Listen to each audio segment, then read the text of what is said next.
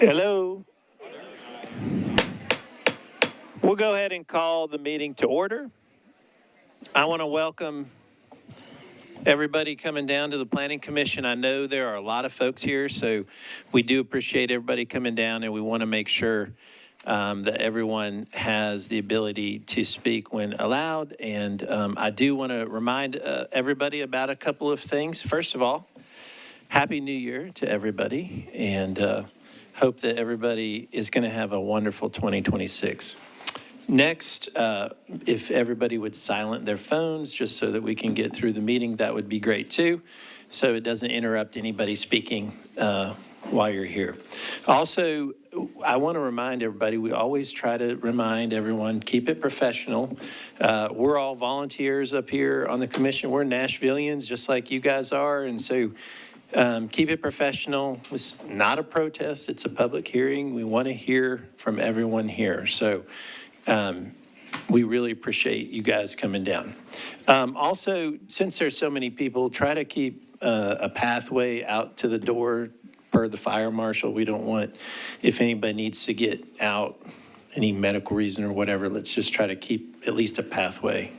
I appreciate it. Hopefully we can get through the consent agenda, and a lot of folks will, those matters will be resolved. So we'll go ahead and call the meeting to order for the Planning Commission, the January 8th Planning Commission meeting. I also want to welcome the commissioners and all the council members. There's a state rep. We don't get a state rep often. Representative Love, nice to have you with us. Appreciate it. And so first is, commissioners, is the adoption of the agenda, which was handed out beforehand. Is there a motion to adopt the agenda? There's a motion and a second. Any discussion? Seeing none, all in favor say aye. Aye. Opposed, no. Ayes have it, and the agenda is adopted. So that takes us to item C, which is the approval of the December 11th, 2025 minutes, and that was also sent out earlier. And so, commissioners, is there a motion to adopt the minutes? There's a motion and a second. Any discussion? Seeing none, all in favor say aye. Aye. Opposed, no. Ayes have it, and the December 11th minutes are adopted. Next is item D, which is the public comment period. And per state law, which Tennessee Code annotated, we had the public, I know this is a little bit confusing. Everybody will have, if it's heard and it's on the agenda item, it will be heard later. This is a different situation, and just remind us about this is a new rule change. We're getting used to it. And so, Lisa, if you'll just go through that real quick. Sure. So per state law, all bodies need to provide an opportunity for public comment for any items that are on the agenda. The Planning Commission is a bit unique in that most of the items that are on our agenda already have a required public hearing. So when those items come up on the agenda, they will have a specific public hearing.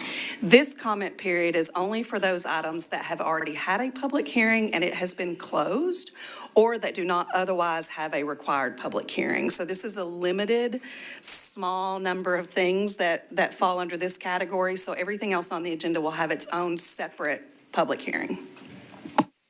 Thank you, Lisa. And I have the sign-up sheet here, and so nobody had signed up for these particular items. Everybody's here for an item on the regular agenda. Okay. Thank you very much. And so that leads us with no one signing up for the public comment period for those particular items.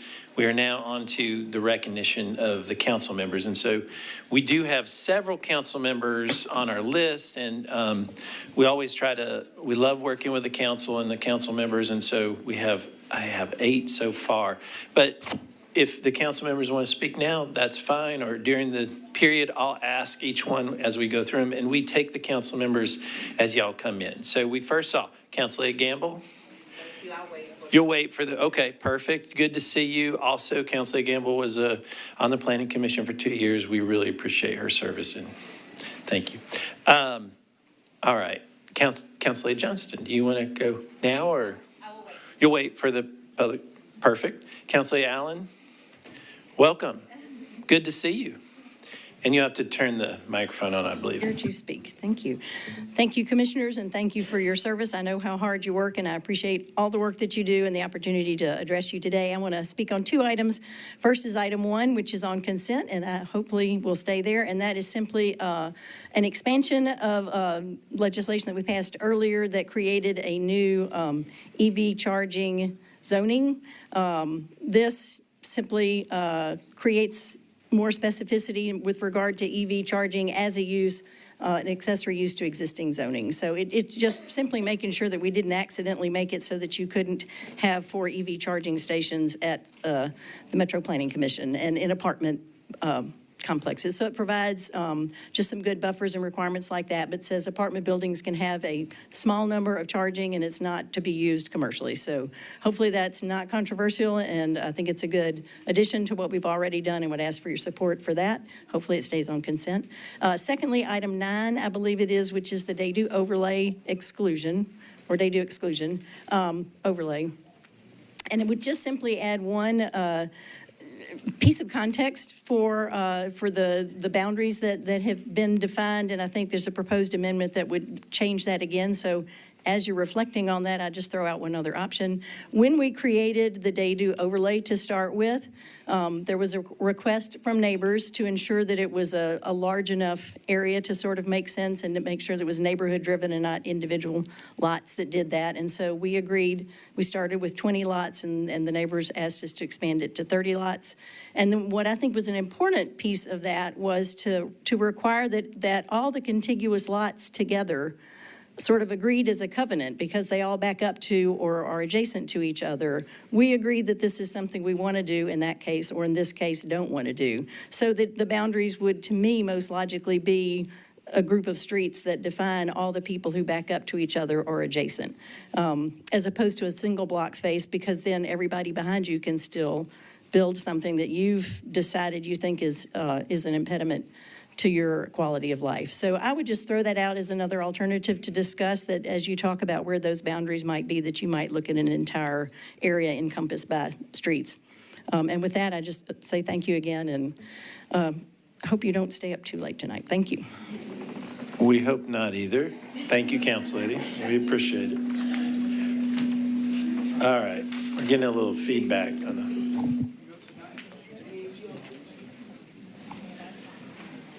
All right, and so the next item is, we're still on council members, and so I saw Councilman Pepti.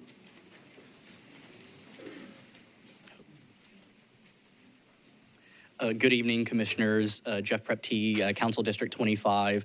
Thank you all for your consideration this evening. I've got 2 items on your agenda for this evening. The first, the first item being item 20, which is listed for deferral.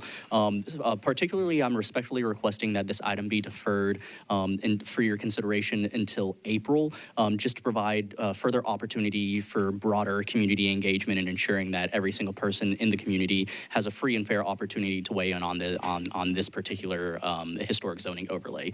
So the request is for a deferral until April on consideration on agenda item 20. Likewise, I also have agenda item 22. Just respectfully ask for your consideration and passage on that agenda item. So thank you all so very much. Thank you, Councilman. So you're asking for a deferral on item 20 to April. And would that be the first or second meeting of April? The second meeting of April. Correct, yes. Is that okay? Right. Yes, that'll be more. Perfect. And then you're asking for approval on item 22. Correct, yes. Thank you. I just want to make sure. Most Thank definitely. you, Councilman. I appreciate the clarification. Appreciate it. All right. So now, Council Lady Webb. I saw Council Lady Webb. Oh, I see. Thank you, Council Lady. Good to see you. Council Lady Toombs, hello. Welcome.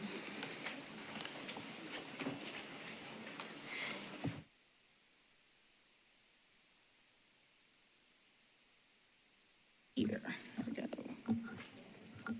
Good afternoon, Commissioners.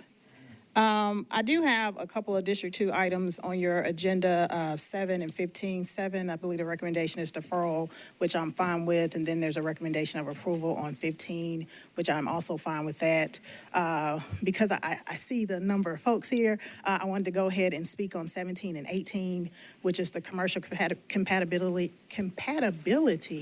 overlay. Yes, ma'am, I'm sorry. Can you hear me now? All right. My apologies. I wanted to speak on items 17 and 18, just in case I have to duck out for another meeting, and that's the commercial compatibility overlay for Buchanan Street. And I will allow the lead sponsor, Councilman Taylor, to explain what his legislation does. I don't want to speak for him, but I do want to speak in support of him and his legislation. I think that I appreciate the folks that have come out. I always appreciate community engagement. I do believe that it's important to have accurate information. So I hope that that information is shared tonight so that people can walk away understanding the legislation a little bit better. As council members, we have to weigh a lot of considerations. Often folks operate in an echo chamber, and as council members, we don't have that privilege. We hear it, we get it from all angles. We hear all the different opinions on different issues, and sometimes legislation is the result of a series of conversations with constituents. Those conversations could happen over days, weeks, months, years. And when you hear the same thing over and over from your constituents, as a council person, you're thinking, I need to do something to solve this problem. And this legislation is attempting to solve a problem.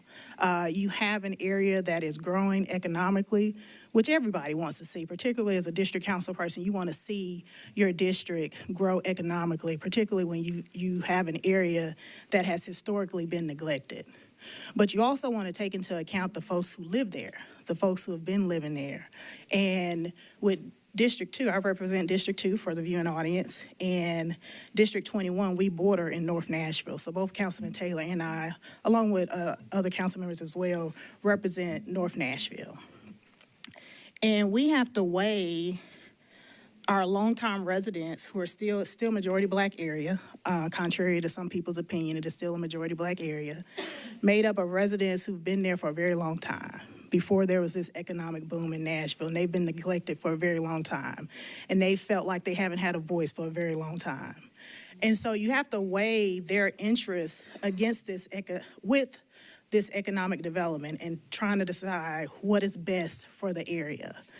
And this compatibility overlay is trying to strike that balance. You have a lot of complaints, and I hear them because I'm right there on the border of District 21. Complaints about the types of businesses in the area, a lot of complaints about, I hear often from my own constituents that this type of business wouldn't be here if this was a white area. And so as a council person, especially as a council person of color, a black council person, you have to weigh those concerns, right? And so I believe that Councilman Taylor is trying to weigh those concerns, and I feel like this overlay is a fair balance. Can there be more? There's always room for more engagement, for constituents to ask questions.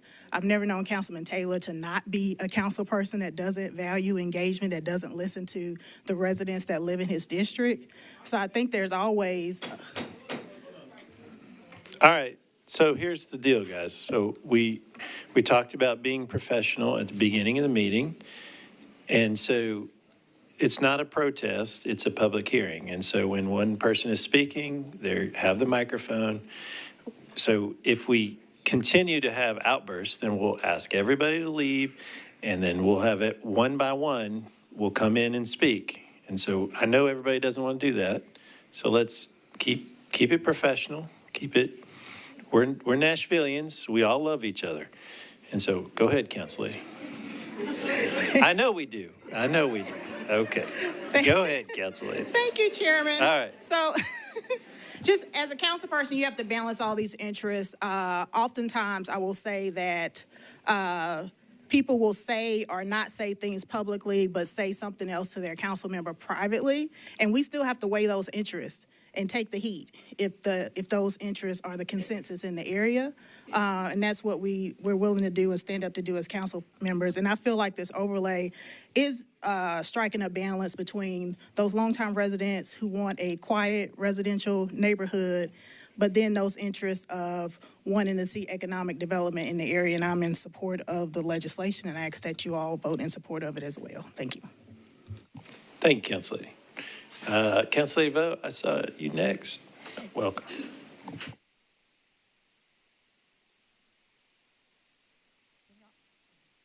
Can y'all hear me? Okay, great. Happy New Year, everyone. Thank you, commissioners, for having me. And just really briefly, agenda item number 13, I support you all in the deferral in your recommendation to the February 12th meeting regarding the rezone. And then agenda item number 19, I also support the historical landmark overlay for the Merritt Mansion building. So very excited about that. Thank you for all the hard work. District 17 is just always under construction. So this is very exciting as we just keep moving along. And I did want to comment on agenda item number 9 regarding the DADU exclusion overlay. And I just wanted to kind of focus on really quickly talking about the process, equity, and maybe unintended consequences, using this overlay to restrict, to me, housing options citywide. So I know there's a substitute ordinance now to improve upon what was suggested and filed. But for me, I always feel like zoning framework works best when changes are made through neighborhood planning, community engagement, data-driven planning. And I know that, we talked about the carve-outs and those are expanding, but even on top of that, I'm very worried about, risking undermining predictability for homeowners, renters, builders. Secondly, equity. When we talk about DADUs, they're one of the few tools we have that gently adds housing without large-scale redevelopment. In my district, I hear all the time, seniors who want to age in place, families who want to house multi-generational relatives who want to build DADUs today, and homeowners who want a modest rental option to help afford rising costs. And so for me, an exclusion overlay does not distinguish between speculative development and these very, very real human needs that my constituents, and I know many throughout our county, are dealing with. And historically, exclusionary tools in zoning has disproportionately impacted working class communities and communities of color. And I worry that this substitute, and just this exclusionary overlay moves us closer to repeating these patterns, even if unintentionally. And finally, we constantly talk about housing affordability and choice. We talk about we are in a housing crisis, and DADUs alone will not solve it, but removing options during a crisis is not the direction that I believe we should be heading. We should be focused on reducing, at a time, instead of reducing flexibility, we should be encouraging context-sensitive, well-regulated housing choices, not fewer of them. And I am, of course, concerned about unintended consequences. And, making the enforcement difficult, increasing confusion for residents. As I was reading everything, I even had to read it a couple of times. And so to me, it just raises the risk that decisions about housing access becomes driven by those who have time, resources, and political influence, rather than consistent planning principles. And so, for me, I really hope that Nashville continues to be a leader when we talk about housing policy and focusing on inclusive, transparent, and grounded in equity. So thank y'all so much for your time. Thank you, Councilor. And I'm sorry I wasn't listening to all of your thoughts, but the fire marshal, so what we're going to try to do is get through the council members and then the consent agenda and the deferrals, and then we're going to have to, hopefully that will clear out a lot of the room, but we will have to clear out some of the room because the fire marshal says we're over capacity. So we need to quickly get through the consent agenda and the deferrals, and then we're going to have to clear the room a little bit. We'll have to thin it out. So we're going to do it orderly, though, and we don't want anybody to miss their item. And so if we do some of the earlier items and you're on the later part, we're going to ask if you could stand outside if the room doesn't thin out after the consent agenda, okay? So we're going to let everybody speak and have a moment. We're not going to not allow anybody to speak. So Just be calm. We'll get through this quickly. All right. So the next, I saw Councilman Coopin. Saw you hiding. You're good for now? Okay, perfect. Councilman Taylor. You want to go now? Welcome.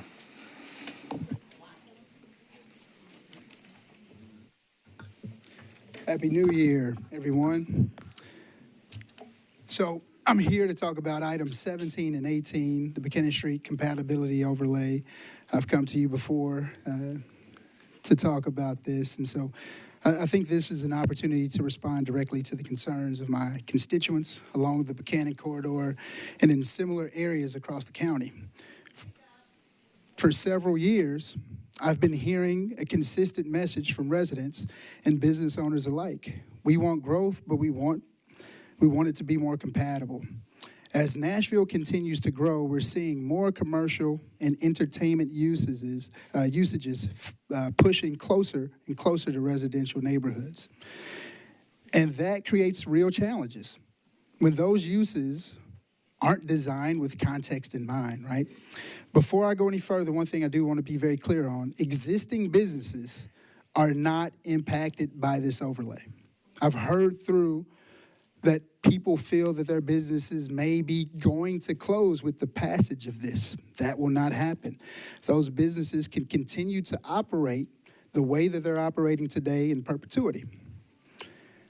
Any business operating can continue to do exactly what they're doing now. This legislation is about future development and making sure we get it right moving forward.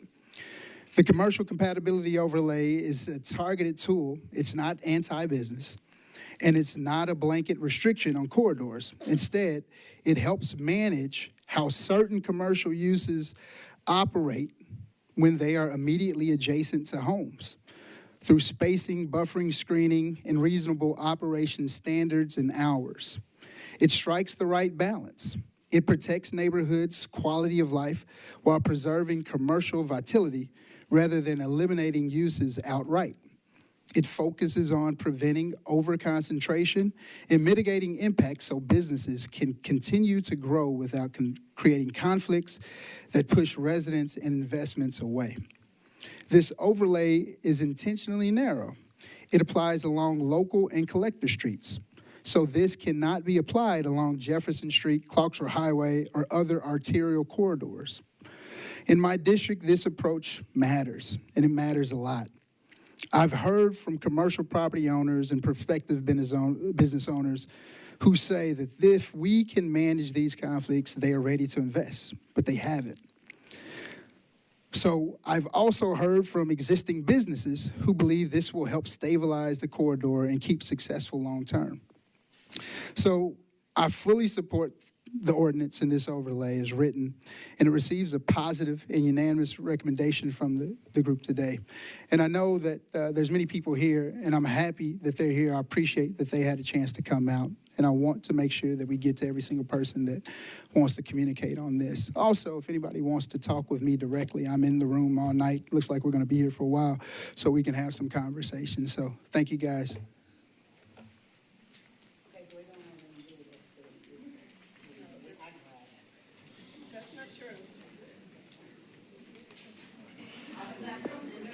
We are still working on the fire marshal issue. Just give us a moment.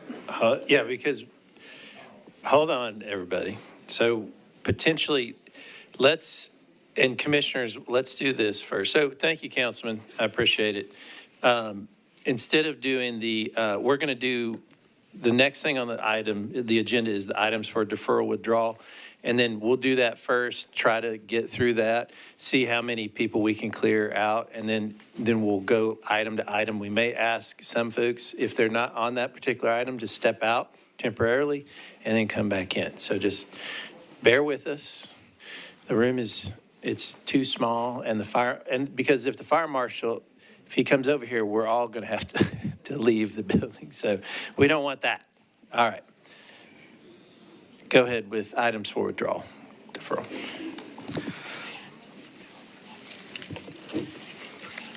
Our items for deferral or withdrawal tonight are, starting on page 4 of your agenda, item number 2, 2025. Hold on 1 second. Everybody, but we do need everybody to be quiet, please. All right, so everybody can hear. Thank you. Go ahead. Item number 2, 2025 S145001, re-subdivision of part of Lot 40, Plan of Clifton. Staff recommendation is to defer to the February 12th meeting. Item number 4, 2025 S183001, Stevens Valley Phase 1. Staff recommendation is to defer to the February 12th meeting. Item number 5, 2025 S200001, 4319 Saundersville Road. Staff recommendation is to defer to the February 12th meeting. Item number 6, 15473P001, Steinman Townhomes Amendment. Staff recommendation is to defer indefinitely. On page 5 of your agenda, item number 7, 2025 Z109PR001. Staff recommendation is to defer to the February 12th meeting. Item number 11, 2025 SP027002, Living Word Community SP Amendment. Staff recommendation is to defer to the February 12th meeting. On page 6 of your agenda, item number 13, 2025 SP054001, 1027 Wade Avenue. Staff recommendation is to defer to the February 12th meeting. Item number 16, 2011 NL002003, 209 Dania Crest Drive Amendment. Staff recommendation is to defer to the February 12th meeting. On page 7 of your agenda, item number 20, 2026 NHC 001001, Green Hills East, HCCO. Staff recommendation is to defer to the April 23rd meeting. On page 8 of your agenda, item number 25, 2025 Z104PR001. Staff recommendation is to defer to the February 12th meeting. And on page 9 of your agenda, item number 30, 2026 Z007PR001. Staff recommendation is to defer to the February 12th meeting.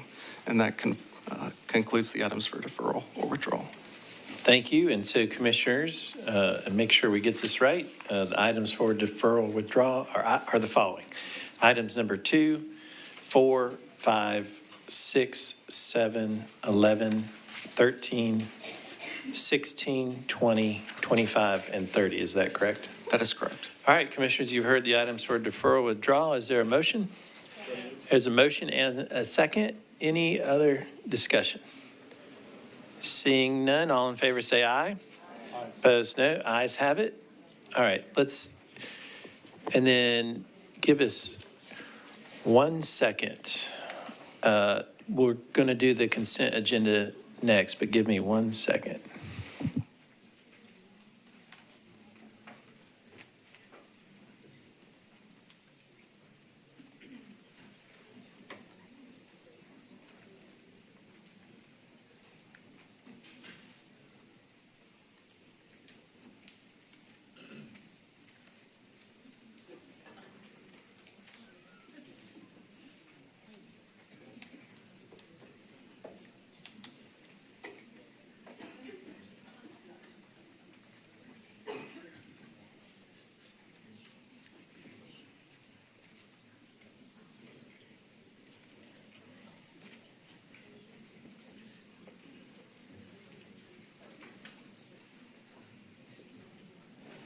All right, Commissioners.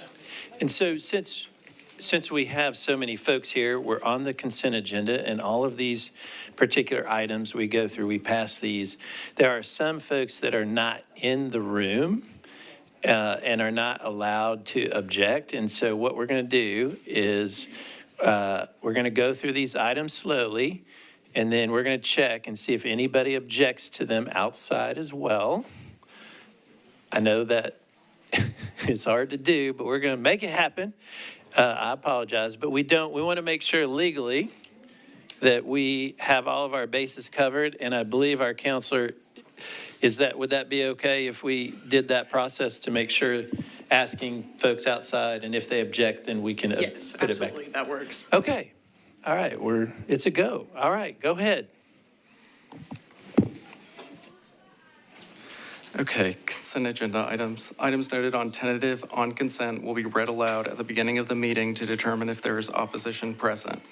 If there is opposition present, please raise your hand and the item will be taken off the tentative consent agenda and placed on the agenda to be heard in the order in which they are listed on the agenda.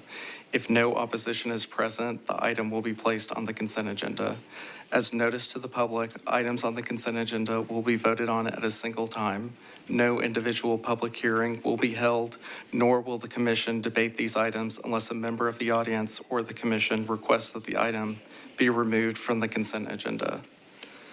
Starting on page 3 of your agenda, item number 1, 2025Z015TX001, accessory EV charging station use. Is there anyone here in opposition to this item? All right, and so we'll make sure if the team will let me know. Is there anyone outside? Lisa, is there anybody outside object on item 1? This is going to take a minute, so I apologize, but we'll get through it.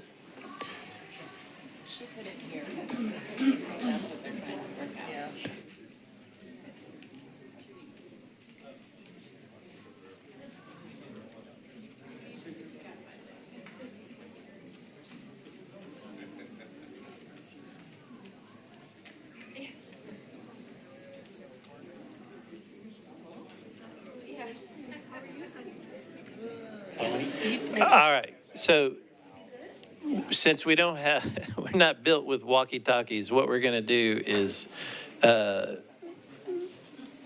Director, why don't you explain what we're going to do, make sure legal's okay. Okay. My proposal is we read through the consent items here, so everyone in the room can hear them. We're going to walk outside and do the same thing for the folks out there. So everybody can hear the same thing, and then we'll do it again. Come back, reread them here, just like we always do, and then I will go outside and we'll do it. So we'll read everything at once, and then go outside and read everything at once, and everyone's just going to have to be patient. So thank you for your patience. All right. Are you good with that, Hannah? Great. Okay, go ahead. All right, let's roll. On page 4 of your agenda, item number 3, 2025S175001, 314 Luna Drive. Is there anyone here in opposition to this item? This item will be on the consent agenda. On page 5 of your agenda, item number 12, 2025 SP050001, West Campbell Road. This item will be heard, so will not be on the consent agenda.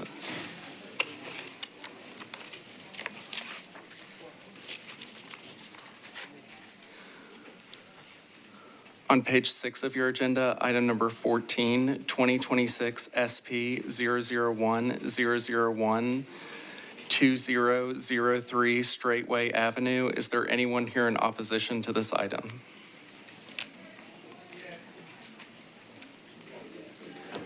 Yes. This item will be placed on the agenda to be heard.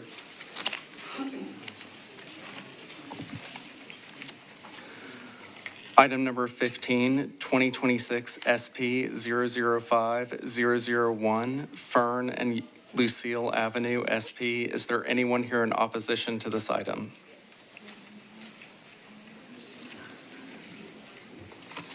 This item will be on the consent agenda.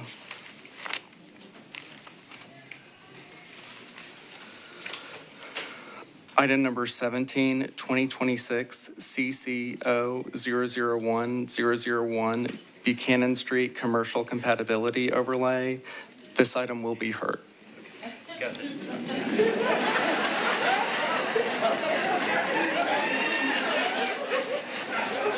Now remember, we have a deal. All right, everybody calm down. All right, calm down.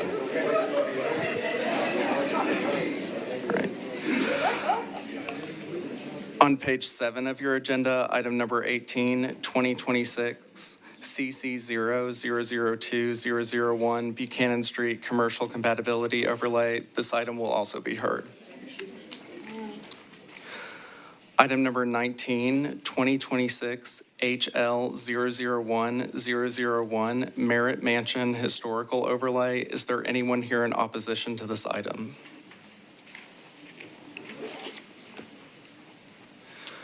This item will be on the consent agenda. Item number 21, 2019 S081005, Fox Valley Phase 3. Is there anyone here in opposition to this item? This item will be on the consent agenda.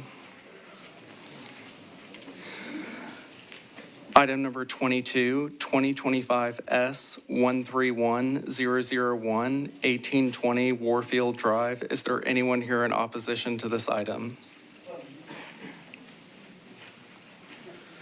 This item will be on the consent agenda.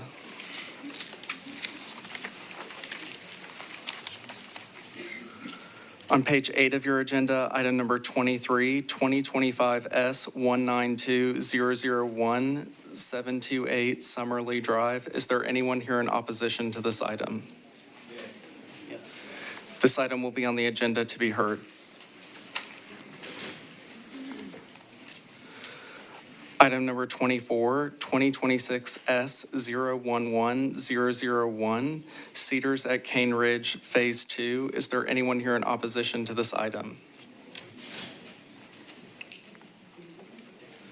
This item will be on the consent agenda.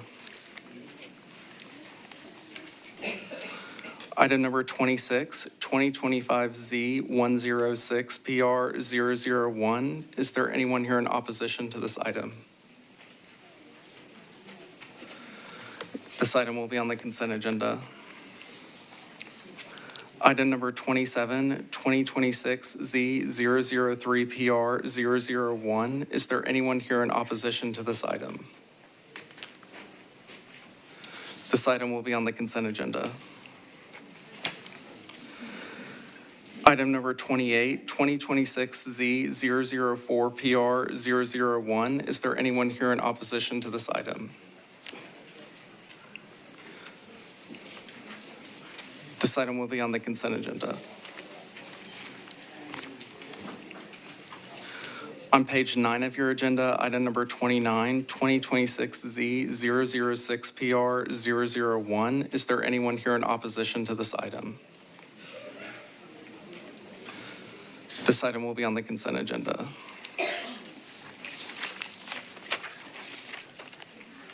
Okay, hold for a moment. Are you finished? Okay, Yes. Let's take a moment. Ms. Milligan, were you able to ascertain what items were needing to be heard outside? Yes, I went through the agenda and read every item and gave a description.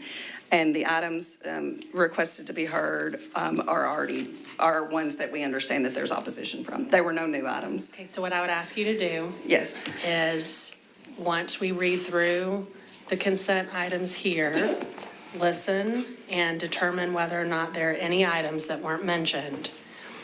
And then we will go back out at the end and confirm all of the items that are going to be heard. Yes. Counselor? Yes. Okay, let's roll. Okay, I will now go through the full caption for the consent agenda items. For legal notice, as information for our audience, if you are not satisfied with the decision made by the Planning Commission today, you may appeal the decision by petitioning for a writ of cert with the Davidson County Chancery or Circuit Court. Your appeal must be filed within 60 days of the date of the entry of the Planning Commission's decision. To ensure that your appeal is filed in a timely manner and that all procedural requirements have been met, please be advised that you should contact independent legal counsel. Starting on page 3 of your agenda, item number 1, 2025 Z015TX001, accessory EV charging station use. This is a request to amend Title 17 of the Metropolitan Code of Laws to add a new electrical vehicle charging station use to the zoning code. Staff recommendation is to approve with a substitute ordinance, including the conditions listed in the memo at your desk. On page 4 of your agenda, item number 3, 2025 S175001, 314 Luna Drive. This is a request for final plat approval to create 2 lots on property at 314 Luna Drive, zoned R10. Staff recommendation is to approve with conditions, including exceptions to section 3-5 for lot frontage and 3-5 for lot area.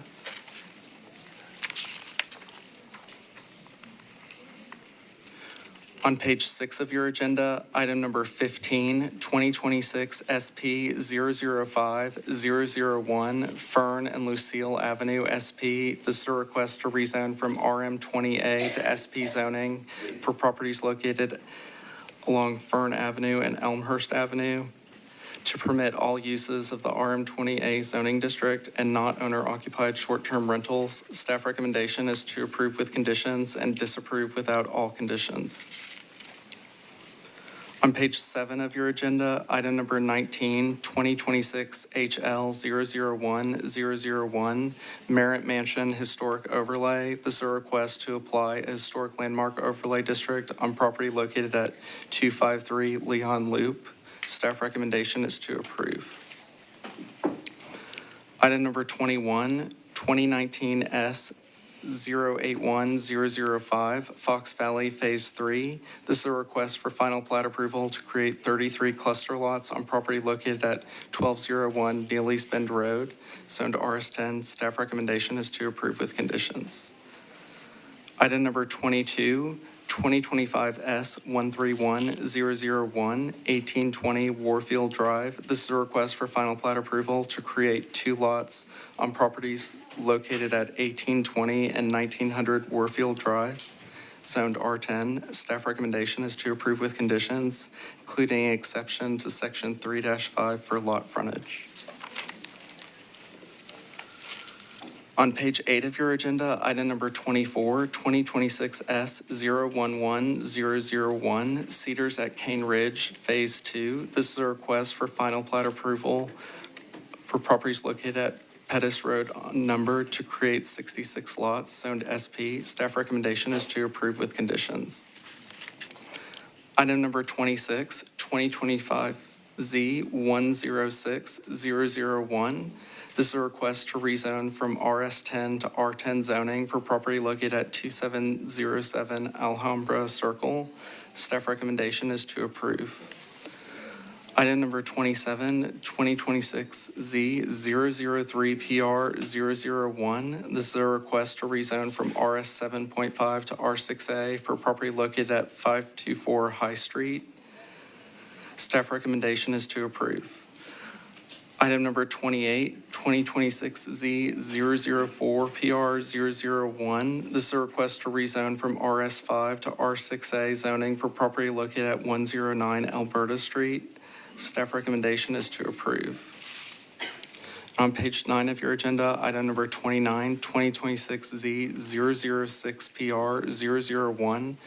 This is a request to rezone from OR20 to MUL zoning for property located at 1900 Ackland Avenue.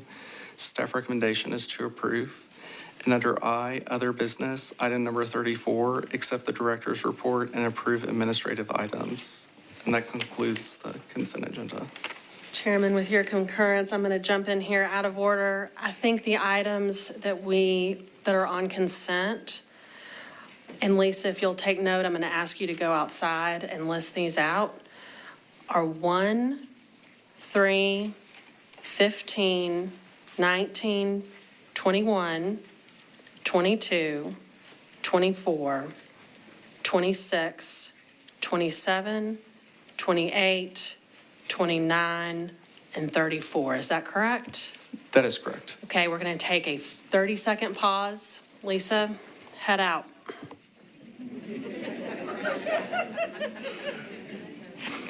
Wish we had some Jeopardy music, but that might not be the right vibe. But anyway, we appreciate everyone's patience.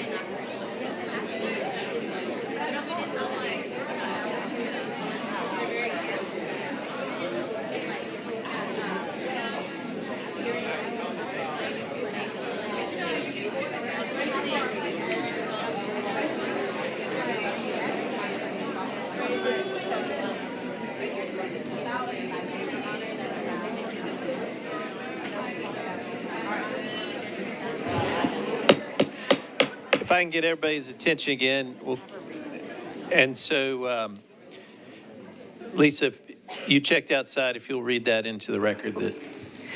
Hi, yes, I went over the items that were listed for consent to ensure that there was no one in opposition to any of those items, and that was confirmed for the folks in the lobby. Excellent. And so, Commissioners, these are the items that will be passed all at one time in the consent agenda. And those items are the following, and make sure we get these correct. It's items number 1, 3, 15, 19, 21, 22, 24, 26, 27, 28, 29, and 34. Is that correct? That is correct. All right, Commissioners, you've heard the items to pass all together on the consent agenda. Is there a motion to do so? There's a motion. Is there a second? Second? Any other discussion? Seeing none. All in favor say aye. Opposed, no. Ayes have it, and those consent agenda items are passed. And so now we are back to, we're going to have to stop our meeting if we don't thin the room out. And so I'm going to hand it over to the director who talked to our legal counsel, and this is how we're going to handle that situation. Okay, so the fire marshal has advised us that we're over capacity, so the room isn't safe right now with the number of people in here. So here is how we're going to handle the public hearing. As the chairman said, everyone who's here to speak on an item will be heard. But we do need some folks to go out into the hallway or outside so this room can be safe from a fire safety perspective. So if you are seated, stay seated. If you are a public official, stay here. If you are standing and you are here on items 8 or 9, which will be heard, then stay in the room.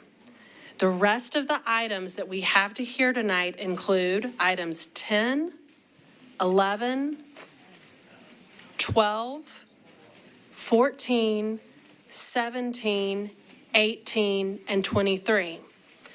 What we're asking for is if you are here on items 10, 11, 12, 14, 17, 18, or 23, that you step out of the room and into the hallway, and we will call you when your item comes up to be heard.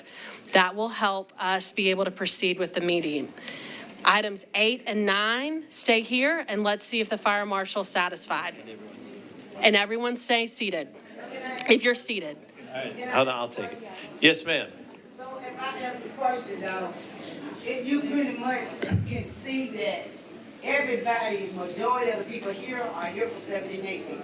So if we could just pay somebody $1 to let them jump line, no, you would have this cleared if you just go ahead and let him spend it about what he was doing 17, 18. This is why everybody's here. I know, ma'am. I know. You know, it's not fair that we sit here and we waiting and then you tell everybody to go outside.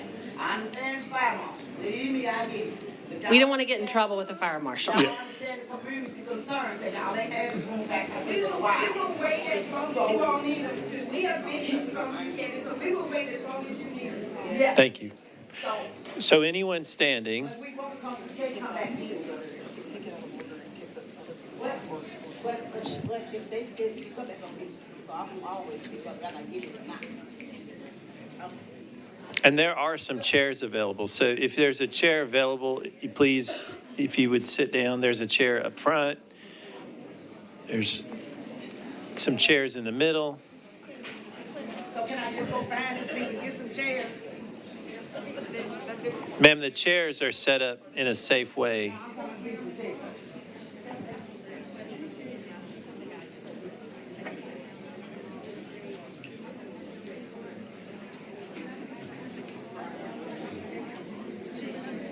The TV is on outside, so they will be able to see what items there are. Okay. So And everybody, there's a TV on outside, so you'll be able to see. And then also, the staff will come and tell you that they're up there.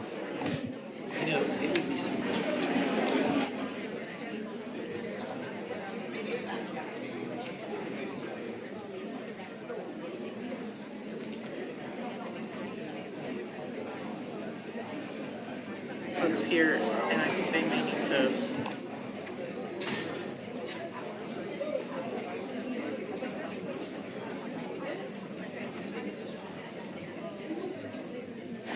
Okay, so Lisa, there's a television outside. Okay, so everyone is aware we're about to proceed with item 8, and that they're aware of that outside? Okay. Okay, well, let's go ahead and get started then.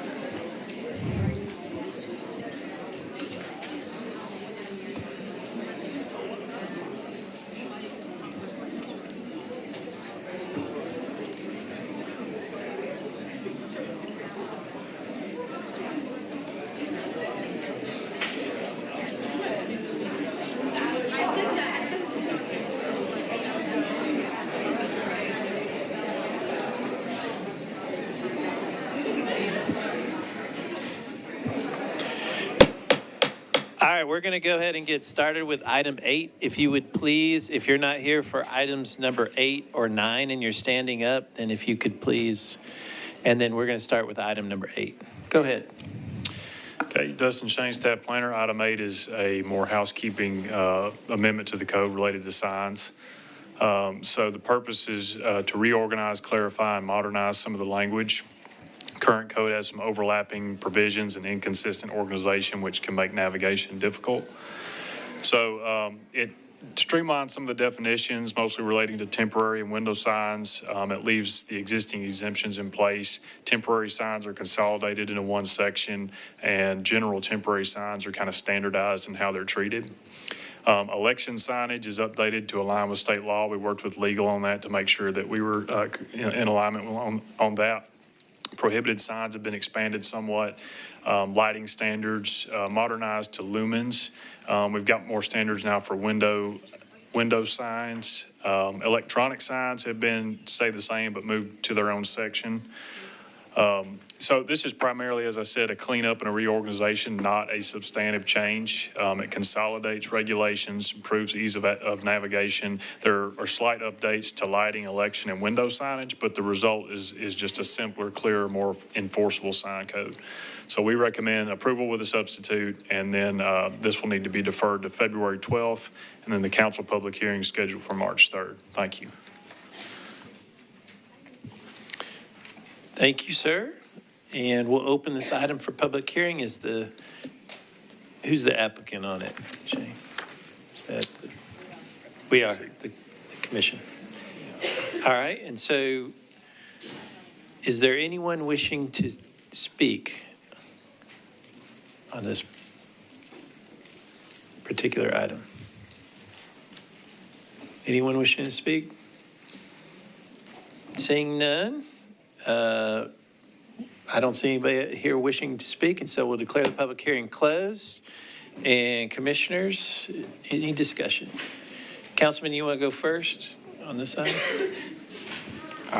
I don't really have any comments on this one. It seems uncontroversial. I appreciate staff's work on this and recognize as well that we do have another meeting to discuss this. All right, any other discussion? Seeing none, we'll need a motion to defer to the February 12th Planning Commission. So moved. That's a motion. Councilman moves to defer to February 12th Planning Commission meeting. Is there a second? There's a second? Any other discussion? Seeing none, all in favor say aye. Aye. Opposed, no. Ayes have it, and it's deferred. All right. Item number 9. Item 9 is a text amendment related to detached accessory dwelling units, or DADUs. So this creates a new DADU exclusion overlay. As you all know, DADUs were recently permitted on RS properties within the urban services district. So that means that DADUs are now allowed in many places that they previously weren't allowed. So the purpose of this overlay is to exclude DADUs from areas where they're currently allowed. As filed, it just had 2 conditions: that the properties be contiguous and that they meet any historic district guidelines that they may fall under. There was no minimum lot count or area-based criteria. Staff's concern is that could allow property by property application and create a checkerboard zoning pattern. So comparing it to our existing overlays, the current DADU overlay, which permits DADUs outside the urban services district, that requires 30 minimum contiguous lots, and the lots cannot share property lines with single family zone lots outside the overlay. The contextual overlay, another example, requires application across complete block faces. So staff's recommendation with this substitute is that we apply the same complete block face requirement for this DADU exclusion overlay to ensure cohesive zoning and avoid confusion from sporadic mapping. So staff finds that DADUs are appropriate in all neighborhoods due to their small size. Recent efforts to expand DADUs support Nashville's goals of providing additional housing options and choices for property owners. However, neighborhoods should have an opportunity to reach agreement and propose overlays. That being said, the bill as filed could create a random zoning pattern. So mirroring the conditions found in our existing overlays helps preserve the integrity and predictability of the zoning map within Metro Nashville. So we recommend disapproval of the bill as filed, approval with a substitute. This also needs to be deferred to February 12th, and the public hearing at council is scheduled for March 3rd. Thank you. Thank you, and we'll open this item for public hearing, and Council Lady, you're recognized as the... Thank you and good evening. So I filed this, I do want to say I am in support of DADUs. And I, as the chairman knows, we live in a district that is very, we covet our single family zoning, but I do see the value in DADUs, and I do not plan on actually applying this overlay to my district because I do see the value in it. I also see the value in having a tool to exclude this if there are neighbors that don't see the value in it or don't see it appropriate in their neighborhood. This was a massive expansion throughout the USD that we have never had before. Before it was only allowed by overlay. And so to have this massive expansion, as you can imagine, there are going to be pockets of areas that it's not appropriate and that's not supported. And so to not have a tool for neighbors and council members to be able to collaborate and understand, okay, this area, it's not appropriate. And so let's apply this overlay to disallow this. I think is inappropriate. And so this is the tool that planning staff and I came up with. I do support the substitute to make it as simple as possible. That was the problem with the overlay that allowed the DADUs in the first place, was that it was a little bit more complicated and hard to apply. And so this simplified that as much as possible. And so that's literally the point of it. I think if we don't put a tool in the toolbox for people that don't see the value in DADUs or it's not appropriate for their area, we're going to see in the future a lot of hodgepodge creative things that people are going to come up with to try to mitigate that, which I think we don't want to see.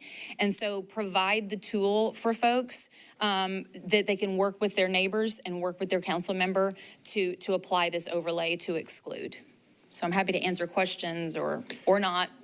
Thank you, Council Lady. And we'll go through our normal process. And so let me just, before we go forward, this is how the public hearing happens on these particular items. You'll hear the presentation from the staff.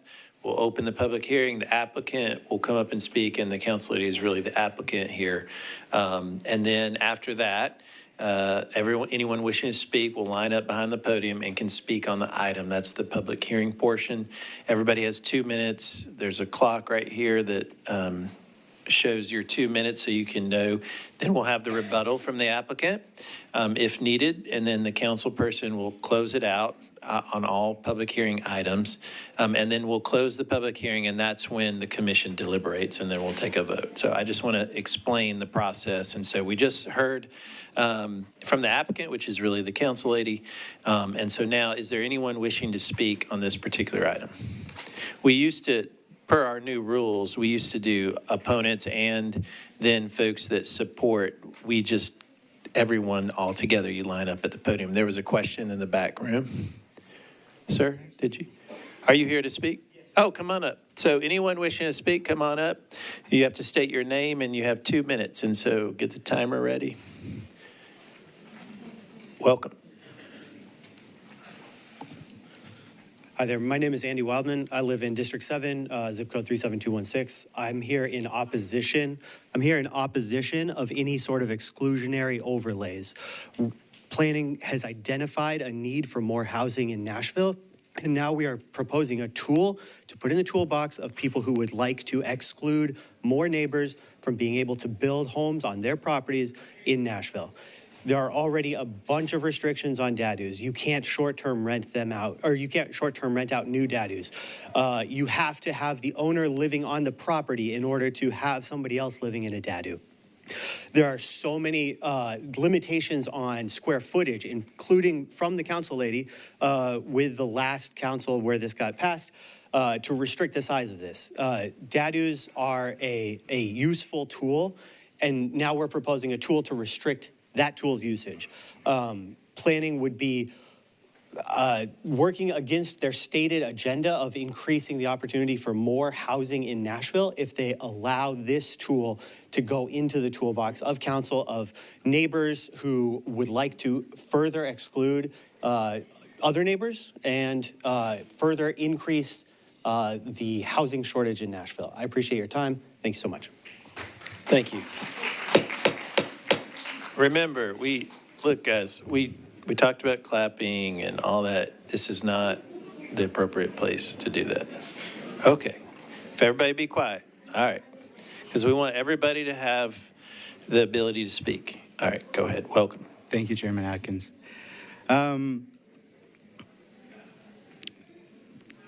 It was stated that they like ADUs. They're okay with them. I don't know, man. It doesn't seem like it. They have fought them at every level of the different processes of getting them through council. They reduced the square footage. Basically now where you can only have a one bedroom, there was things, you didn't have to reduce this. You could have just, make it not be bigger than the house in front of it. There's things you could have done, and we didn't do that. We're trying to make it harder and harder to build ADUs. And it's like 2 steps forward, 3 steps back, it feels like. We're trying to address a housing crisis, and this body has the power to do something about it. And I ask that you don't provide your support for this. I live in a attached accessory dwelling unit, not a DADU, and I feel incredibly fortunate to do so. It makes my rent a lot cheaper than it would be if I had to rent, a family home, an apartment, anything else like that. So I feel so fortunate. I want all the Nashvillians who are in the similar situation to me to be able to afford to live in Nashville and not continue to get forced out. These policies, it's in the name, it's exclusionary. What these do is keep people from staying in Nashville. They keep people away from their homes. This is our city. People here need more housing to stay here, and we're destroying their opportunities to do so. Please do not endorse, and bye. Thank you. Please don't clap. Please. Thank you. Next, welcome. Thank you. My name is Catherine, and I'm a West Nashville resident. I have lived in Nashville for 5 years. In the 5 years I've lived here, I have moved 5 times. It's not because I love moving, but it's because my rent has increased every single year since I've been here. I currently pay $12.50 a month to be a third roommate.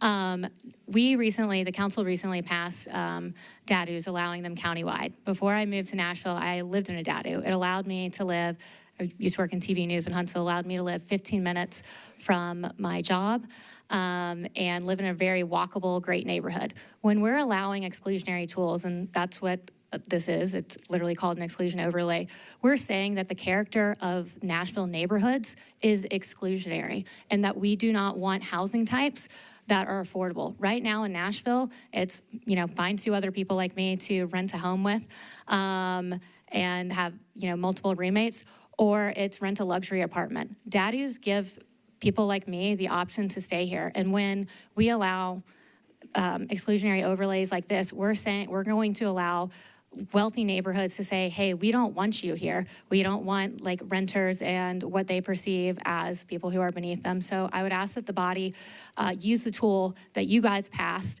rather than creating a tool to undo the inclusivity that you guys have created for housing. Housing is the #1 issue in the country. People on both sides of the aisle are talking about it.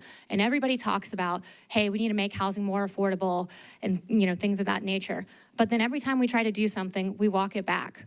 We like fake people out and we say, oh, well, we can't upset this. You're gonna have people upset no matter what, but I'm asking you to do the right thing. People were upset when LBJ passed the Voting Rights Act. It didn't take rights away from white people. It was more inclusive. And that's what DADUs do. And when you say, hey, you can exclude this, that would be saying like, oh, the Voting Rights Act, it's not good for the neighborhood character over here. Thank you. Thank you. Next, welcome. What's up? How y'all doing? How y'all doing? Y'all good? All right, my name is Abram Mitchell. I'm a local developer in the area. I definitely oppose this. I actively have 4 DADUs under construction. I've sold multiple DADUs, and as a developer, DADUs are great. Like it offers people to have more bang for their buck. You know what I mean? I feel like the prices in Nashville, we know, like it's gonna continue to rise. There's nothing but development going on. We got Oracle. We have all this development going on that's about to kick in along the river. It's gonna continue to bring in companies. It's gonna continue to bring in billions of dollars. So I believe whenever you pass something that allows people to have more of a say, it creates contradictions, like contextual overlays. Specifically in the McKinnell area, in that neighborhood over there, there's a lot of contradictions, and you go and get this passed, and then people don't realize that now it kind of like shoots you in the foot because now these properties are losing value. So now you have people that made decisions to buy properties because you can put a DADU on it, and then now you're gonna give people the power to take that away from them. So they will lose equity in their property. So I definitely strongly disagree with this because like the woman before me said, it gives people that look at other people as beneath them, people that have $7,000, $8,000 square foot homes where they feel like they don't need a DADU or something like that. It gives them the power to exclude others. So I strongly disagree with this as a developer that's building DADUs, that's offering it to homeowners, and I care about my homeowners that I sell houses to. They use these DADUs for like au pairs, like they use them, they love them. So I think we should not pass this. Thank you, sir. Next, hello. I'm Spencer Sharp. I live in District 5. When I was new to Nashville, after living in a tiny 500 square foot apartment, my wife and I were able to move into a DADU. It was about 1,000 square feet. It was able for us to have the opportunity. We were in no place to buy a house and no place to even rent most single family homes, but we were able to live in a house, have a small dog, get a little bit more space as we were getting started in our career. I just want that for everybody. I was really thrilled to see council pass the DADU bill that they did, and I think that hindering this at a time where housing is needed as much as it is now is just a really bad idea. That's all. Thank you. Thank you. Welcome. Hello, Jeremiah Wooten. I live in District 32. The council members' comments made me laugh because I don't know about you all, but I was taught not to covet my neighbor or my neighbor's wife, and I think that also extends to the backyard cottage that my neighbor wants to build for their aging parents so that they don't have to put their parents, in an institution. I think the council made a brave and bold step in legalizing this, but not the full step that they should have. There were lots of compromises. A lot of those compromises you all discussed here and disagreed with what the council ended up doing. There was a lot of discussion here around, should we be able to subdivide so that a DADU could be sold and create an actual affordable ownership opportunity? The council said no. The council said, no, these can only be rentals, right? So the council already made a lot of compromises that this body here said did not align with our policy. So I just want to remind you, that is your role, is reviewing this against the policy, right? And I want to read some of that policy you're tasked with reviewing. These are the guiding principles from Nashville Next that you are supposed to review every application against. It says, 1, opportunity is about equity and fairness for all. Allowing certain, we know which neighborhoods are going to use this tool, more privileged, wealthy neighborhoods, to opt out of our society has never produced a good result, right? We've done this for hundreds of years. We've seen it most recently with the statewide voucher plan of letting our wealthiest neighbors opt out of public schools is not going to produce good results, right? Our other guiding principles, accessibility is critical for equity. Being able to build DADUs allows for accessibility for aging relatives, aging parents, for disabled children who you want to have independence while still living close to you, right? Access to prosperity improves all, right?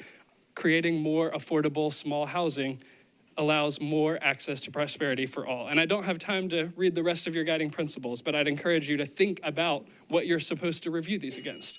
Not the loudest voices, not the people who coordinate Republican colored shirts. Thank you. No. Everybody, please be professional. Anyone else wishing to speak?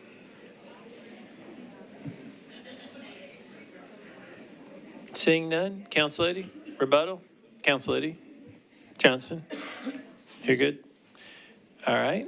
Seeing no one else wishing to speak, I declare the public hearing closed. Vice Chair, you want to go first? Sure.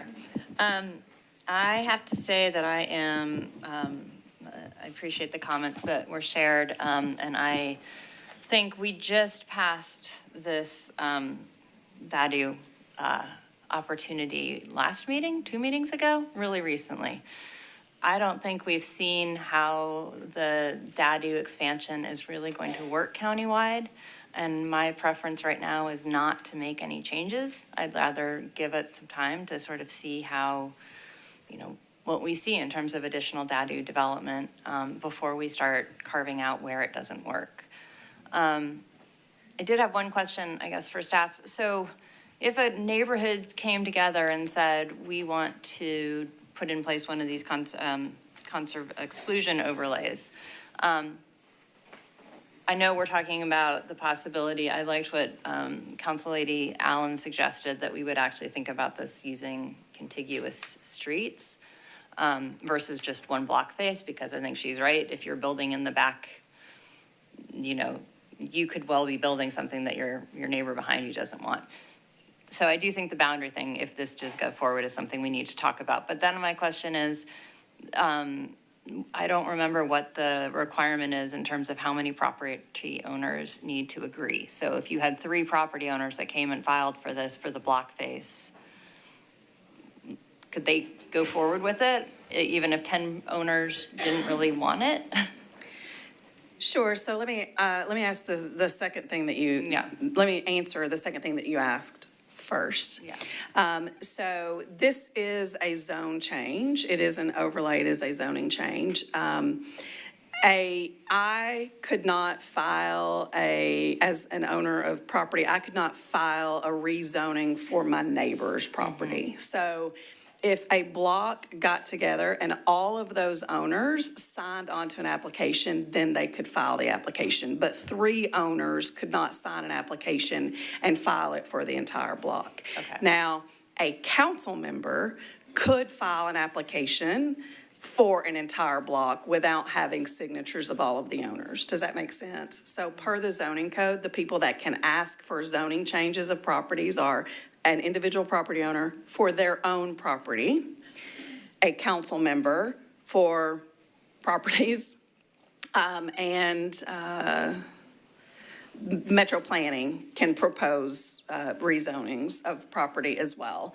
But that's the only people that could file an application. So 3 people in a block could not file an application to rezone an entire block, including for an overlay. But they could approach the council member and say, we want this for our block, and they might be in the minority for the block, but they could still go forward with getting it.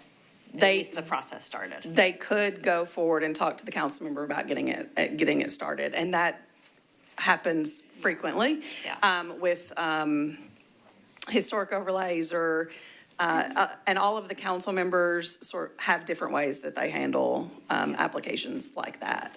Do you want me to speak to the boundary issue at all, or would you like us just to address that next time? I think I would say depending on where the commission goes with this and what we decide, I think that I would want to have a conversation about the appropriate boundaries, but I guess we're just going to be voting for a deferral, but correct. My preference, I'll be honest, I just think it's too soon, and I think we just made a big step forward in trying to increase housing opportunity, and I think that this could very easily take a step back in neighborhoods where we were really trying to promote more housing opportunity. Thank you, Vice Chair. Any other discussion? Councilman and Commissioner Dundon, and then Commissioner Smith, I think. Okay. Thank you, Chair. I agree with, I think, some of the sentiments expressed by the Vice Chair as well as members of the public that came and spoke. I think we just took a very important step as a city in legalizing this very crucial housing type, which allows many people a foothold in the city which would not be able to afford to live here otherwise. The council's efforts to pass this bill, the enabling bill, were subject of extensive discussions and compromises in the council to make sure that the bill that we passed was something that fit for everybody and worked for every council district. I think the effective date hasn't even come to pass yet. So I question what problem we're trying to solve with this. We've only just legalized this housing type. I think it's premature to already start walking it back. So I think I agree with the Vice Chair's sentiment as well as members of the public that now is not an appropriate time to start creating an exclusion overlay for this important housing type. Commissioner Dundon. Yeah, I agree with everything that's been said, and for those reasons, and I guess I'll just add just a question and a comment. The comment is that, and I think members of the public mentioned this, that not only have we only just approved it, but we also did approve it with a bunch of conditions and exclusions for things that we were concerned about happening. So I feel like some of that is addressed, and we don't know how it's going to play out yet, as was already said. And then just to your point about the ability to actually have your at least property changing. If an owner wants to change their property now under existing tools, they could do so. Or that is my question. Could they do so? I mean, there's nothing stopping an owner from saying, I want my property to actually have zoning that doesn't allow me to have a DADU and then sell their property, and then that new zoning would still apply. I'm just trying to think if that scenario itself is maybe very unlikely to play out, but my question is, aren't there existing tools now that if there were two owners on a block that wanted to come together, or one owner on a block that somehow wanted to bind their property through zoning law to not allow DADUs, does that exist now?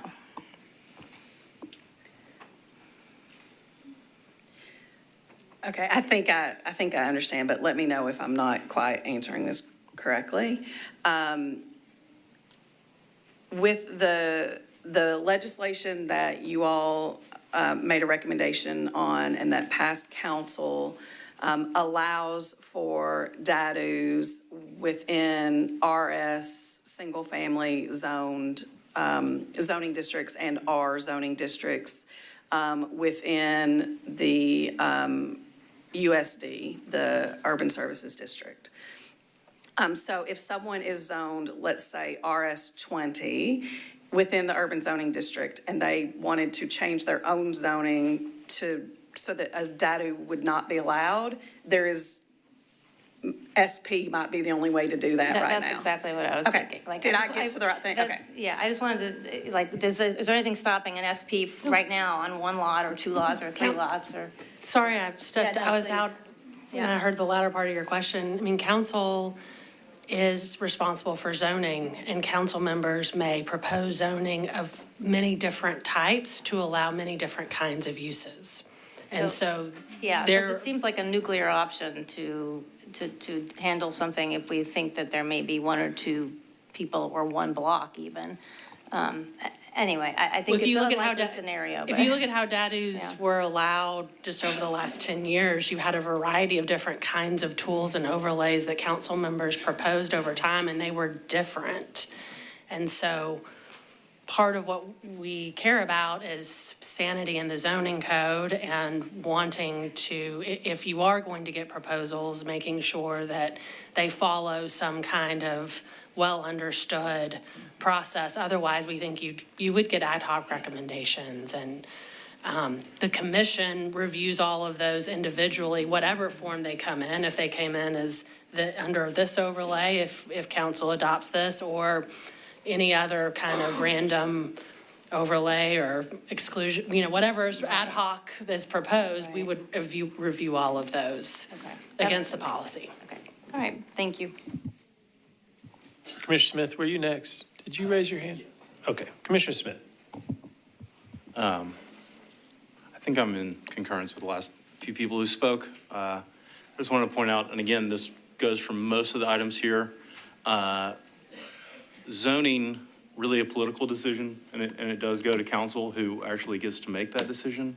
We give a recommendation, and I think it's supposed to be based on our understanding of Nashville's goals and through their planning documents. And I guess, like everyone else has said, I don't really feel comfortable voting for this exclusionary tool, especially at the moment, as people pointed out, seems pretty early on the tails of just voting for the expansion. Thanks. Thank you, Commissioner. Any other discussion? Commissioner Leslie, and then Commissioner Marshall. Sorry. We'll get Commissioner Leslie and then Commissioner Marshall. Thank you, Mr. Chair. I was listening to Councilperson, and I'm looking at the proposal, but I don't know why the proposal would exude consistency and simplicity. It seems very much to exclude. I remember when we were here not too long ago about the DADUs.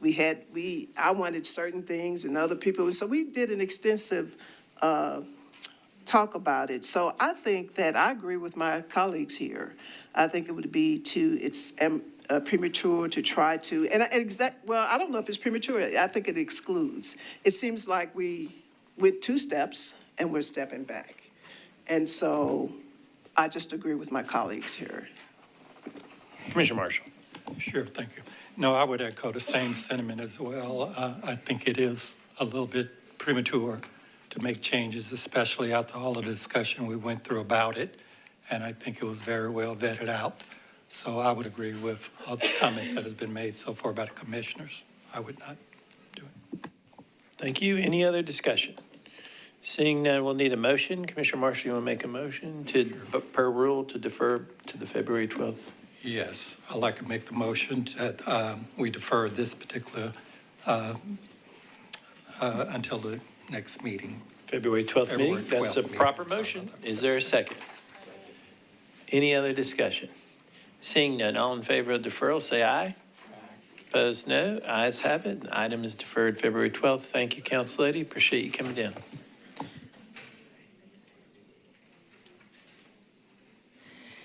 If we can wait a moment so Ms. Milligan can let the folks outside know the item that's going to be heard, which is item 10.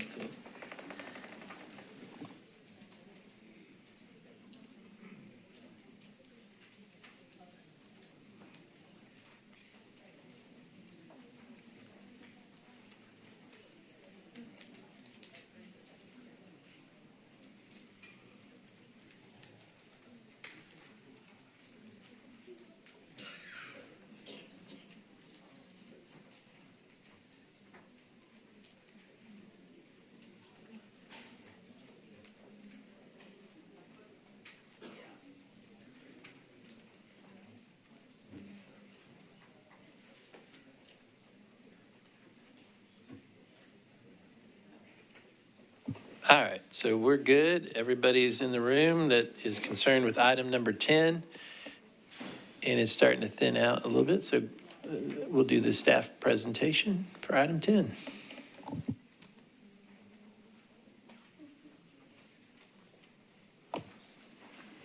Good evening, Commissioners. My name is Harriet Brooks, and can you hear me? Okay, great. My name is Harriet Brooks, and I will be presenting a text amendment to the Downtown Code to establish the East Bend Subdistrict. Per this body's rules and procedures, the item will need to be deferred to the February 12th, 2026 Planning Commission meeting following tonight's public hearing. The request before you is to amend Chapter 17.37 to establish an East Bank subdistrict in the Downtown Code with development standards and permitted uses. The Downtown Code is a form-based zoning code that shapes growth and development in downtown Nashville and implements policies set out in the Downtown Community Plan. The DTC is composed of general standards to promote high-quality urban design for the whole area. These include permitted materials, street activation requirements, loading and access, outdoor spaces, and streetscapes. It is composed of 16 sub-districts, each of which has specific development standards. In 2024, the East Bank Subdistrict was created, establishing the district's presence east of the river. The proposed area for the East Bend Subdistrict, just south of Korean Veterans Boulevard, is shown here in red. This location, importantly, was included in the Imagine East Bank supplemental policy that was adopted in 2022, which proposed a vision for vibrant mixed-use urban neighborhoods that prioritize connectivity and public access to the river east of downtown. Since the 1800s, as Nashville's downtown developed into a commercial center, the East Bank was occupied by industries dependent on river and barge access, including brick and lumber yards. Since the 1960s, it has served as a metal recycling facility. In 2025, the site was purchased by its current owners interested in redevelopment.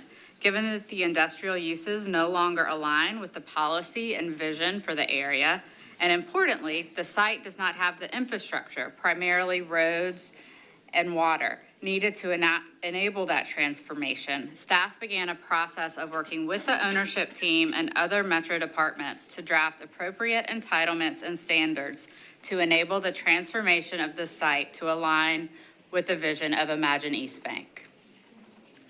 The regulating plan for the proposed subdistrict, which serves as the organizing framework in the DTC, is based on the following. First, it was important to define an urban street grid with access via alleys or connected private drives.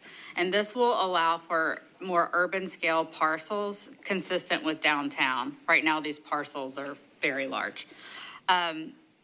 It will enable street connectivity, multi-mobility, and road hierarchy. A primary consideration here was working with Chime and NDOT on the extension of East Bank Boulevard, and then proposing road hierarchy through primary, secondary, and tertiary streets. Recentering the river by allowing views of the river and public access to the riverfront, including defining a 75-foot publicly accessible greenway buffer along the riverfront, and incorporating plans for public infrastructure, sewer, stormwater, roads, and the public realm. Like other DTC subdistricts, the proposed East Bend subdistrict includes design standards specific to this area, such as build-to zone, frontage requirements, minimum and maximum heights, minimum building depth, maximum tower floor plates, and minimum tower spacing and access. I'll note that in general, the standards were calibrated to be consistent with the precedent set in the Central Waterfront, other urban subdistricts in the DTC, and the recommendations of the 2024 Downtown Market Study. You can find details on the standards in the staff report and copy of the proposed subdistrict in your packet. The subdistrict will be incorporated into the existing east land use area of the DTC. Permitted land uses are consistent with Imagine East Bank policy to enable a mixed-use urban neighborhood with conditions for bar and nightclub uses and restrictions on automobile-oriented uses and short-term rentals. As part of the coordinated development of the subdistrict, staff requested the ownership team create a public realm design framework for the area to translate the policy of Imagine East Bank into design guidance. The precedent for this request was set with our work with Fallon on the East Bank subdistrict. We also asked them to perform similar work. Primarily, the purpose of this exercise was to prioritize and define a public realm network before development proposals are submitted. This work included defining the key spaces, such as a pedestrian promenade and a linear park with minimum dimensions, developing an understanding of scale, envisioning the character and functionality of the spaces, and analyzing conditions such as sun and wind patterns and view sheds. Secondly, the public realm design framework helps to understand and communicate the vision for safe and simple connectivity by defining access, bike ped facilities, and potential future street sections. Public realm design framework will be adopted by the Downtown Code Design Review Committee as design guidance to ensure future development projects are consistent with the intent. The staff and ownership team have coordinated with NDOT, the East Bank Development Authority, and the Choose How You Move team on the transportation planning for this area with three major objectives. First is to ensure adequate mobility can be met without impacting other properties. Second, coordinate with Choose How You Move and NDOT to align intent for extending East Bank Boulevard south of KBB and plan for a bike and ped network from the outset. And I'll note here that all of the drawings we are showing here tonight are very preliminary, especially the road network, and that will not be defined until we return to this body in the future with an amendment to the Major and Collector Street Plan.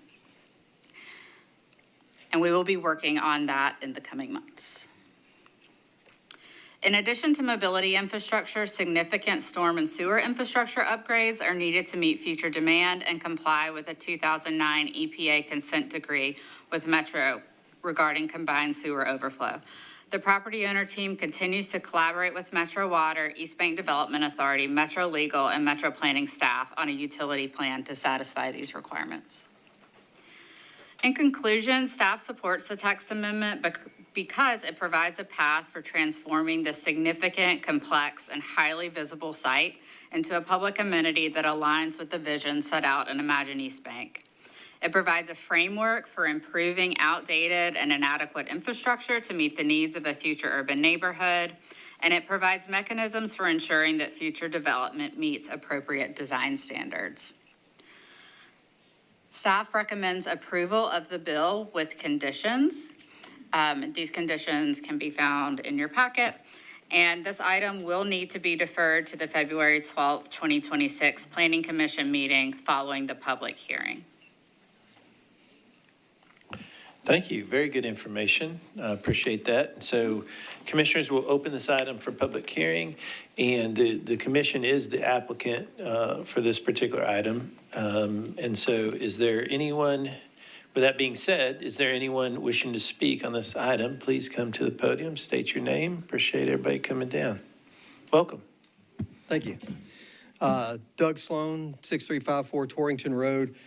First, I really want to thank the department. The staff's been incredible to work with as we've gone through this process. Just as Harriet said, the East Bank Vision Plan has really been our guiding tool, as well as Nashville Next. It's great to see a lot of these things that we've been talking about, for a decade actually come to fruition, and especially on this site that's been such an eyesore for so long for all of us.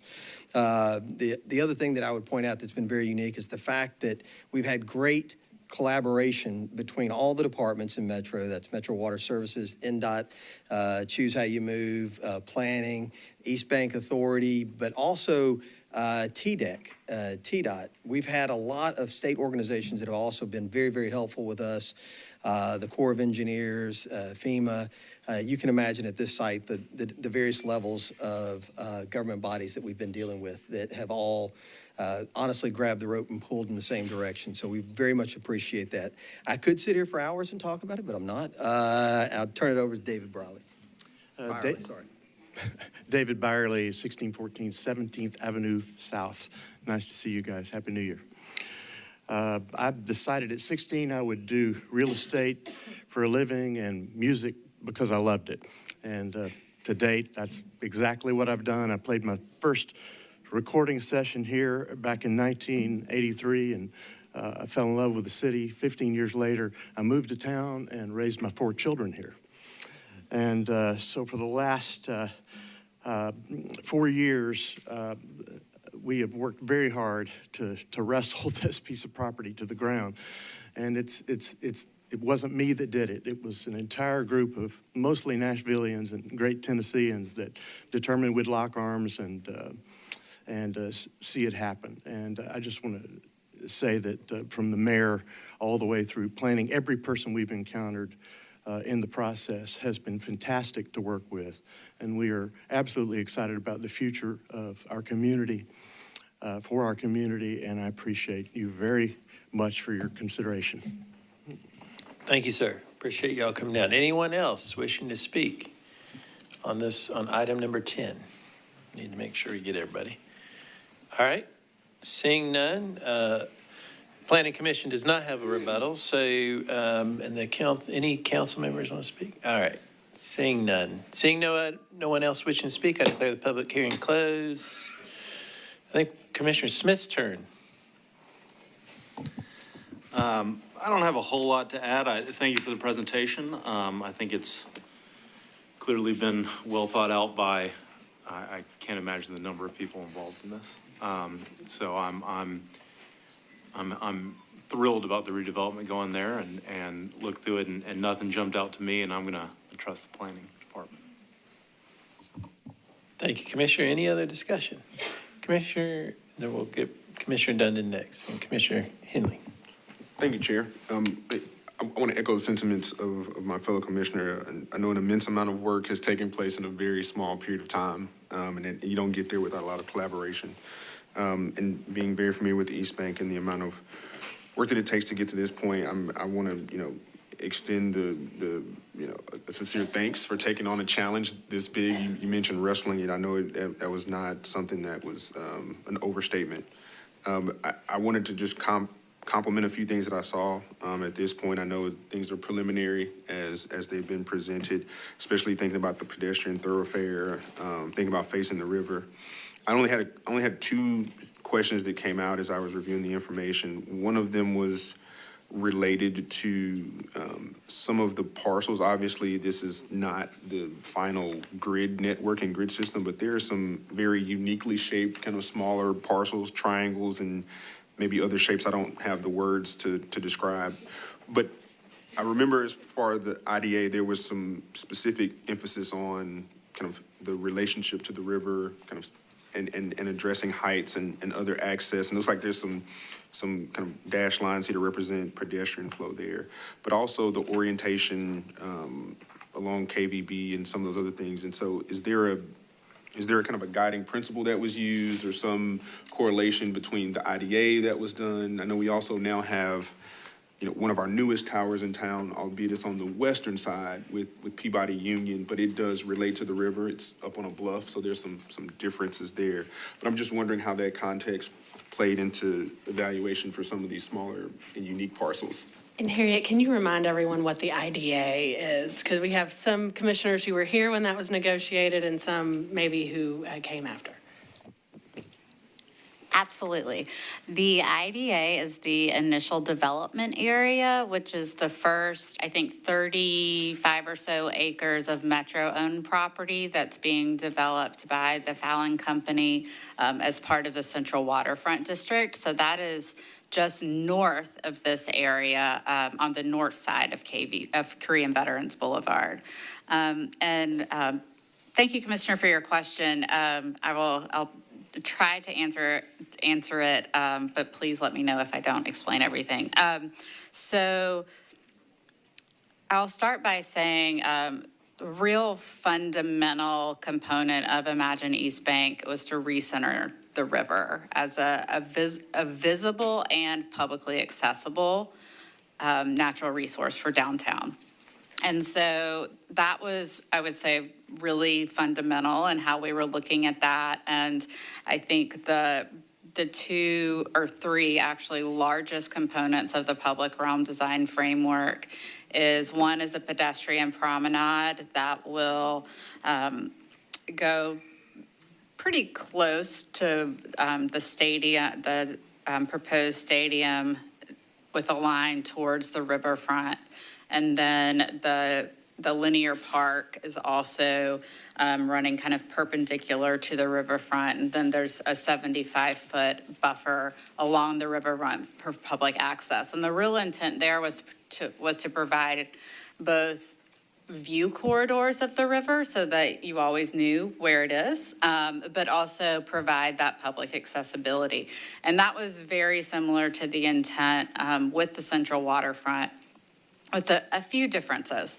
The commissioner noted that the Peabody Union project is on the high side of the river. On the west side where we are now, this project is on the east bank, which is the low side of the river. The Peabody Union project that structure is 27 stories, about 325 feet tall. And so if that helps to provide some sort of reference, within the IDA, there was an emphasis of sort of stepping the buildings down towards the river. When we were working through planning on Imagine East Bank, it was pretty directly following the Christmas Day bombing on 2nd Avenue. And there was this sense of, wanting to sort of mirror, play tribute to the historic structures on the opposite side of the river, and then kind of give the river a little room and sort of step the buildings up as you moved away. With this, we are also, in a similar way, we have most of the height around the sort of perimeter of the district and stepping down a little lower as you move towards the riverfront. The lowest entitlement is not quite as low as on the central waterfront, which I think is like 4 to 7 stories, but it's pretty close.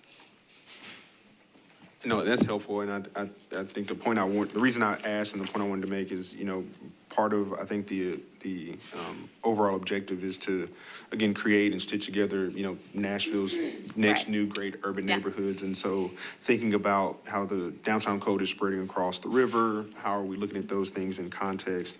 And so I think that's helpful. I know there's a lot of evolution to come, and I know we will have future conversations, but just wanted to highlight those just because I know some of those, it's hard to imagine some of those shapes being at that height, but I did want to just highlight that. But want to really commend the great work, and again, clearly emphasizing the open space, the ability for connectivity. I know a lot of the conversations I have with the community when we talk about the East Bank is how does it serve residents who may not live there in the future, but it definitely is part of the network of Nashville. And so I see that starting to show here in the preliminary work, so thank you for that. Any other, Commissioner Dunn and then the councilman.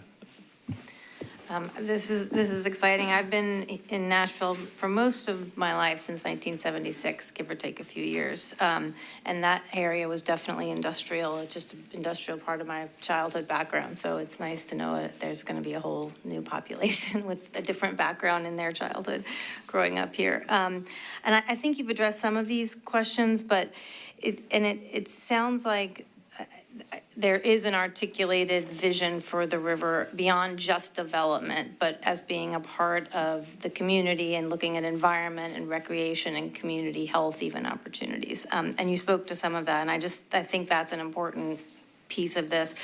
The term, we're all familiar with the term green spaces, and blue spaces are now being discussed and even studied separately, and they have significant benefits as well, many that you already mentioned. I was wondering if you can talk about a little bit about what maybe that it's in the zoning code or in the plans or in your thought or discourse about how we assure that access to the river is not just privatized even over time. You did talk about the 75-foot access, but how are we preserving that access throughout downtown and not having to navigate a bunch of build private spaces to get to the river? And also how, I guess there's two other questions I'll ask. What are the long-term management thoughts around some of these spaces? Are the private owners going to be responsible for managing some of these open spaces that you're talking about for access, or is that going to be city property? Like what are we thinking there? And then I forgot my third one, so I'll remember it as you're answering this.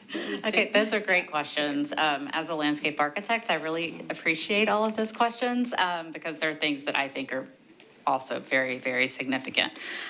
So I'll say, I'll start with, ensuring public accessibility to the riverfront. And actually, in the past 2 years, we have done a lot of work with the downtown code and how we think about privately owned public spaces, or POPs. So, it's a great benefit to be able to have private property owners operate and maintain public spaces, but we want to make sure that they remain public. And so in the 2024 amendment to the downtown code, we added extensive standards regarding how public spaces should be, how privately operated public spaces, need to have signage that shows the hours of the day that they're available, that they need to, there's limitations on things like fencing and barriers. They have to be ADA accessible. They have to be open to the public. I think it's a minimum of something like 9 months out of the year, something like that. But really providing more guidance to ensure that these, not only that we're saying they're a public amenity, but that they function and operate as a public amenity, that's very important. And so I think with this, we kind of have the best of both worlds, and that we've been able to design this public realm framework where we've already started to think about some really wonderful public spaces and provide some sort of minimum dimensions and ideas of the character of those spaces. But also, because we're bringing the subdistrict into the downtown code, it will also be subject to these standards regarding these outdoor spaces that are privately owned. Thank you. That was very helpful. And then I guess my last question was about environmental protection for the river. I mean, with more development, there's going to inevitably be more runoff. And has that, I don't know, does planning work with TDEC, or, how is that factored in, and infiltration with, spaces that are not porous, that kind of thing? Right. No, that's a great question as well. So, yes, the property owner group has already begun work with TDEC, East Bank Development Authority, the Army Corps. This is a very complex site, and so there are a lot of kind of entities that come into play. With Imagine East Bank, we really emphasized green infrastructure, and so as projects begin to come in, and we will be reviewing the Downtown Code Design Review Committee, and staff will be reviewing them. That will be an emphasis because it is a priority in the policy. And then, of course, we've also been working pretty closely with Metro Water over the past few months to ensure that there will be adequate storm and sewer infrastructure to meet the density that will be coming into these urban neighborhoods, and also making sure that it works with the system that's currently being constructed in the central waterfront, and all the pipes meet up and that kind of thing. Great, thank you. Councilman. Thank you, Chair. I share a lot of my colleagues' excitement for this. I think this is a really exciting opportunity to reclaim this part of the city for all Nashvillians. I want to circle back very briefly to the public realm design framework here, especially as it relates to some of the streets, specifically East Bank Boulevard. I understand this document is not, specific designs for the street, but rather a set of principles and guidance when it comes time to actually implement those. And I think this document could provide an exciting opportunity to reaffirm both Nashville's different hierarchy of transportation means, as well as to reaffirm our commitment for Vision Zero. I think to take those one at a time, I think over and over again, our city says that we prioritize things like walkability and bikeability and public transit rather than an outsized reliance on single passenger vehicles. I think it would be exciting to reaffirm that in this document, as well as to reiterate our city's commitment to Vision Zero. I think we're barely a week into this year, and we've already suffered a number of pedestrian fatalities as a city. I think if we could use this to explicitly reaffirm our commitment that the only acceptable number of traffic fatalities is 0, I think that would be a helpful set of principles to guide once it comes time to actually design and implement these principles. But would be interested in my colleagues share those concerns, and if so, if that's something we could consider amending this document to make explicit when we reconsider this at our subsequent meeting. Thank you. Any discussion? Commissioner Henley.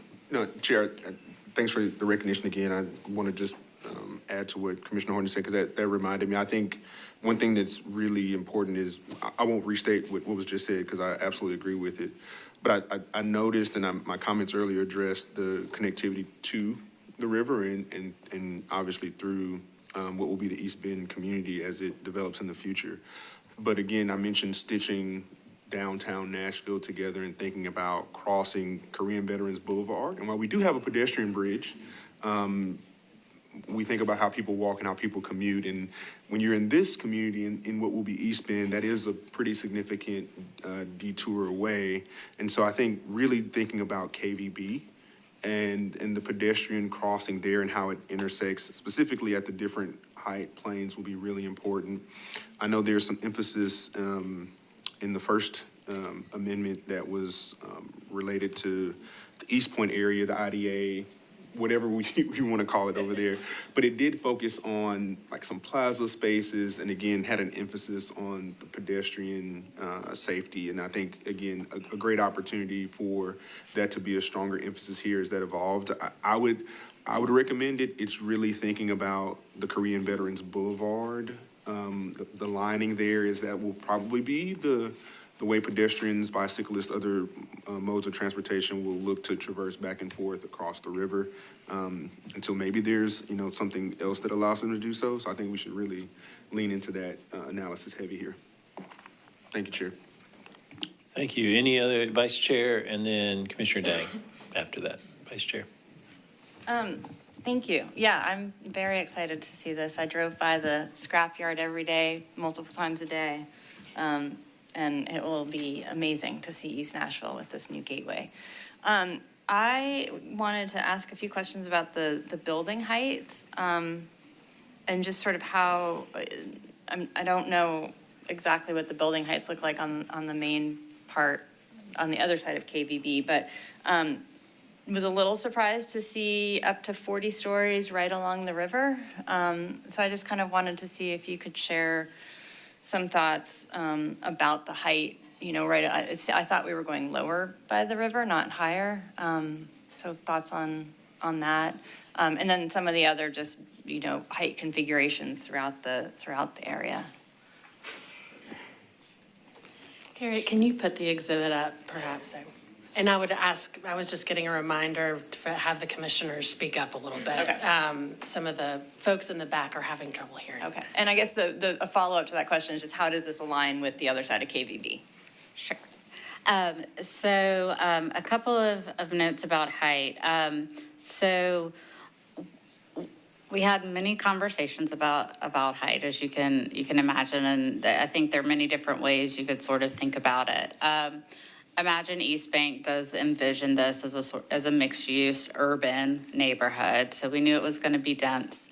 In terms of the IDA, their maximum density is 40 stories. I will say with that property in the initial development area, specifically because it was Metro-owned land, there were lots of sort of Metro considerations that went into that. With this, it is private property. I will say that we were very careful about places that we would allow the greater height to ensure that it was not going to negatively affect the residential neighborhoods that are either on the other side of the interstate or on the other side of Korean Veterans Boulevard. And so I think we were able to strike a pretty good balance there. It is urban, for sure.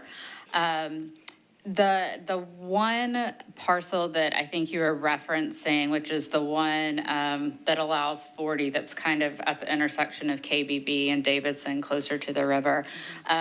What's important there, and you probably can't see it, is that the 40 stories is limited to a tower that directly fronts KVB. And so it actually provides a pretty substantial sort of setback both from the river, and we have tower floor plate requirements for any towers that restrict it to 200 feet in length, and there's also tower spacing requirements that there have to be a minimum of 75 feet between towers. So all of that, the tower floor plates, the tower spacing requirements, and really thinking not just about how we entitle a parcel, but thinking about how those towers are situated on a parcel and making sure that if we're giving more height, that those towers are closer to a wide right-of-way width so it doesn't negatively affect adjacent properties. All of that kind of played into it, if that's helpful. Yes, and I think also just looking at it along 24, the other elements that you're describing in terms of the spacing and the size is helpful. I picture that where you come into Nashville as you come up 65 and we now have the wall of apartments. It sounds like with this spacing, we will avoid that as we're kind of coming around 24 towards Shelby by hopefully having those buildings a little bit further set apart. Yes, Hearing that that's a concern, we'll make sure that as we move towards the review of the zoning, that we will ensure that there's porosity. That's absolutely been the intention. And I want to make sure that as to the height, it's difficult because this site, the East Bank, has evolved so much over time. 40 stories was the max, and I thought what the market would expect up in River North where Oracle's going. It was the height in the truck stop site against the interstate, but we did scale down. I think as to the IDA, it's hard to do apples and apples, but I want to make sure we're giving you accurate information that the adjacent site on the IDA to the lowest left is, I believe, 20 stories. Okay, so that's correct. 20 stories, sorry. I think we need to be clear in the Yes. record about the question you were asked. So if we're driving across KVB, we'd have 20 stories and 40 stories is kind of what the visual. Okay. They are different sites, and we look at sites in different context. And I think there are some factors about why we would support 40 or wouldn't support 40. Typically, we would focus adjacent to corridors. I think what's difficult on so many of these sites on the East Bank, because this is an area that is redeveloping, these are ground up sort of neighborhoods, right? There's not just a ton of physical context to respond to, although there is some now. We have a greenway that is built just south of River North. But we don't yet have full design plans, right? And so you're really looking at an entitlement. And so much of the thought in the commission always about height is design quality. And we do have some design quality standards built into the downtown code that I think could accomplish some of what you're mentioning. But the issue with the wall and the wall on the riverfront, I think, is important. And so we'll continue to look at that and evaluate it as we go through the process. Thank you. Thank you, Vice Chair. Commissioner Dang? Yes, thank you. My question was actually fairly similar about height restrictions, but I was wondering if you could speak to the not permitting the bonus height in the specific region, vice others in Nashville. Sure. Sorry, within the context of understanding that like bonus height is usually a tool used for affordable housing and so on. With this, the property owners have agreed, and it will be written into the subdistrict, that all future development will meet the minimum standards of the bonus height program. And so that includes green building certification, standards around structured parking, having to have active use lining, and then also regarding alternative transportation. So they've agreed to that from the outset. There is a precedent set with the IDA, in which that district does not have the ability to have the bonus height program or overall height modification. So there was a little bit of a consideration there of just trying to maintain a sense of consistency. And then also, you know, we felt that we were being pretty generous in terms of the height that is being set out from the beginning in the standards. And so that felt like a comfortable sort of place to land in terms of entitlements, knowing that there is a lot in terms of design quality with them meeting the baseline requirements of the bonus height program, and then the amount of time and thought that's been given to the public realm and infrastructure and things like that. Thank you. Let me say, the bonus height program offers a lot of benefits, and part of what we're trying to figure out is how to make sure that there is some parity in approach and predictability, again, in an area that's totally sort of bottom up in a way. And when I say that, I mean, you know, hasn't really developed yet to a mixed use environment.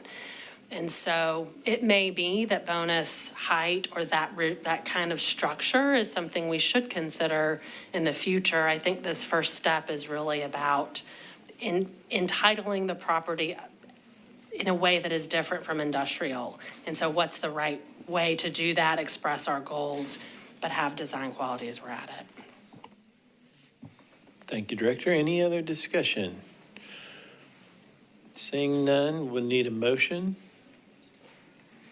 Commissioner Henley? I'll take a stab at it. Yep. So I'll make a motion to accept staff recommendation to defer. And I think to the February 12th to the February 12th meeting.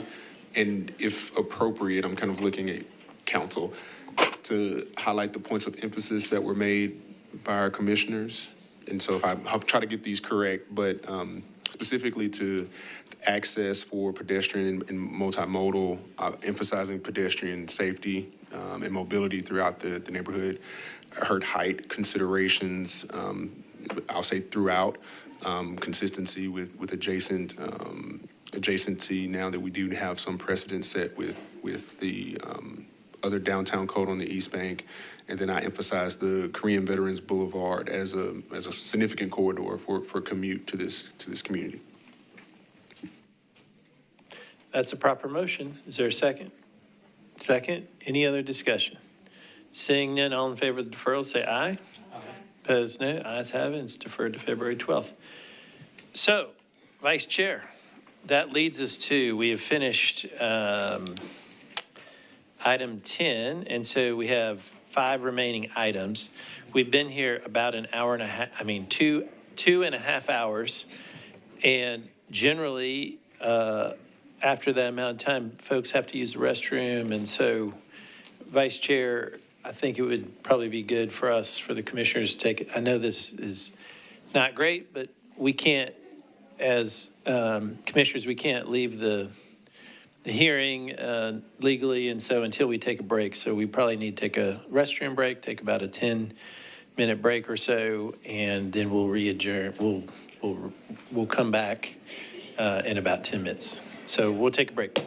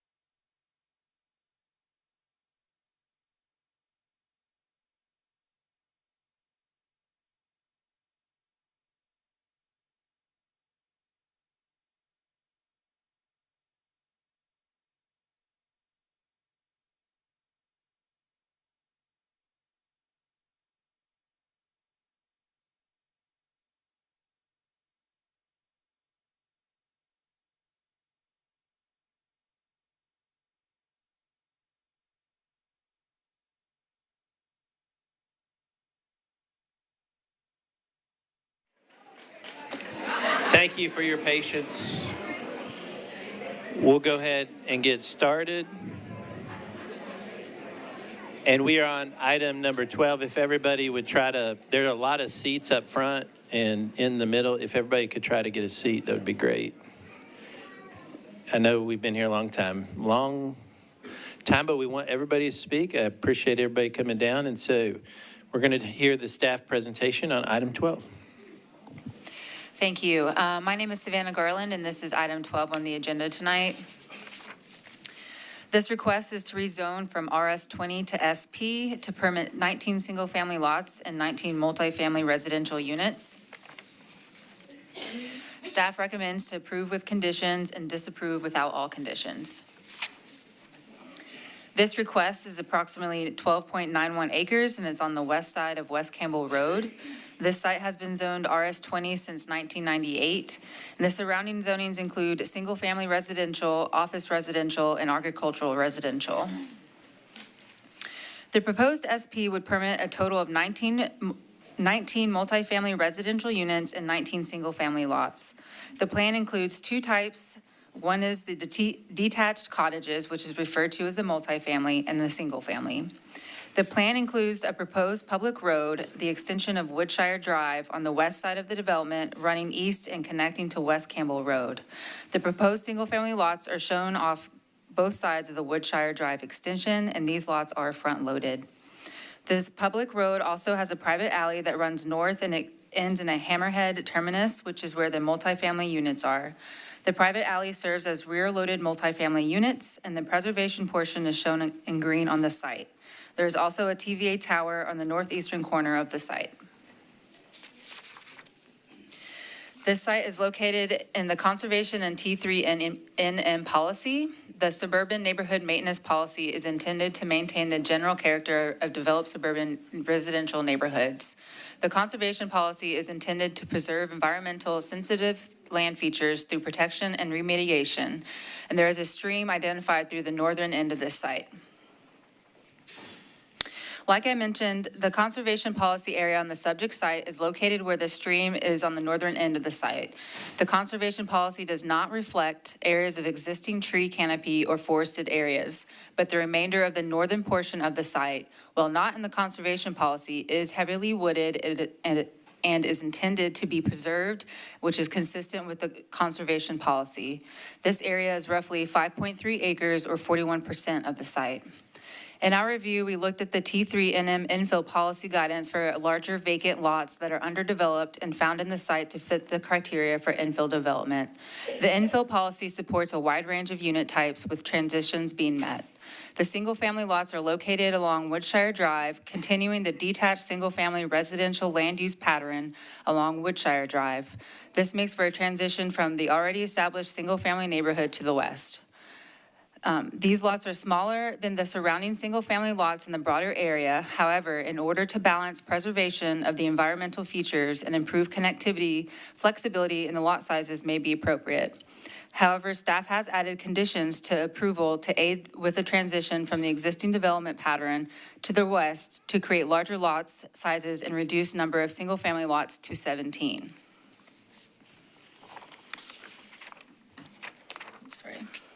Here are some of the added conditions planning included. Lots 1 and 2 shall be combined to create one lot, which is outlined in red on the screen. Lots 18 and 19 is outlined in blue, shall also be combined to create one lot.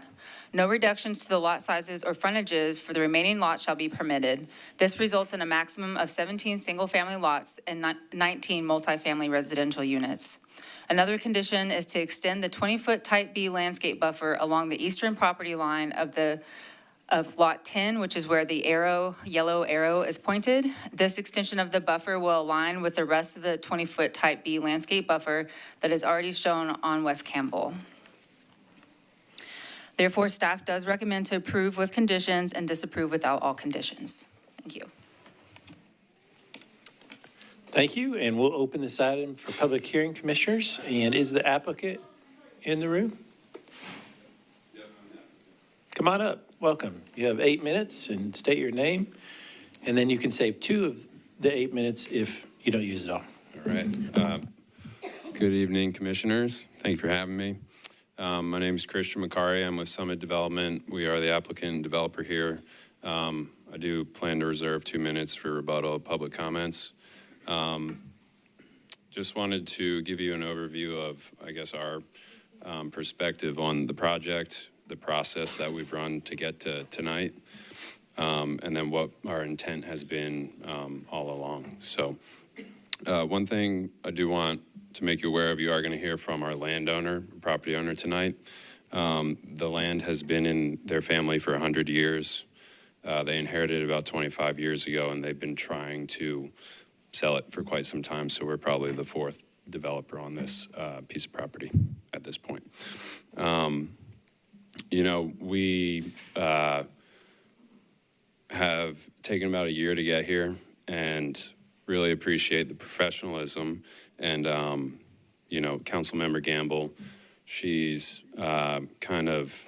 she's run a good process and taken, you know, both development and community into account. And, you know, she's held us to a high standard. And what you see tonight has changed throughout the course of a year. So it's taken about a year to get here. We've held 5 community meetings. A lot of the people you'll hear from tonight I now know on a first-name basis.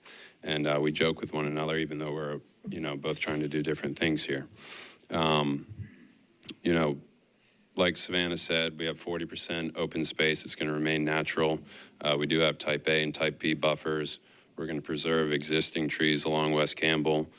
We are going to connect Woodshire, and we are going to agree to all of staff's recommended conditions.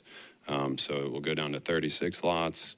You know, 2 of them will be 100-foot wide now with the contextual transition, and then there will be potentially 15 50-foot lots and then cottages, right? And that was one thing that Councilmember Gamble did want to see here was cottages. In the recent housing and infrastructure bill, study that you guys did, you know, we're 90,000 homes short over the next 10 years. That's what we need. And that study highlighted that cottages are one of the underserved housing types in Metro. So that's why we're trying to bring them to the market. You know, we are in a housing crisis. Average first-time home buyer is 40 years old. You know, we have the privilege of doing land deals and developments across Middle Tennessee. We've worked at large builders that some of them do target the first-time home buyer. And I can tell you, even getting a deal to the market, when a first-time home buyer comes in, usually you're selling that home 5 times in this market because those people cannot qualify. So you can imagine being a new couple, having a family, you picked a place you want to live, and then you can't qualify because mortgages are 6% and your financial position is not strong enough. So we're trying to play a small part in bringing missing middle attainable housing to the market. So that's been our intent all along and kind of how we've collaborated with Councilmember Gamble through this process. You know, through the 5 meetings, we reduced density every time, and we have agreed to 9 community conditions. It's reflected in the preliminary SP, and then we've also agreed to staff's recommendations. So I feel like we run the right process, a good process. So in wrapping up, we believe we're creating housing that allows missing middle to remain closer to where they work and contribute. So that's your first responders, your educators, public servants, everyday Americans, right, who live here in Nashville. We believe that strengthens our community as a whole. So thank you for your consideration tonight. Thank you, and we'll reserve 2 minutes for rebuttal. So now we're at the point of anyone wishing to speak. Everybody has 2 minutes. Please, if everybody line up behind the microphone and state your name, and we'll go ahead and get started. Welcome.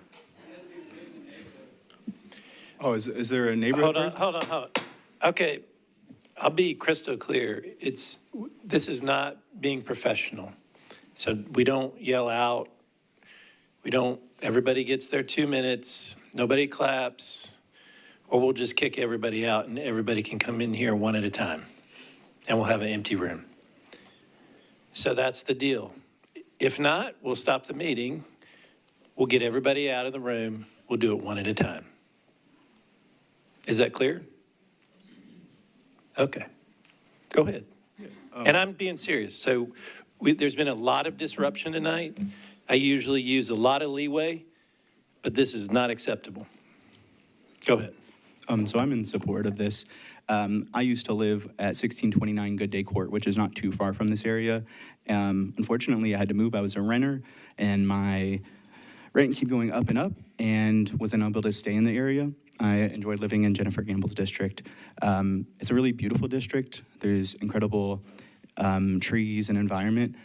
And this development does a really good job of keeping a hold of that. Used to bike the roads in this area to and from Madison, from Dickerson to Gallatin. And so I am really excited because this has multifamily. You know, this, by right, you know, we could get a bunch of mansions, get a bunch of more large houses in Nashville.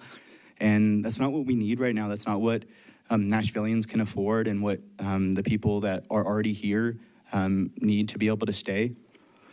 So I'm really grateful for the multifamily because, you know, the vast majority of the time when we build multifamily, it's half of the cost, you know, half the price of what a single family home would be in the same, you know, area.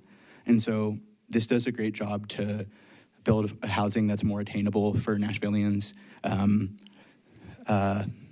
Yeah, I'm really excited because this is a area that's really accessible to a lot of parts of Nashville. You know, people who work in the Goodlettsville area, people that work in Madison, people that work in East Nashville, people that work in North Nashville. They're going to be able to have access to housing that's a lot closer than, you know, having to live in Hendersonville, having to live in White House, having to live in Ashland City, when they can actually live closer to their community, closer to where they work, closer to where they go to church. And so I know I go to church on Old Hickory Boulevard, and so many of the people used to live closer to the church, and now they live in, you know, Clarksville, they live in Ashland City, they live in Gallatin, and it really sucks. And so I hope they can move back. Thanks. Thank you. Welcome. Hello, how are y'all? Councilor. Thank you for this opportunity. I want to bring it down. I just want to give y'all a little bit of background because I want y'all to know that this is not about affordable for me. I am the Council District 10, and in my district, we have 250 homes coming, $400,000 and below. For those that don't know me, I'm a contractor, and I just built six homes in a neighborhood that are 350 and below, and we are going to build 15 more.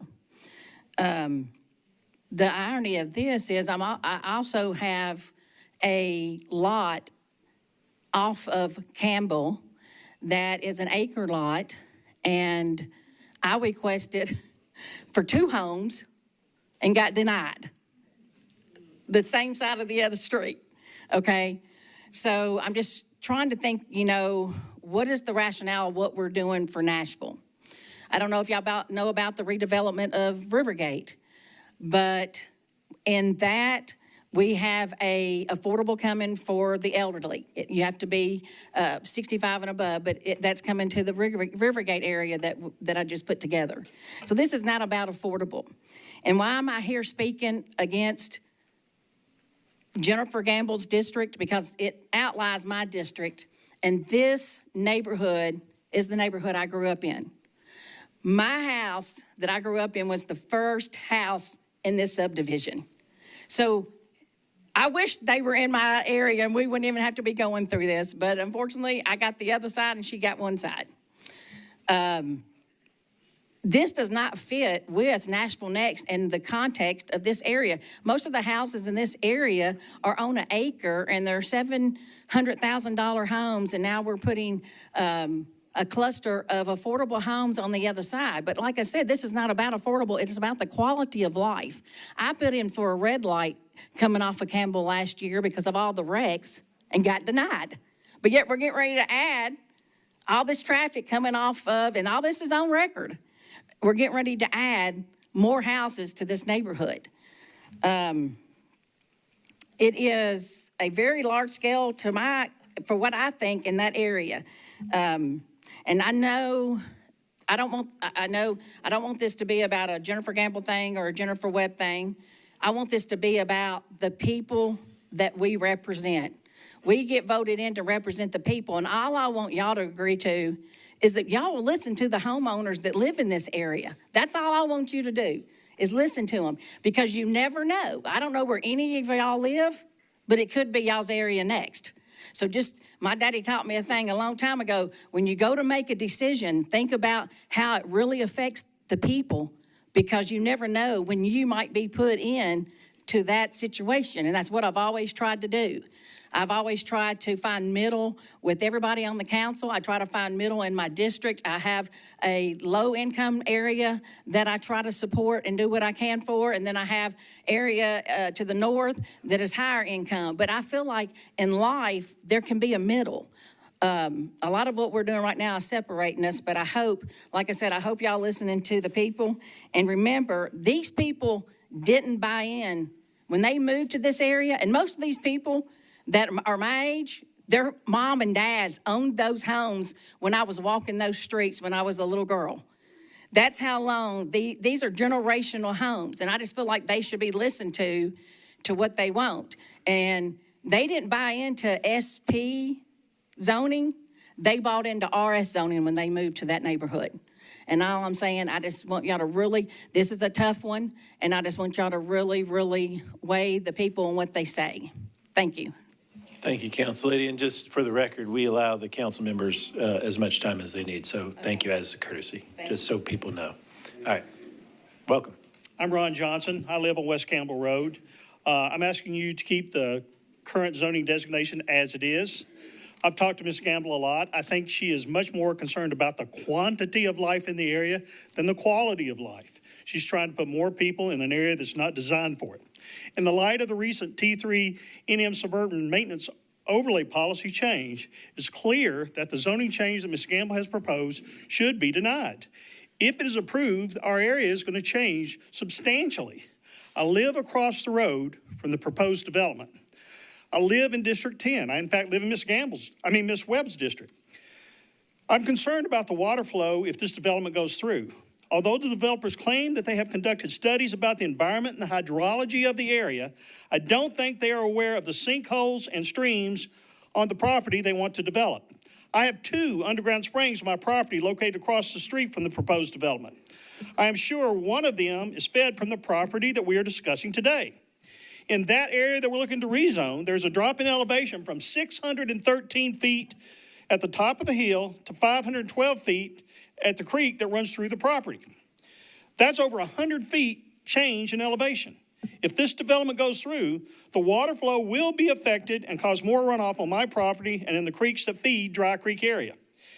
At a community meeting held with Ms. Campbell and the developers on June 24th at Hunters Lane High School, when one of my neighbors asked the folks at Summit Development about widening the dangerous bridge that we have right there on West Campbell, the developers, Christian McCary and Wayne Miller, surprised everyone by saying they have no knowledge of the bridge. The bridge is located on West Campbell Road, adjacent to the property they want to develop.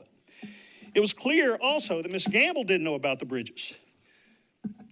There are actually 2 bridges that cross the creek on West Campbell. When the street is covered in rain or ice, the road is exceptionally hazardous. For all these reasons, we respectfully ask that you keep the zoning as it is. Thank you. Welcome. Hey, before I begin, can I just ask one question? I've noticed a lot of your council, or commission, has been on their phones and not paying attention. It would be nice to just have some, a lot of you have, but a couple of you haven't. Would it be fine to just make people stay off of their phones while we speak? Is that possible? Well, thank you. Right, you're here to hear what we have We're to say. here to right? hear what you have to say. Okay. And a lot of it is staff communicating with other staff. Okay. So, All right, I just wanted to bring that to your attention. thank you. Thank you. Appreciate it. Okay, so good evening. My name is Paul Pleeman. I'm a Nashville native, a combat veteran, a husband, a father, and a homeowner in Ridgemont Estates. Thank you, Vice Chair Farr, for taking the time to engage with me and read my email. I'm here tonight because this vote is about more than just one development. It's about whether planning policy in this city actually means anything. This parcel is designed neighborhood maintenance. a classification intended to protect established neighborhood character and prevent incompatible development. That designation exists because neighborhoods like ours deserve stability, predictability, and protection. Yet tonight, you're being asked to approve a special project that would override those protections entirely. This is not compromise. This is a direct contradiction. If neighborhood maintenance policy can be set aside whenever density becomes desirable, then zoning is no longer guidance. It's just language that disappears when it gets in the way. You have already shown that policy matters. In Whites Creek, this commission denied a subdivision because it conflicted with neighborhood maintenance policy and surrounding character. Residents spoke, Councilmember Jim Kimbrough stood with them, and you applied the policy as written. That decision set a standard. We are not asking for special treatment, we are asking for the same standard. More than 175 residents oppose this rezoning. This neighborhood already faces traffic congestion, infrastructure strain, flooding concerns, and environmental impacts. These are not abstract issues. They affect families, safety, and daily life. If this SP is approved, the message to neighborhoods across Nashville is simple and troubling. Even when policy says you're protected, you're not. Please do not send that message. Apply adopted policy, honor neighborhood maintenance, protect the neighborhoods that already exist, and vote no on this special project. Thank you. Thank you.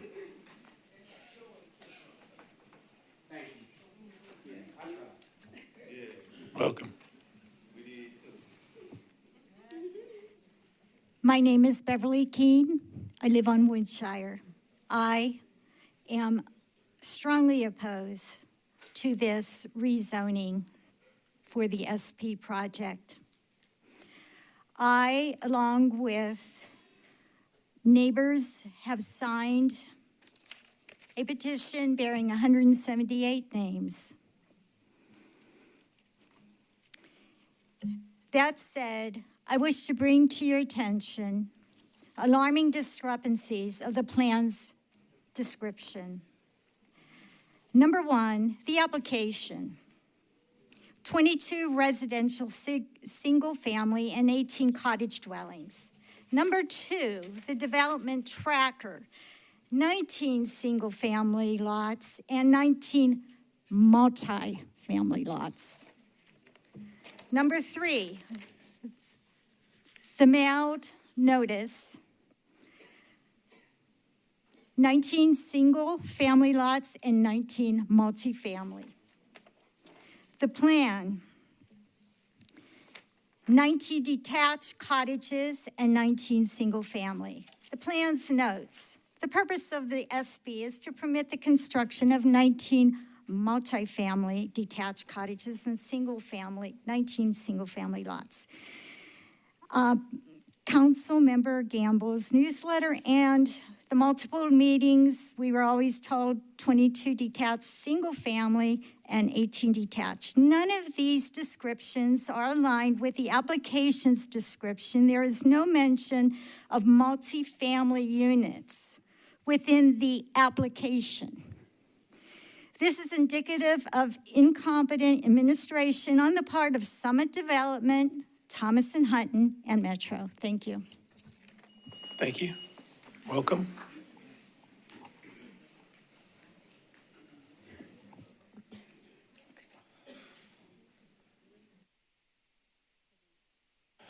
Good evening.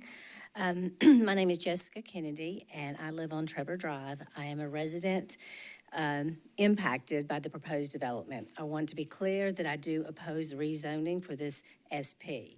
I do support development with the current zoning RS20. With it being within the current zoning, it would fall in line with the character of the neighborhood, and that is really what our community wants to maintain. Please keep in mind the landowner does not live in our community any longer, and there's a whole story behind that I won't go into. The proposed development of 38 units, now 36 is what they're saying, is on 9 acres, not 13, because there's TVA line, and that's a whole nother story about those other few acres. So it's on 9 acres.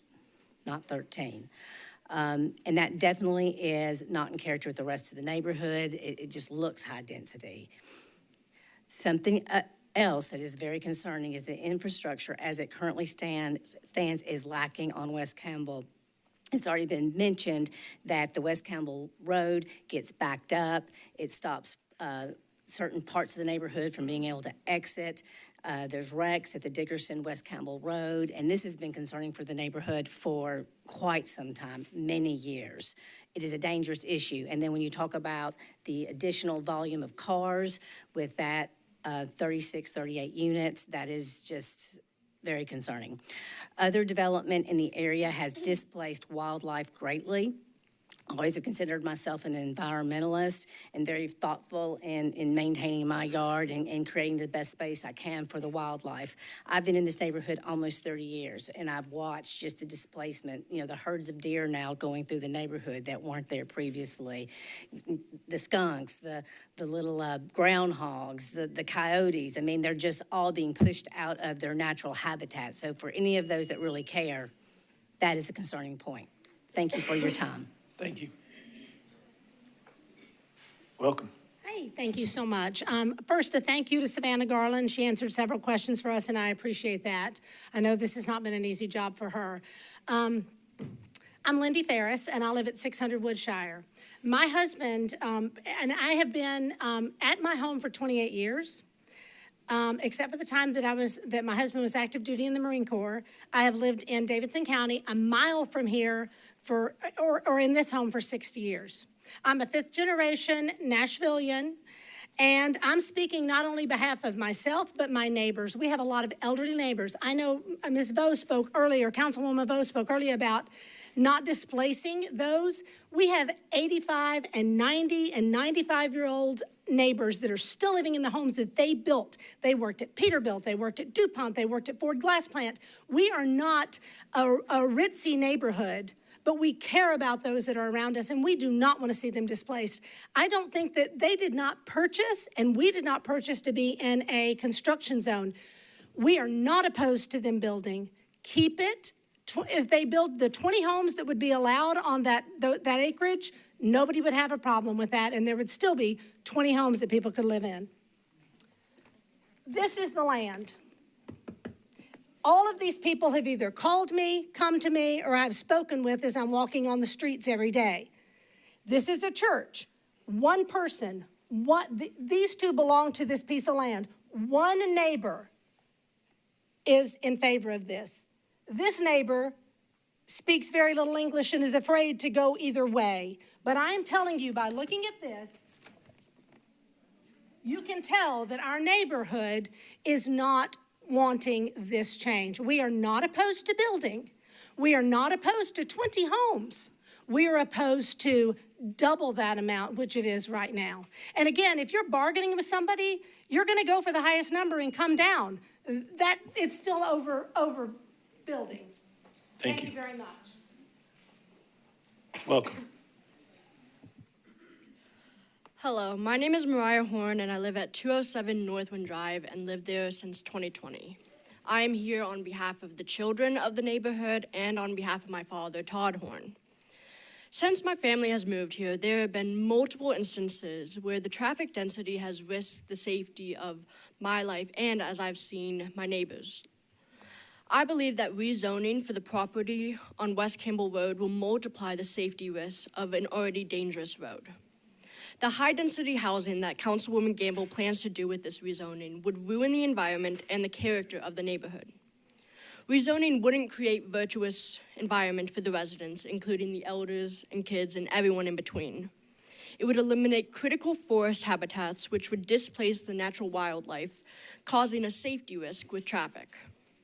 Removing the foliage creates ground and infrastructure problems that were not built for high-density development. The housing that comes from rezoning wouldn't add any value to our neighborhood, and the developers haven't given us assurance that the design and character of the neighborhood will be continued.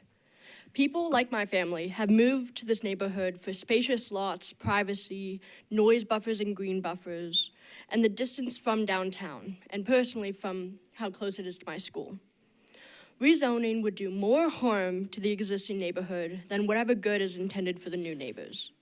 I respectfully ask that you vote to keep the zoning as is, to keep the neighborhood we all love.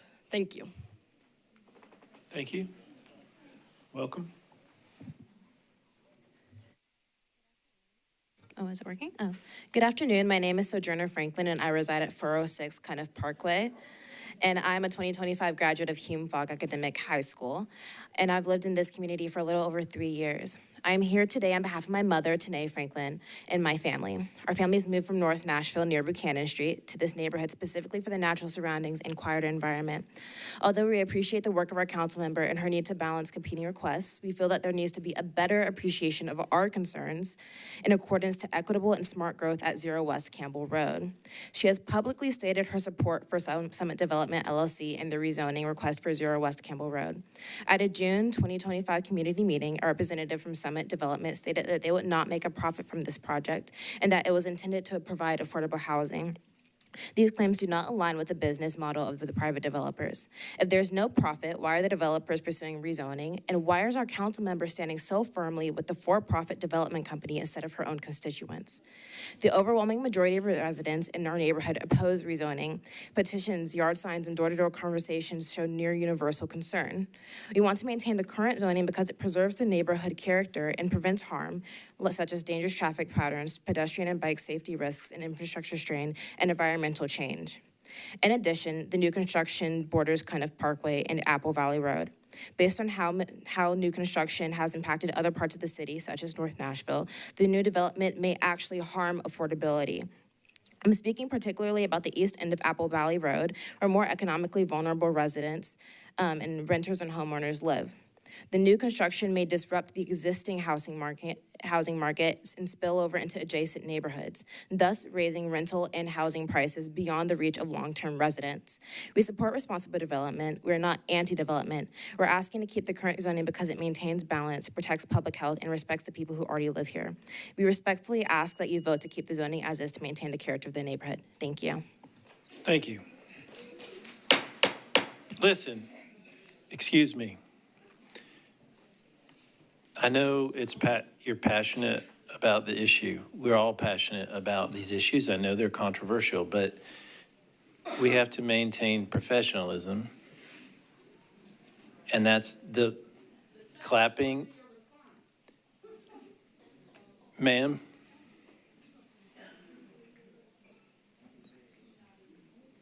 Like I said, protesting can be done outside the door. In here, it's a public hearing. Everybody gets a fair chance to speak, whether you're for, neutral, or against a project.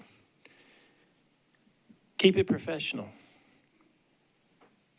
How hard is that? Let's do it. Thank you.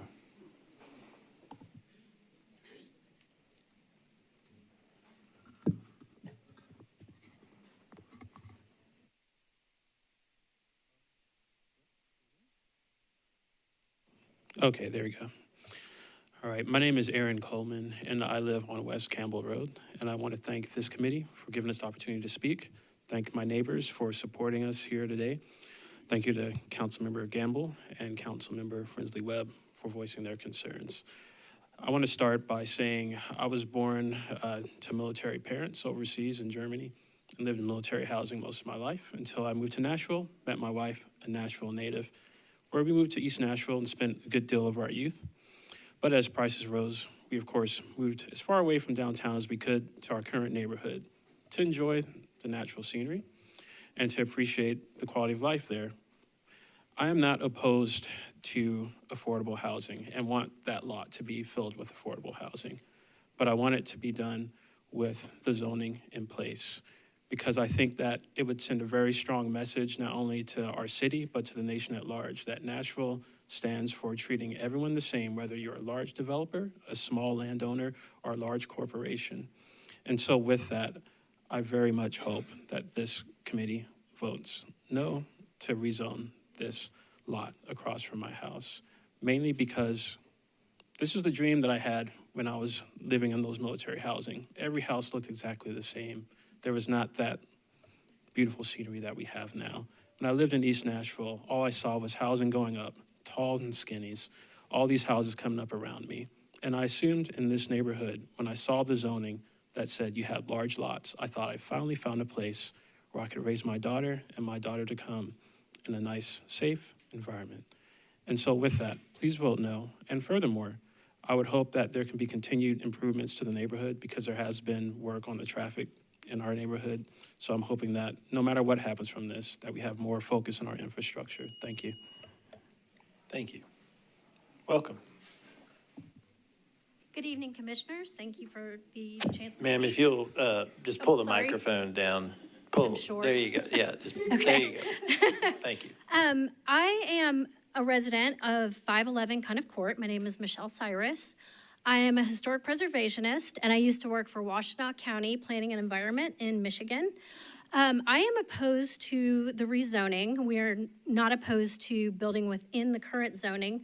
And I do agree with many of my neighbors, and I don't need to go back over anything that they've said. The one thing that I would like to point out from my wheelhouse is that our neighborhood is actually historic. The Patsy Cline House is in our neighborhood, and additionally, many other country music singers that were integral to Nashville's history also resided in our neighborhood. I'm currently working on putting together a report on that. And I would like to see, as my colleague Robbie Jones did with Neely's Bend, I would like to see a historic overlay at some point put onto the neighborhood. And I think that keeping the character of the neighborhood means building within the current zoning. And I think most of us are completely on board for that and just opposed to the rezoning. Thank you for your time. Thank you.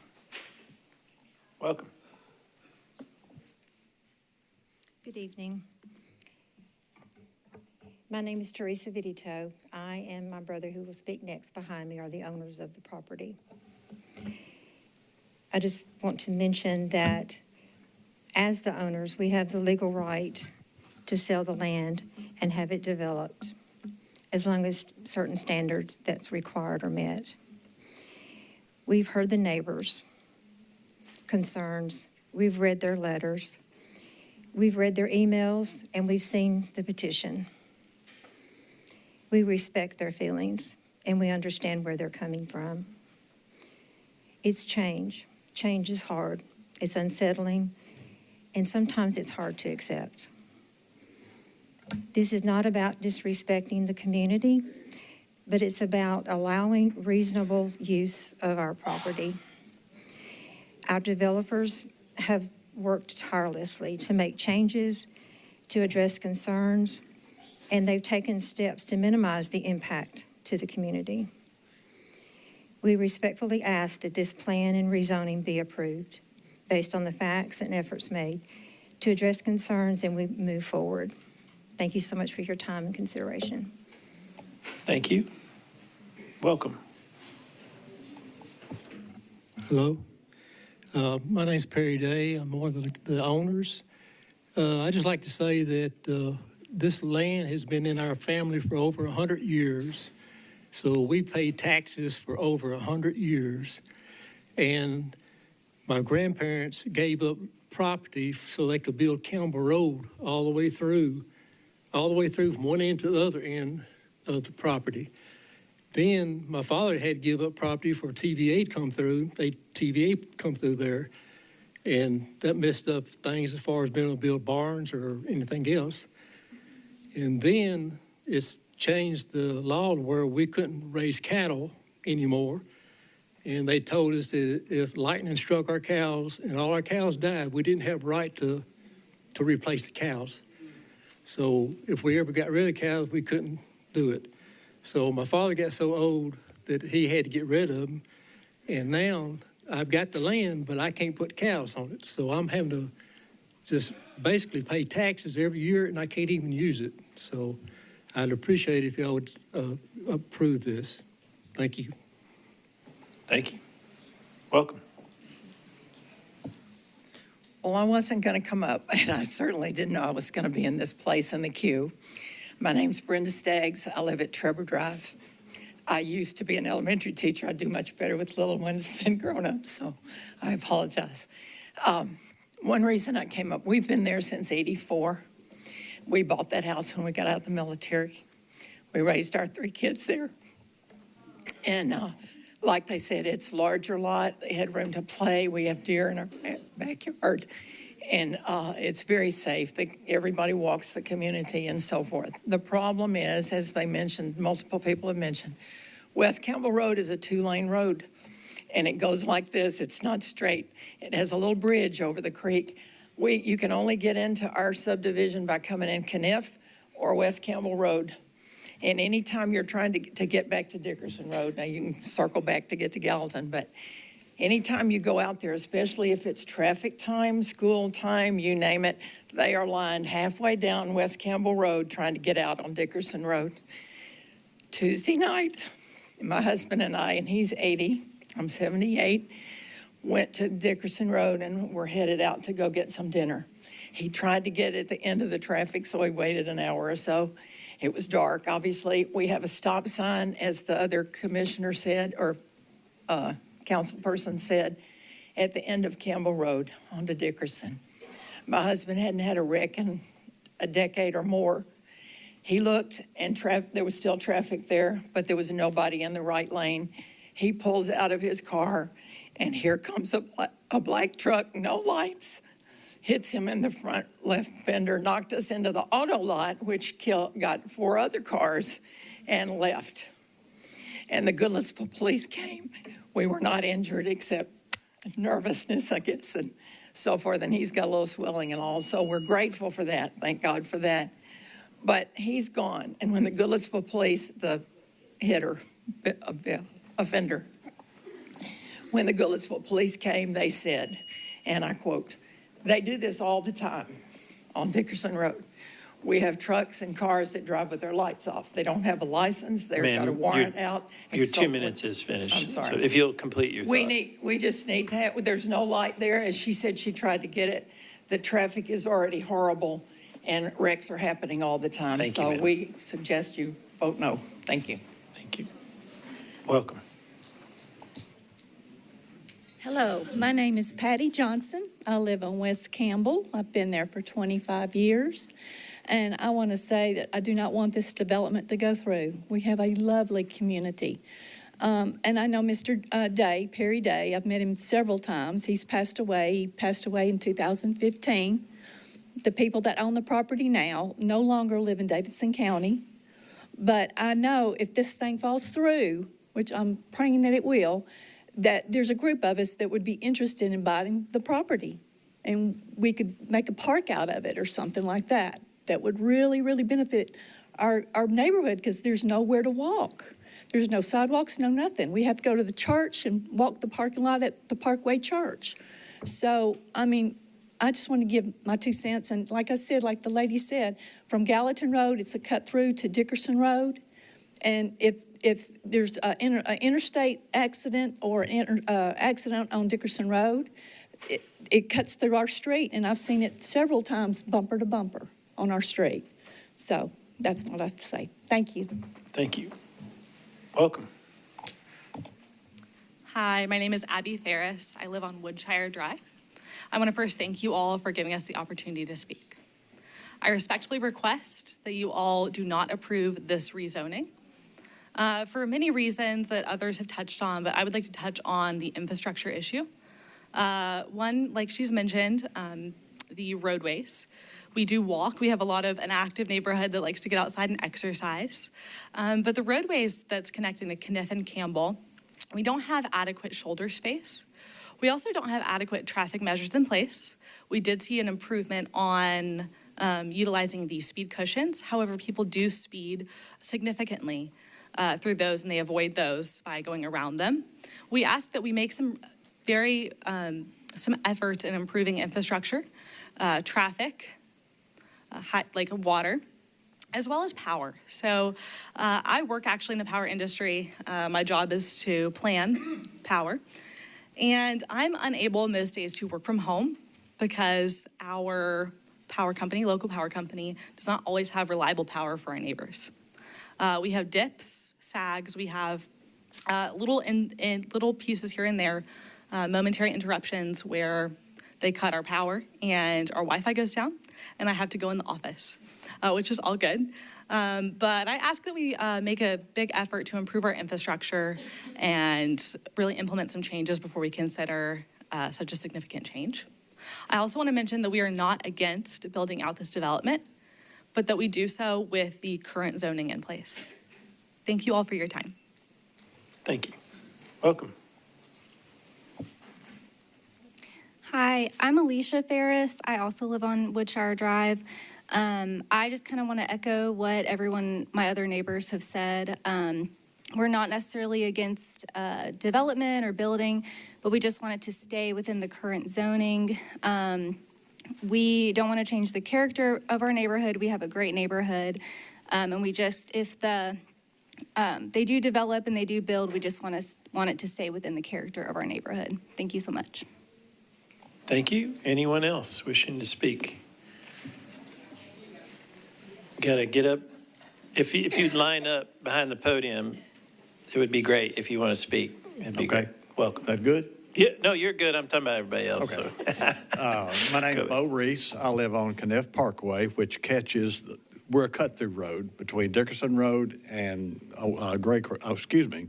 Gallatin Road. We now have across from, I don't know if you're familiar with that area or not, but where Lowe's is, directly across the street, which used to be a dairy farm, now is about a 600 room apartments and stuff. All of that comes through our area. We were fortunate to get speed bumps a year or so ago. It took us about 3 years to do it. And at the time they did the study, they said 1,100 cars a day come up and down my street. And so that's a lot of traffic. At the time, it was 30-mile-an-hour speed zone. They lowered it to 25. Instead of the speed going down, the speed went up. Now we have the speed bumps or cushions or whatever you want to call them.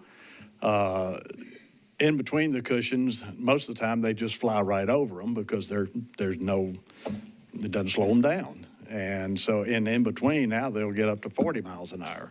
So we have a real issue. During 2020, there were so many young families walking the streets with their babies. It was wonderful because our neighborhood was alive again because everything was closed down. And a lot of those same people are still trying to walk their children, and it scares me to death. You put more traffic on it, which this would do. It would put most houses have 2 cars. 2 people live there, and it's going to put on another 100 and something cars. There's only 2 ways into our subdivision. Gallatin Road, Dickerson Road, or Campbell Road. I'm 76 years old. I have lived in that area all my life. I played where I now live, and all those apartments around there used to be streams that I could go swimming in, fishing in. They're all apartments everywhere. So there's affordable housing everywhere around, all around Lowe's. All of that area is affordable housing. They're duplexes, they're single houses, and my time is up. Thank you. It's nice to see y'all. Appreciate it. Anyone else wishing to speak? I'll make sure we get everybody. All right. So seeing no one else wishing to speak, we'll do a 2-minute rebuttal and then the council lady. 2-minute rebuttal from the developer, from the applicant. Are you? Okay. Council lady, you're recognized. Good evening, everyone. I first want to thank everyone who came out today. I appreciate community engagement. I feel like community engagement helps make projects better. That's why we've had at least 5 large meetings about this project, and I've had smaller meetings with smaller groups of neighbors about this project. We've made changes to the project based on the feedback from those meetings. For example, the initial developers initially came with a proposal for 55 units on the property. After hearing from the neighbors about concerns about density, it came down now to 36 units, which is actually about 8 more units than what the property could yield if it was built out totally. So we're talking about 36 units on roughly 10 acres because the developers are trying to maintain or preserve 3 acres, the wooded area that you see at the top of the screen here, which is actually to the west. But that's in an attempt to preserve the open space or preserve the green space rather, and the wildlife that is in the community. This proposal is an attempt to provide more housing, affordable housing, or affordable home ownership opportunities, I should say, because this is single-family homes. These are single-family for-sale homes. They are market rate. They would be at market rate for sale. So this is not a subsidized affordable housing development. This is a market rate. This would be a market rate development. These homes in the current market would range from the high $300,000 range to the low $500,000 range, which is still not affordable for a lot of people, but it's a lot more affordable than if we built or if the developer built those half-acre lots, which are now in today's market ranging from $750,000 and above. So this is an attempt to create housing that is affordable for more people. As it's been stated already, we do have a housing crisis in our city. We do need more housing to provide access to to affordable or home ownership opportunities, not just for people who are moving to Nashville, but for the next generation of Nashvillians who were born and raised here but can't afford to live here. So this is an attempt to provide more housing in that space. This project, as what you've heard from several people about concerns, there are people in support. In fact, one lady who was here to speak in support, who lives in the neighborhood, had to leave. Unfortunately, she couldn't stay. But I would like to read a response that she sent to the Planning Commission and that she planned to say today. This is from Ellen Angelico. And she says, I'm in favor of this project. I feel this property is going to be developed whether this rezone goes through or not. This developer has significantly reduced the scope of the project in response to community feedback. I am in favor because I have seen projects like this in my neighborhood in the past where the original developer is responsive to community feedback, and then for one reason or another, the original developer falls through and it ends up in the hands of people who are not as responsive. I've had robust and respectful conversations with neighbors who disagree with me, and I'm grateful for that. But ultimately, this is the kind of development I want to see in my neighborhood. I'm a former Metro Commissioner. I know how important and hard it can be, and I want to thank you all for your service to Nashville, and thank you for your time. So I appreciate her sending that. That is indicative of the discussions that we've had over the past 8 or 9 months talking about this development. I do want to reiterate that this project does meet the T3 suburban neighborhood maintenance policy in that it is single-family housing, which is the character of the surrounding community. I also want to point out that there have been several infrastructure improvement projects that have gone on in the community already. I think it's been already discussed about the speed cushions, but in addition to that, there's a stormwater project that has been underway and almost completed on Cunniff Avenue that will improve stormwater in that area. In addition, in regards to the traffic, the developers did do a traffic study, although it wasn't required because of this small number of lots. It's not required to do a traffic study. However, they did do a traffic study, and the traffic study did not warrant any additional traffic mitigations. However, because of the concerns about traffic, we discussed at those meetings the need to add a traffic light at West Campbell Road and Dickerson Pike. The developers have agreed to contribute to the installation of a traffic light. I've talked with NDOT about that, and we can have further discussions about that and possibly add a condition at the council level for that traffic light. Also, I want to mention that one of the concerns that we also heard during those meetings was the concern about opening up Woodshire Drive. Woodshire Drive is a public road. However, it has been, of course, closed off for many years in this community, and there is concern about opening that street and having more traffic go into the neighboring neighborhood. I would be supportive of an emergency gate there. I know that may not be the policy or be within the realm of the policy, and the staff may not agree to that. But if it was at all possible, I would support having emergency access gate at the south end of Woodshire, not on the West Campbell side, but on the other side of Woodshire, to address concerns that people have about that. My ultimate goal as the council member is to balance our city's housing needs with preserving and enhancing quality of life in the community.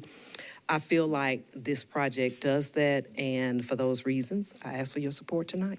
Thank you, and I appreciate all the work of the Planning Commission as well in redesigning the layout and making sure that it fit better within the character of the community. Thank you.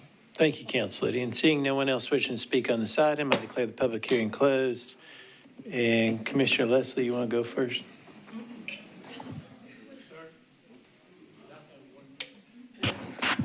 Do what? Hold on, Commissioner. Sir? I didn't get up during our 2 minutes time. I felt like we had plenty of that.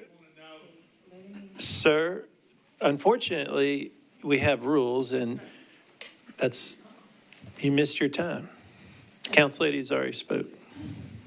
We closed the public hearing. Commissioner. Thank you, Mr. Chair. I always like to tell people that I'm a native Nashvilleian. I've been here all my life. I've seen the changes. I grew up in a short and thick house. That means that it was about 5 feet apart. I know the areas that the houses are on big lots. But Nashville is changing. And I understand and I appreciate everybody coming in for the change and in opposition for the change. But if you look at the policy says maintenance.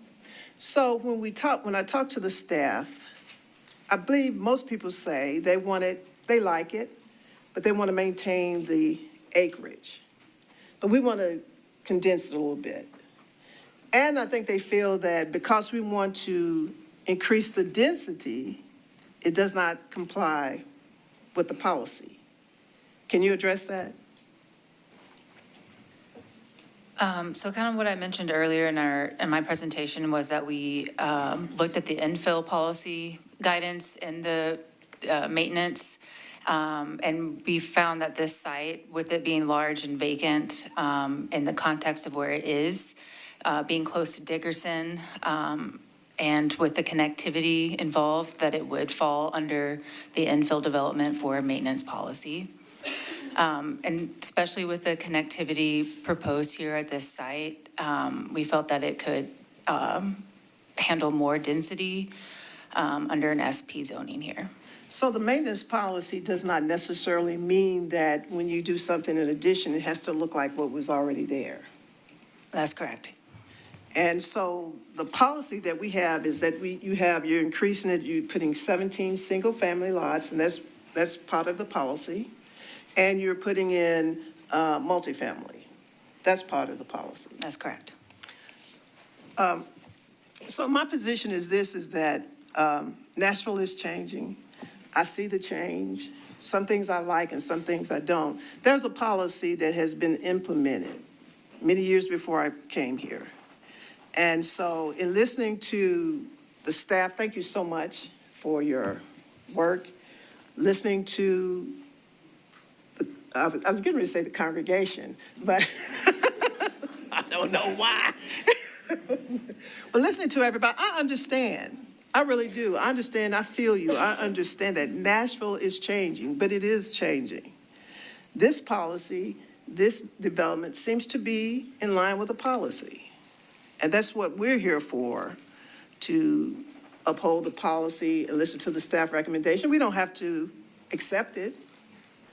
But in light of what has been said, again, I just feel what you feel, but Nashville is changing. And that's the policy. So I would just be in favor of approving. So I just want to say that. Thank you, Commissioner. Any other discussion? Councilman.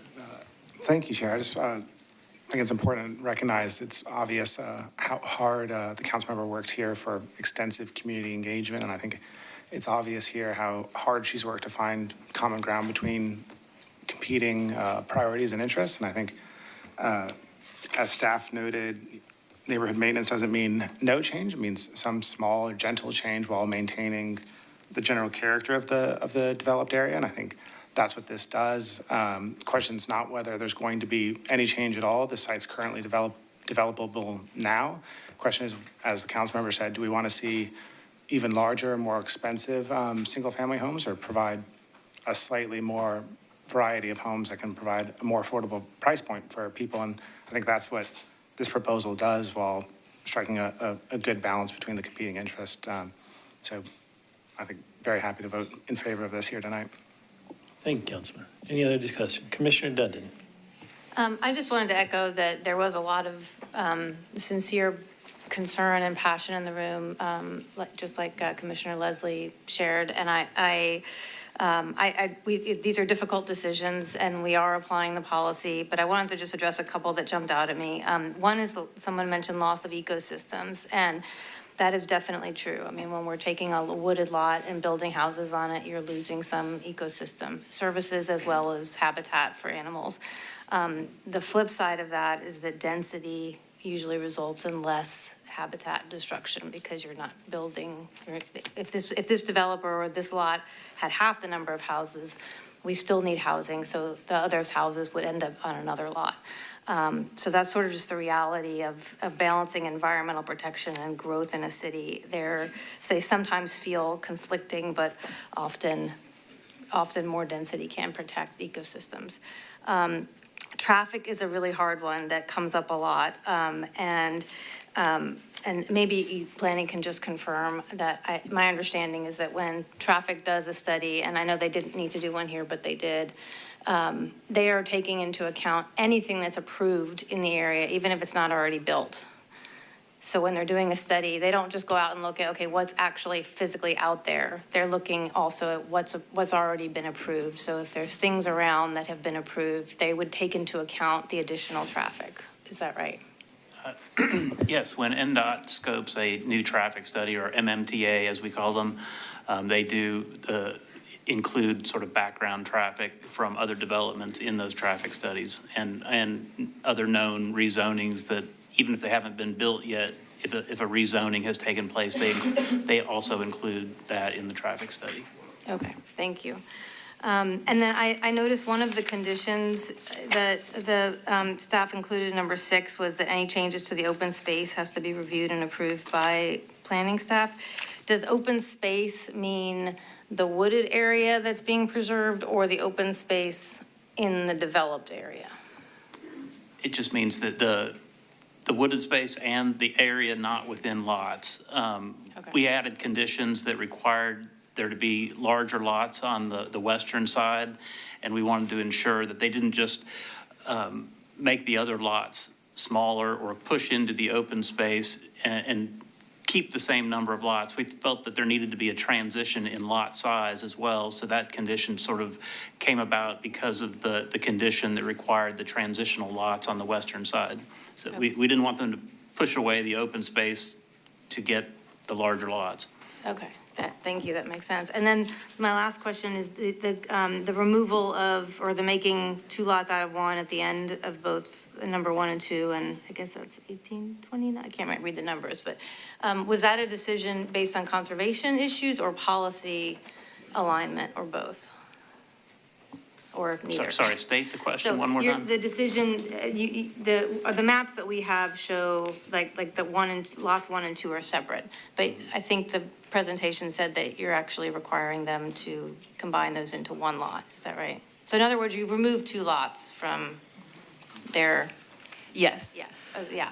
And that was for transition from the developed neighborhood already to the west, since those are bigger lots. And this way, it kind of goes already into bigger lots here on the west, starting on Woodshire. Okay, so it's to maintain a little bit of the character around it on that edge of, Yes. of the neighborhood. Okay.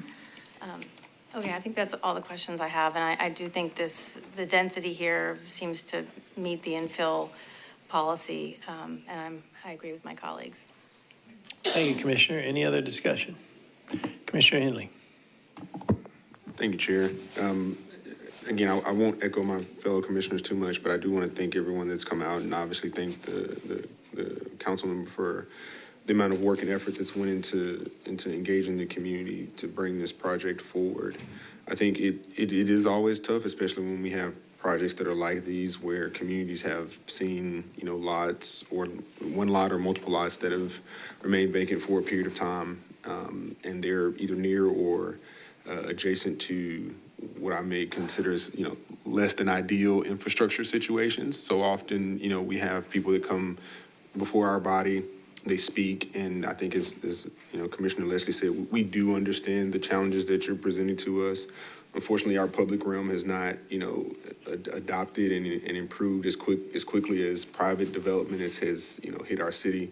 And so things like traffic, things like safety, just in commuting, whether you're a pedestrian or a driver, those are problems that are already present, and not absolutely not making the case that they are separate from development, but they are already present before developments like these occur.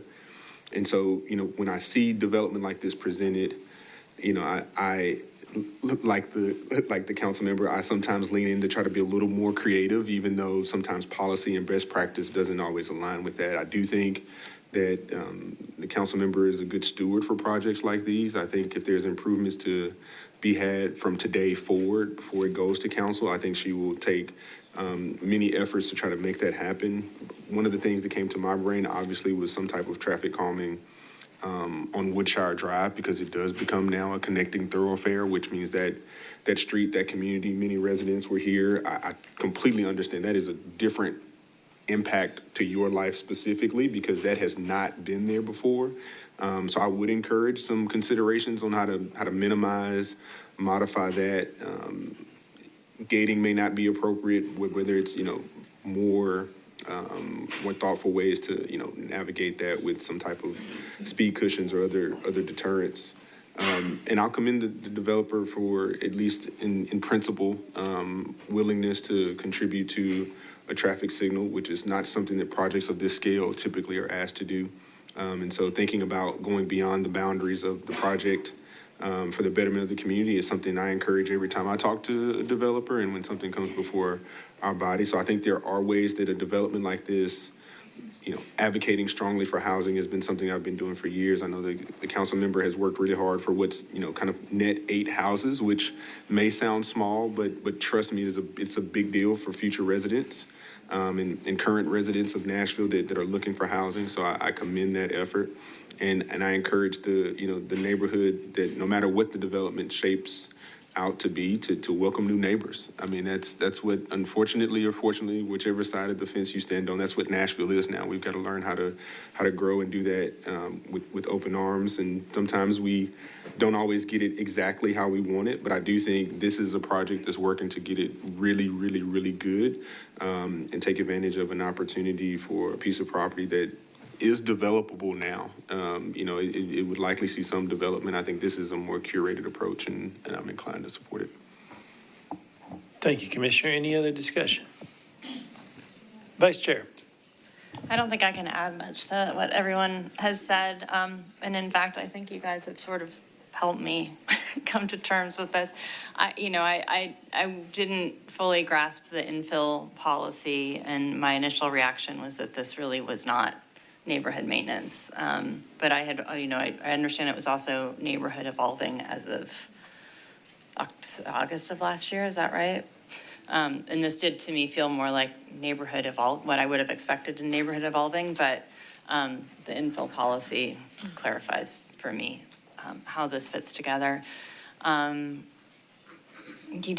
watched some of the videos of the public meetings that were held. I think someone submitted those to us, so I watched a number of those last night. I know this has been a really hard project.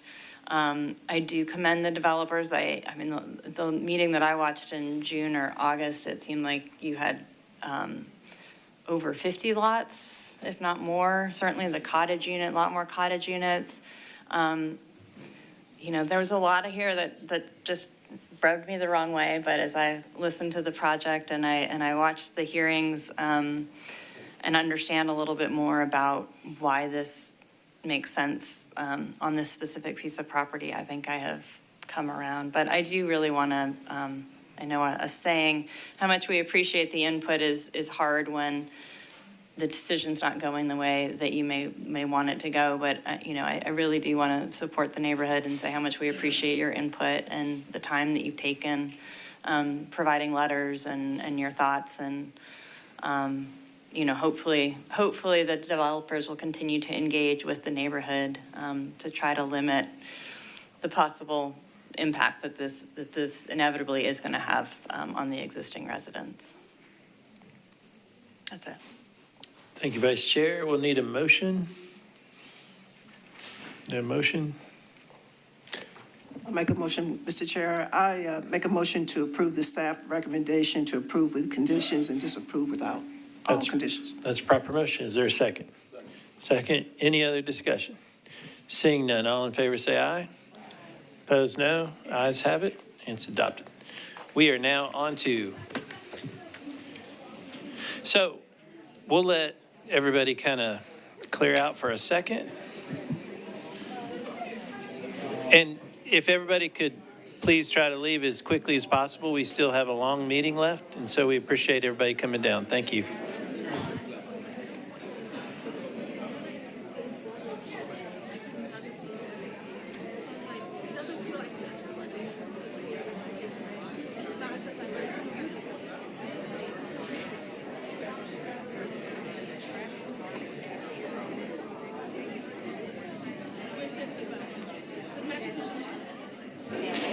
And if everybody could please, if you're here, if you've already here for a case, if you could exit as quickly as possible, we really appreciate it.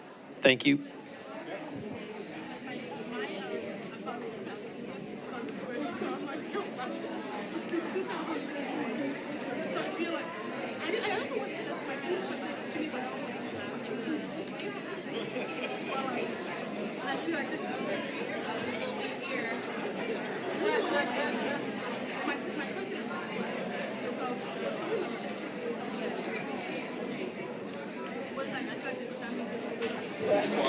All right, everybody, if you could please, if we could get everybody's attention, we still have to finish our meeting. Thank you. If everybody would quiet down so we can hear each other.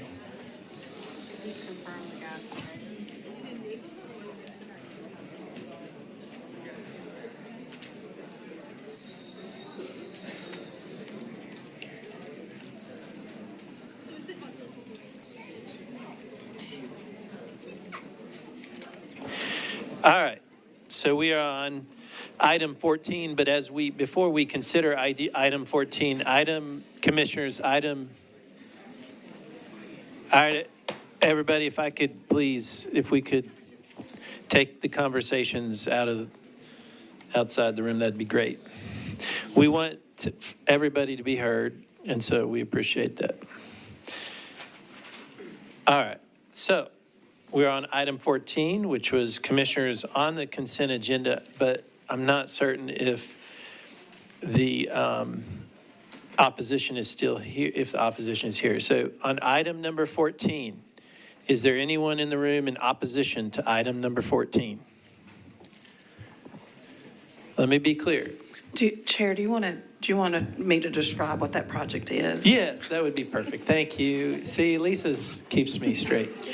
Thank you, Lisa. Item number 14 is a request to rezone on Straightway Avenue to permit 36 multifamily units. All right, so again, let's be clear. We want to make sure, because we don't want to miss anybody. And we try to make sure everybody has a fair chance.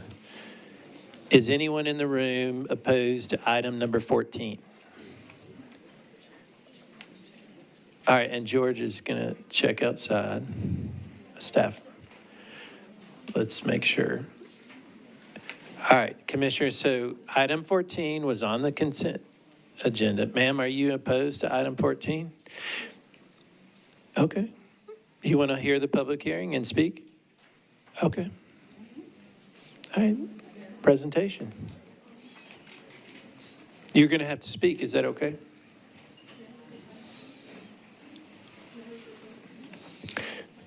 She said, can she listen first with her description? Sure. Okay. Go ahead. All righty. All right, this is item number 14. And the request is for preliminary SP to permit 36 multifamily residential units. And staff's recommendation is to approve with conditions and disapprove without all conditions. The subject site consists of one parcel totaling 1.83 acres and is located north of Straightway Avenue.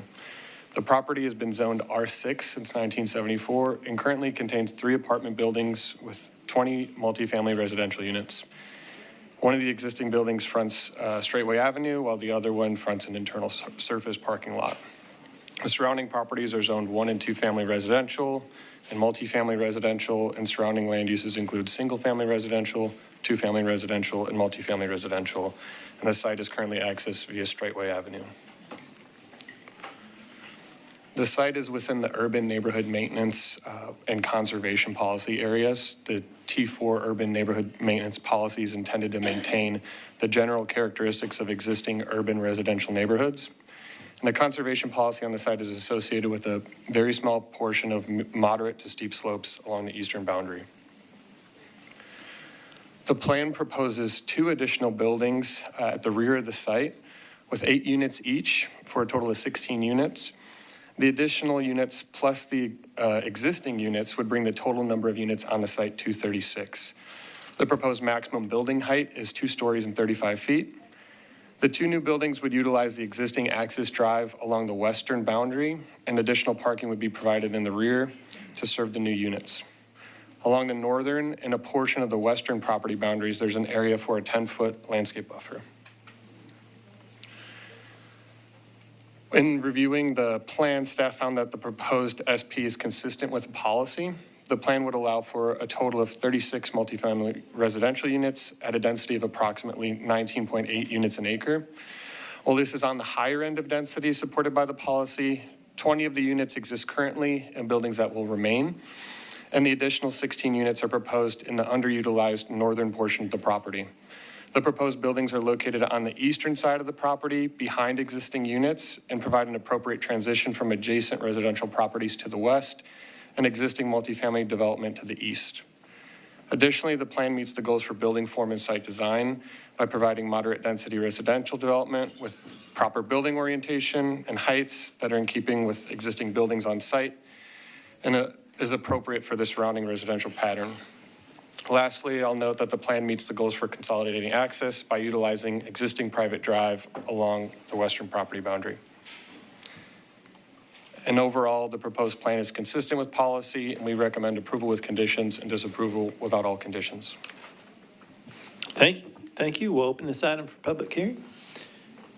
Applicant, 8 minutes, and you can save 2 of the 8 minutes if you don't use them. Welcome. Thank you, Mr. Chair, members of the commission. My name is Michael Garrigan, 516 Heather Place. I'm a civil engineer with Dell & Associates. I'm here on behalf of the property owner, Mr. Aaron Friedman. As Laszlo stated, the site currently contains 20 multifamily units in the 3 apartment buildings.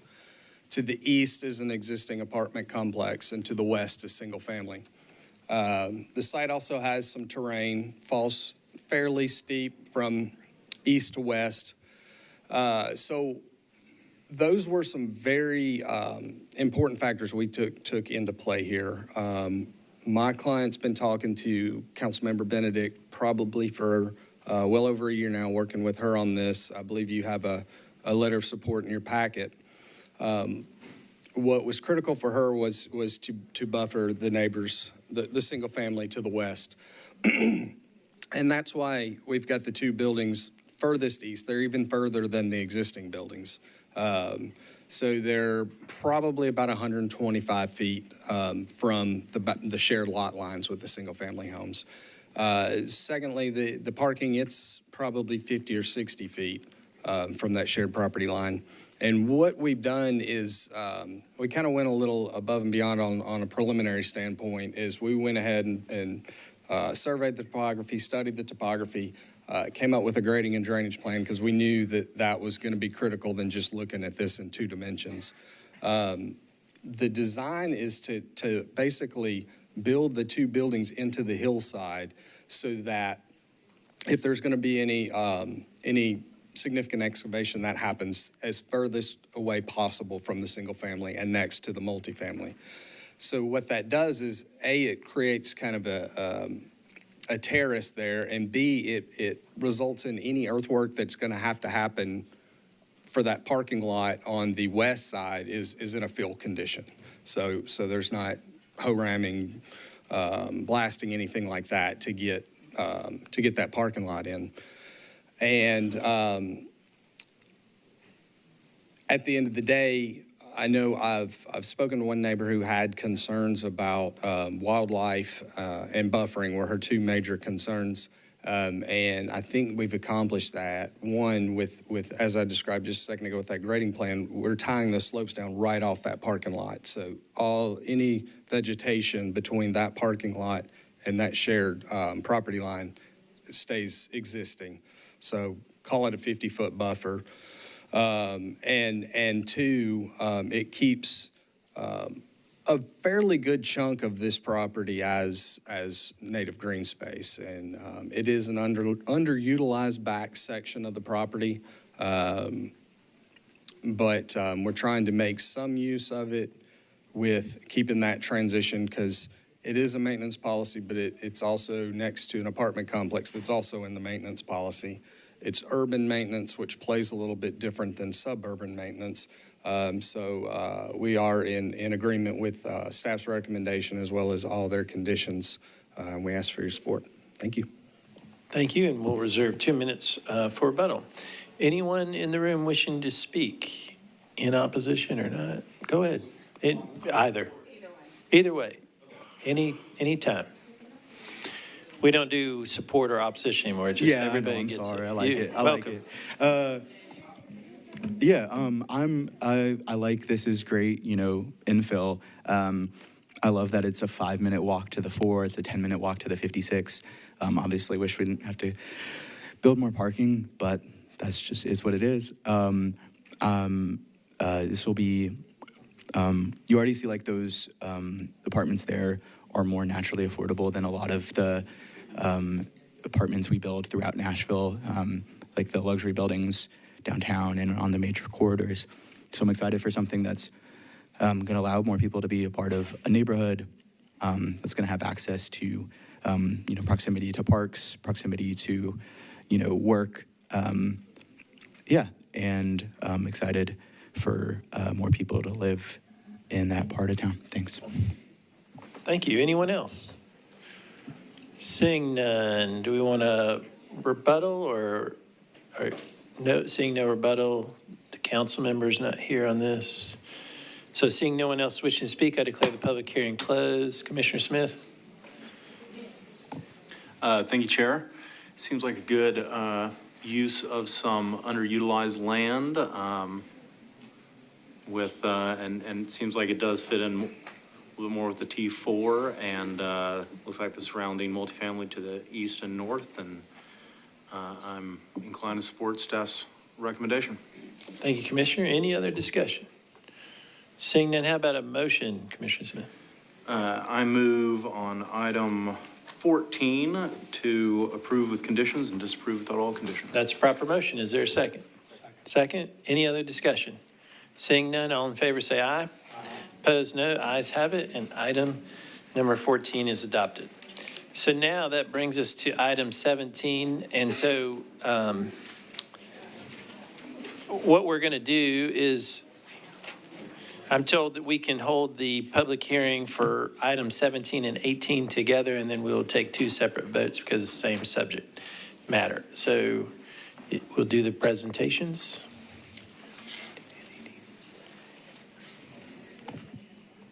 Oh, Chairman, Lisa had just suggested, there's one last item, number 23. And we were one, wait, it's okay. Stop. Whoa. We were going to ask if they, We'll wait. I apologize. Let's wait. Okay. All right. We're going to do item 23 later.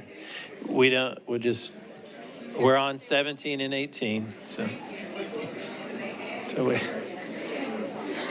but everybody's got to be quiet so we can do the presentations. Thank you. I know y'all have been here a long time. Thank you.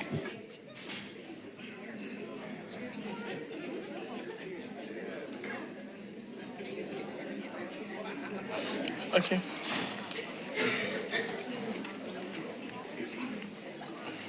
Ready? You recognize. All right. Good evening, Commissioners.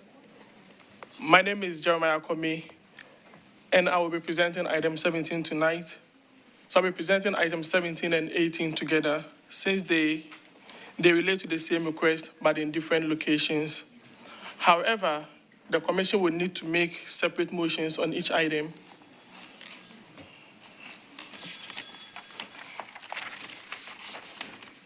This is a request to apply a commercial compatibility overlay district. Staff recommends to approve with a substitute ordinance.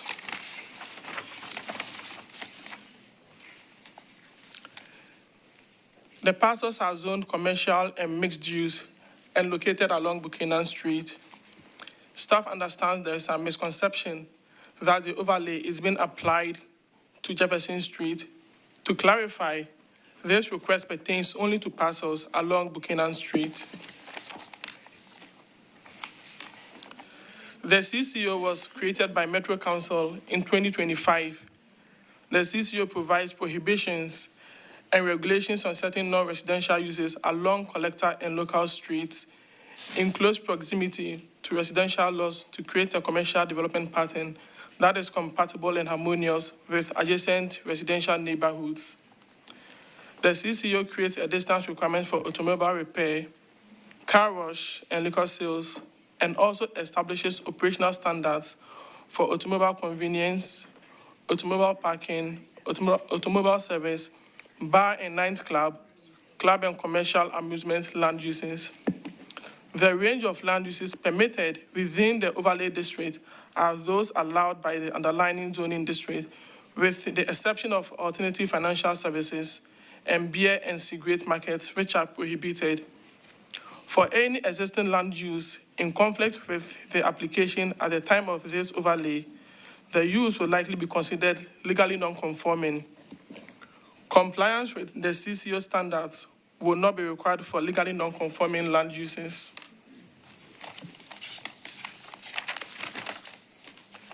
Staff evaluated the request against the applicability criteria for the CCO and found that the subject parcels meet the overlay requirements. The subject parcels are contiguous and have frontage along either Buchanan Street, which is classified as a collector avenue in the Major and Collector Street plan, or Arthur Avenue, which is a local street. The proposed parcels within the overlay are located within 100 feet of parcels zoned RS, R or RM, satisfying adjacency requirements to residential zoning. Eligible zoning districts within the CCO are limited to mixed use, office, commercial, and shopping center zoning districts. The proposed parcels are zoned CS, MUNA, and MULA, with the exception of one split zone property, which staff has proposed to modify the boundary in a substitute ordinance. The acreage of the overlay is approximately 15.78 acres, which is well under the 50-acre maximum for the overlay. The proposed substitute ordinance is shown on the screen. The substitute ordinance removes the RS5 zone portion of parcel 447, which is highlighted in red, as the residential zoning does not meet the applicability requirements for inclusion in the CCO district. The acreage of the proposed substitute is approximately 15.58 acres. Staff recommends to approve with a substitute ordinance. I'll move on to the next item, which is item 18.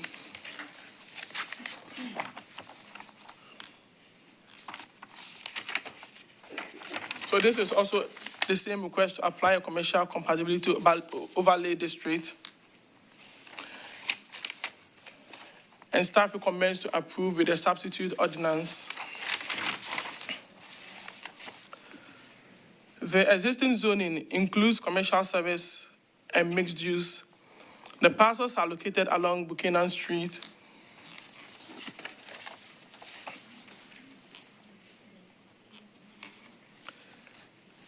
This is the same information that was just presented.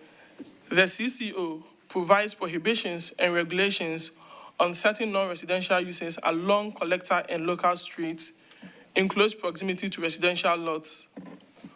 For any existing land use in conflict with the application at the time of this overlay, the use would likely be considered legally non-conforming. Compliance with the CCO standards would not be required for legally non-conforming land uses.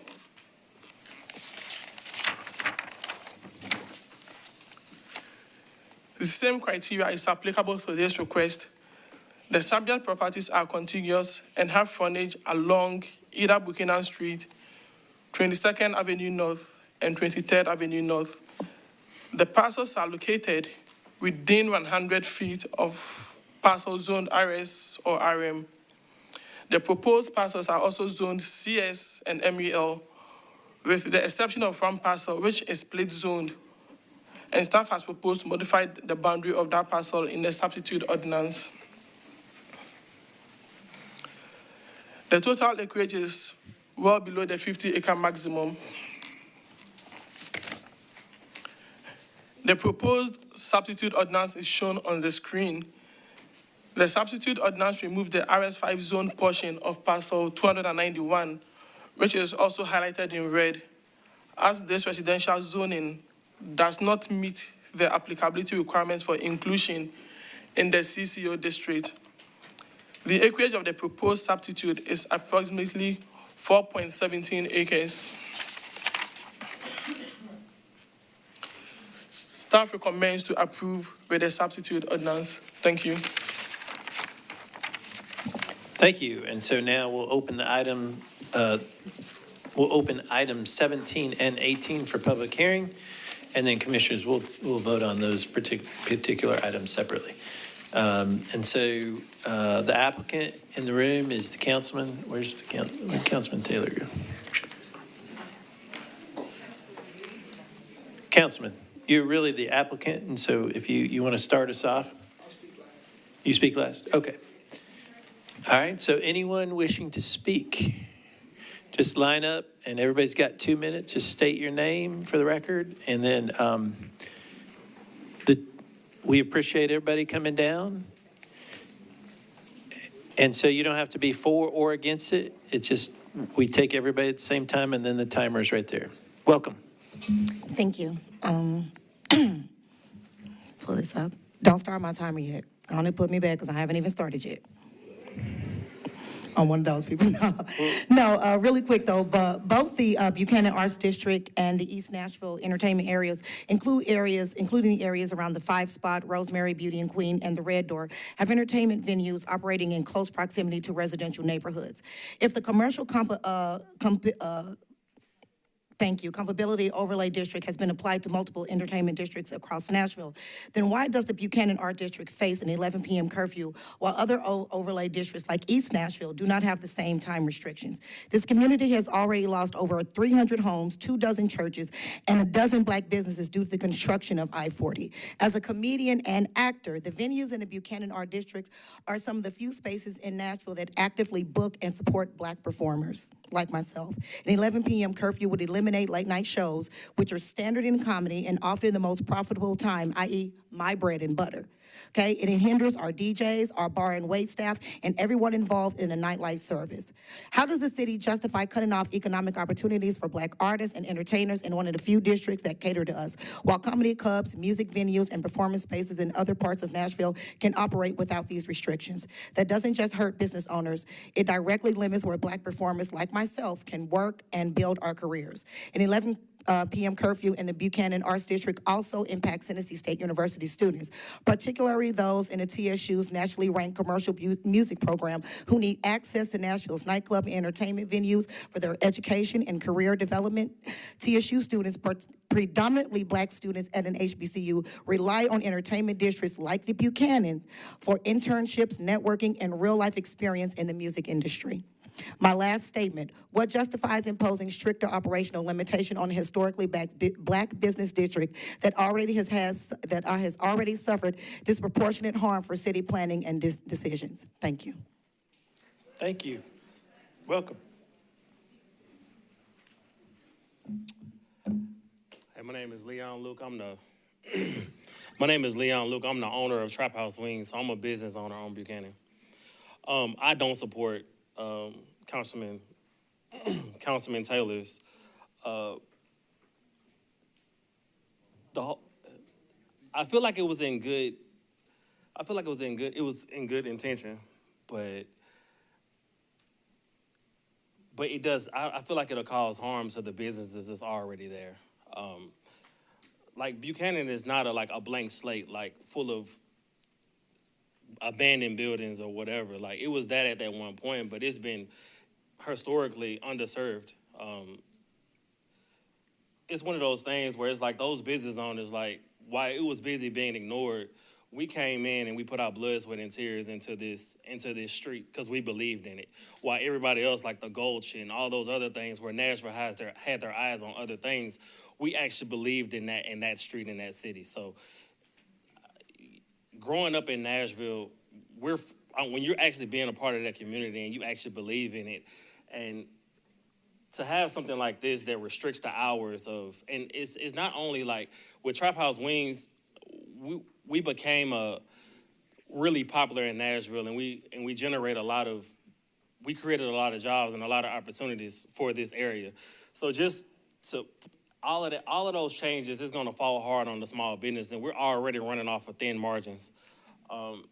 And then we have the solution of like being grandfathered in, like that really does anything because it's gonna have lease changes and my biggest thing I want to touch on before it ends is just transparency. So a lot of us are just finding out about this now or whatever, but we've been hosting meetings. It doesn't have to be on a legal level where we can create bylaws and make changes, but it's just the transparency of it all. And we actually requested that to be seen, but it was actually ignored.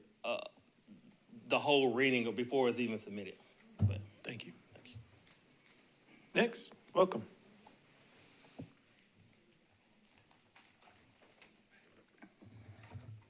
Happy New Year, everybody.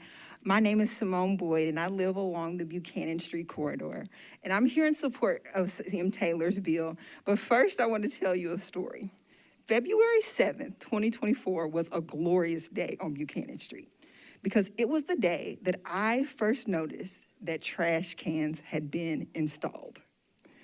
Now, for some who think that installation of trash cans may not seem like a momentous occasion, but for those of us who have endured the pain of disinvestment and lack of public infrastructure, it was a cause for celebration. So I did what any millennial would do. I took a photo.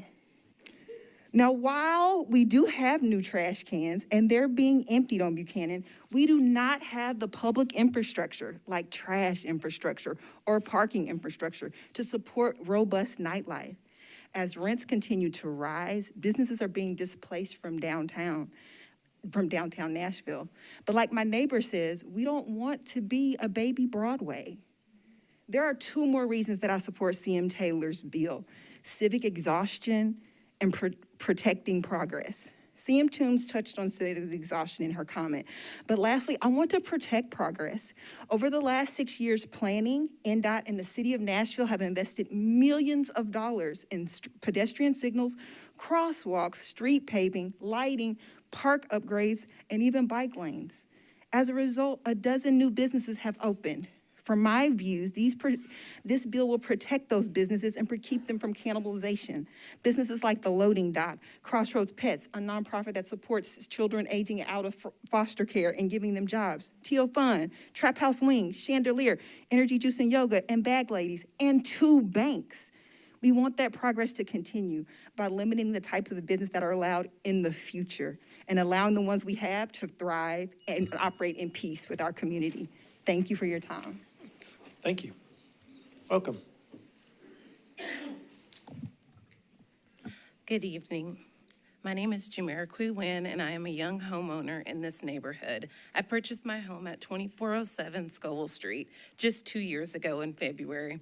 I want to be clear, I welcome new businesses and thoughtfully growth in our community. I chose to buy here because of the energy, culture, and small businesses that already exist. My concern with the commercial compatibility overlay is that while it's presented as a compatible, it actually adds restrictions and costs that disproportionately affect the small, locally owned, and especially Black-owned businesses that have sustained this corridor for many, many years. These businesses didn't create problems that needed correcting. They created value. Yet overlays like this often raise rents, impose design and compliance costs, and make it easier for well-capitalized newcomers to enter while pushing existing businesses out. I believe in growth without barriers. If the goal is to attract businesses, we should be reducing friction, not adding layers of regulations that can favor outside investors over local operators. I'm asking the council to pause or amend this overlay to ensure it does not unintentionally restrict legacy businesses or accelerate displacement. Growth should expand opportunity, not quietly erase the people who made this neighborhood worth investing in. Thank you for your time. Thank you. Welcome. Hello, how are you doing there? My name is Larry Kirchable, the owner of Computer House and co-owner of other businesses in the community. We have brick and mortar businesses throughout North Nashville. I would like to address everybody here to say that the behavior that the committee has shown to the people here have been discerning, have been contemptuous, have been very arrogant, and basically trying to hold the voice away from people. This is one meeting. We all should be heard our voices and not to be told to shut up, quiet, or anything like that. This is the reason I came up. You said, hey, there's not time. 17 would be heard. You didn't even know what I'm about. I told you I was here for 8. And you look at people as a color and not what we stand for. You are not like us, so why should we have people judge who we are? TSU owed $3 billion, but they want to have people tell us how to spend the money, what to do. They don't do that in no other places but at HBCU. This is disrespectful to the community, taking a 30-minute break when you said 10 minutes. In our language, we call that CPT time. And that's all I have to say to you is Shabbat.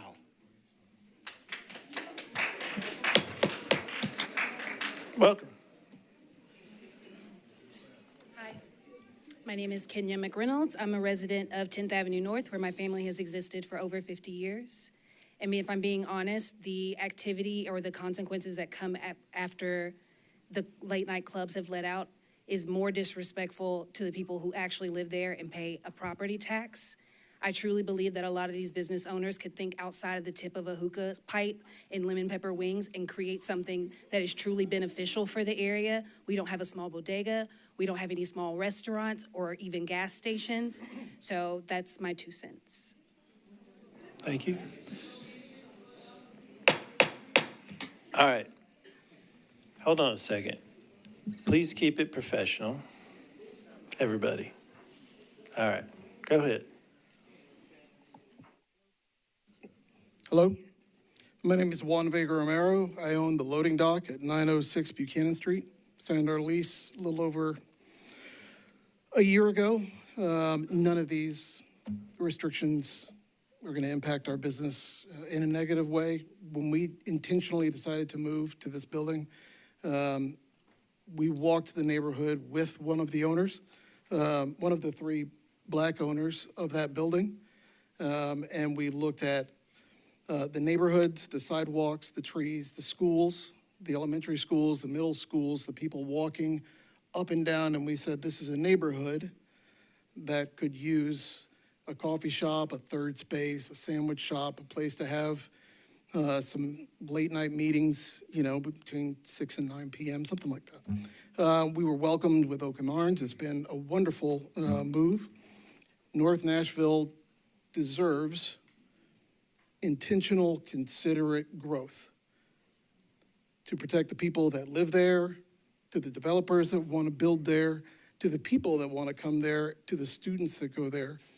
And we have a space for that. Jefferson Street is in dire need of investment. We actually looked there first, couldn't make the lease work with the previous tenant, and were lured over to Buchanan, which is a better fit for our business. We need a space for entertainment in North Nashville. It should be fantastic. It should be desirable. It should be well-known and sought out. And Jefferson Street is the place for that. But people live right behind Buchanan. They raise their children there. They walk them to school every day. I see them pass by. And there has to be intentionality with how the neighborhood grows. Thank you. Thank you. Next. Welcome. Good evening. My name is Gary, and I oppose this zoning proposal because it prioritizes restriction over relationship. I've lived and worked in the Nashville, Middle Tennessee area for over 20 years. I recently chose North Nashville to build my home because of the strong sense of community here, particularly the culture of people, the businesses that operate along Buchanan Arts District Street, and the rich heritage and history of North Nashville. I am also a business owner who partners with several businesses in Buchanan Arts District and other neighborhoods like Wedgwood, Houston, East Nashville, Germantown, and downtown. Again, as a resident, I patronize these businesses. I have real personal relationships with these people who own and operate these businesses. My concern is placing these restrictions will cause a destruction to the business economy of North Nashville for these minority-owned businesses. Forcing an 11 p.m. closure will kill the very businesses that make this district a destination for the culture. You are creating a ghost district where only new residents can afford to live, but the original culture that made them want to move here will be legislated out of existence. I don't think it's fair that we restrict the very businesses that made Buchanan a destination for other businesses. I heard a couple of people talk on their concerns with the businesses. As a consultant, I understand the concerns of the community. If there are issues that need attention, I believe they can be identified and resolved through partnership between the city, you all, and the community. I think we heard on other issues where there were public meetings and public forums. I have not heard anybody say that there was ever a conversation to be had about 17 and 18. My hope is that we choose a path to preserve these businesses, protect the community spaces, and allow Buchanan Street to continue to be a place where people gather, work, and build connection. Thank you. Next, welcome. Hi, my name is Aretha Carruthers. I reside at 10th Avenue North. I've been there for 31 years. Everybody's worried about the dollar. They're worried about the businesses, but what about the people that live on 10th and Buchanan? I've lived there for 31 years. I had to deal with a club on my street for 8 years. We dealt with crime.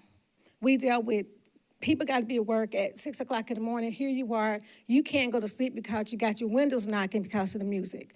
You've got people at 3 o'clock in the morning leaving the club. They're loud. So you can't sleep. That it impacts us that have to be at work. It impacts the individuals, the elderly people, because they're used to going to bed at 7 o'clock, but then they got to clean their yards up because businesses don't do that. But who was going to fight for us, the people that live in that community? We don't have a way of fighting unless we support Brandon. Me and Brandon didn't support each other before, but I learned to deal with Brandon. Brandon taught me a lot. That community means a lot. And that's what I do. I'm an advocate for my street. And my neighbors can tell you, whatever it is, I'm there for them.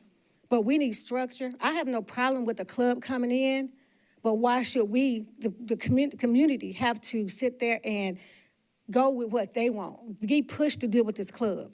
We shouldn't have to deal with this club being pushed on us. It needs to be some structures. 11 o'clock is not bad because if you're trying to run a club at Wednesday through Thursday, we have to go to work. How can we perform and make our money when you're making your money because you got a club open at 3 o'clock in the morning? But somebody needs to speak up for the community because I know a lot of you don't want a club coming to your organization or your business, your area, and then when you turn around, you can't sleep. You coming in here, you worried about, well, how am I going to perform? You can't. So we need somebody to speak for us. I don't have a problem with the 11 o'clock curfew, and I support it, especially during the week. The weekend is totally different. Thank you. Thank you. Welcome. Hi, my name is Victor Lecoff, and I live on 10th Avenue North, right next to Buchanan. I wanted to voice my support for the importance of zoning compatibility. Zoning exists for a reason, and I think it's incredibly important to protect residential neighborhoods and create buffers between different zoning ordinances. We do not have a buffer on Buchanan, which is why compatibility between low-density area and businesses is so important. I wanted to share with you a glimpse to what happens when we do not have zoning compatibility. Like I said, I live on 10th Avenue North, and I've owned my home there for about 3 years. We had a club on Buchanan, which was about 400 feet away from my house. That club was open on Wednesday, Thursday, Friday, Saturday, and Sunday. They were allowed to operate until late at night, which made it almost impossible to fall asleep without headphones. And even though we have certain noise ordinances that are put in place for those situations, they can't be enforced. I think that this new zoning could help avoid those situations moving forward and allow residents in a single-family home neighborhood to not have their windows vibrate because of the music coming from a club next door, would allow residents to not wake up with alcohol bottles in their front yards or trash, to allow residents to park. 10th Avenue North is a two-way street, but it really feels like a one-way street, and as soon as the club is open, you can't drive. It's always blocked, which is why NDOT is constantly called on. And I think it's easy to say that you're against this new zoning when you're not impacted by it, but we are the resident. Thank you for your time. Thank you. Welcome. Good evening, Commissioners. My name is Tequila Johnson, and I live in District 21. I live on 12, just steps away from Buchanan Street. And I am here to request that this is deferred. So meaningful community engagement can happen before we lock in decisions that will outlast all of us. As you all know, zoning is not temporary, and Councilman Taylor's term is about to end. But communities live with zoning decisions for generations. We cannot ignore the history that planning and zoning in this country has been systemically used as a tool to displace Black residents, erase Black businesses, and serve as a distraction for Black generational wealth. That context isn't abstract. It is our lived reality, and this should inform how we move forward today, how you all move forward today. You've heard from council members tonight. And what troubles me is I run the largest Black-led civic organization in this state. I live in this district, and I've helped several of those council members get elected, yet I knew nothing of this ordinance. Because when I decided to move to North Nashville, it was for the nightlife. It was because I looked at 12 South and I realized I couldn't afford to live over there. But I wanted a place where, as a young millennial, I was steps away from bars, I was steps away from nightlife, and Buchanan Street gave me that. I think there are some questions that you all as commissioners have to ask and have to study before you can implement this. Will this overlay be implemented in 5 points? Will it touch 12 South? What about Wedgwood, Houston? Is it applied primarily in corridors like North Nashville, where Black-owned businesses have existed, survived, and persisted despite every obstacle? Because while this policy may be framed as neutral, its impact is not. It disproportionately impacts Black residents and predominantly owned Black businesses, car washes, auto services, nightlife venues. These are the types of businesses that Black people, only businesses we've been able to enter into. Thank you. Thank you. Welcome. I'm Mason Caples. I'm a native Nashvilleian. I've been here my entire life. I was going to say that I'm against this ordinance, but I believe that the amount of people that were here that are not able to speak and the people who aren't able to voice their opinions, we should defer this. Honestly, we should have deferred this because I spoke to people who actually live here and they have issues, but also we have the culture of TSU, had TSU students say, hey, we can't afford to get here to talk. And to tell that, hey, we have a food desert going on. This is the place that they go and eat in the middle of the night. And so you have two issues going on about protecting local people who've moved there and who've been there, and also the nightlife that people like me who grew up here and go to North Nashville for the nightlife, and how to juxtapose and have a real discussion about how we balance this.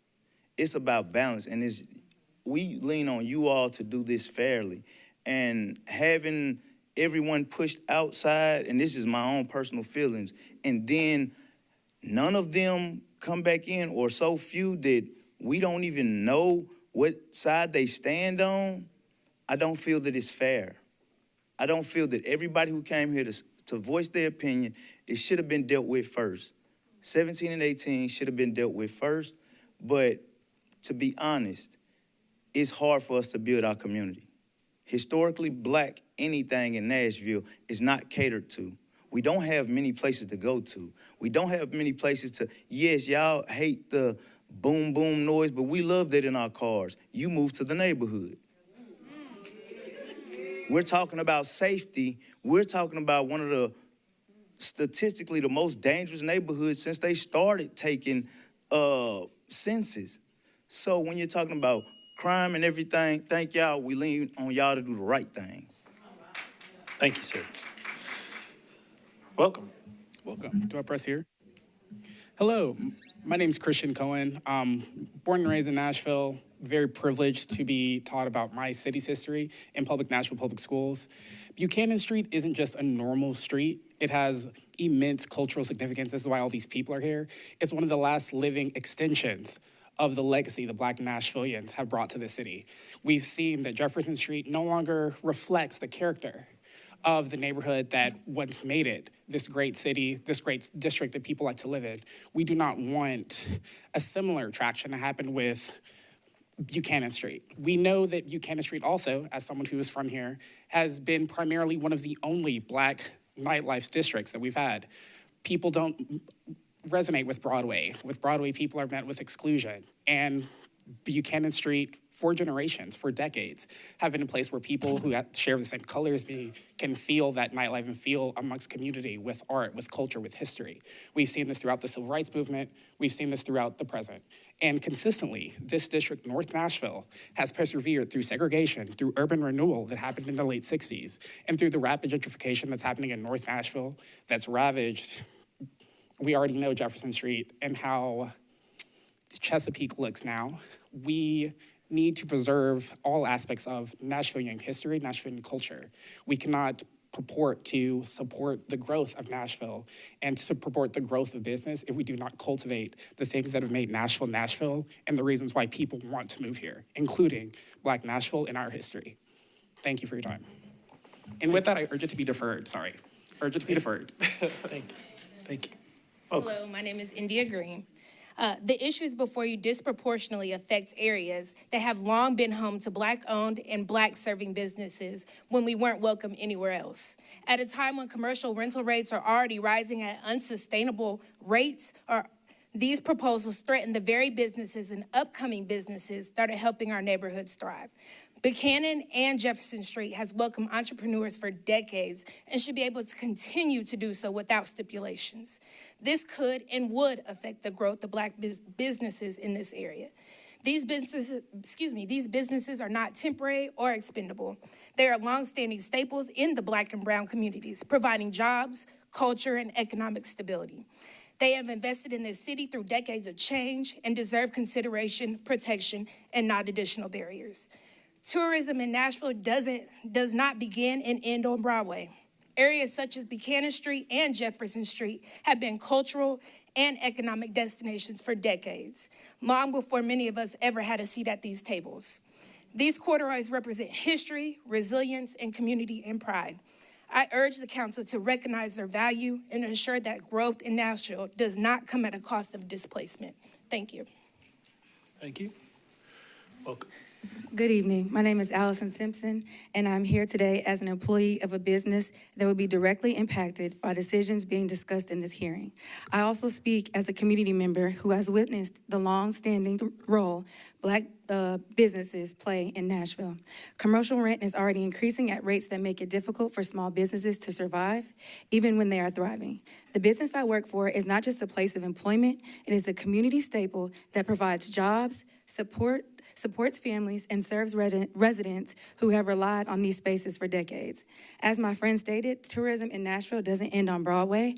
Areas like Buchanan and Jefferson Street have been cultural and economic destinations long before many current leaders held office. These corridors carry history, culture, and generational investments. Decisions made here today have real consequences. They affect workers like me, business owners, and entire communities. I urge this council to consider the human impacts of these policies and to protect the businesses that have helped Nashville and continue to contribute to its growth. Also, I would like to say the business that I worked for, I would like to address that lady. She said that we don't clean up after ourselves. The business that I worked for, we organized several community cleanups where we picked up trash and everything else. So I would just like to tell her that's false. Thank you. Thank you. Welcome. Hi. There's been a lot more eloquent people before me, but I'd love to point out that I was present at the October 20th Traffic and Parking Commission meeting in this room when Councilmember Taylor had a residential parking permit for this exact area that was discussed. During that hearing, Councilman Taylor argued that the neighborhood needed relief specifically from nightclubs and bars that were turning their parking lots and side streets into party space and causing huge bottlenecks on 10th and 11th Aves.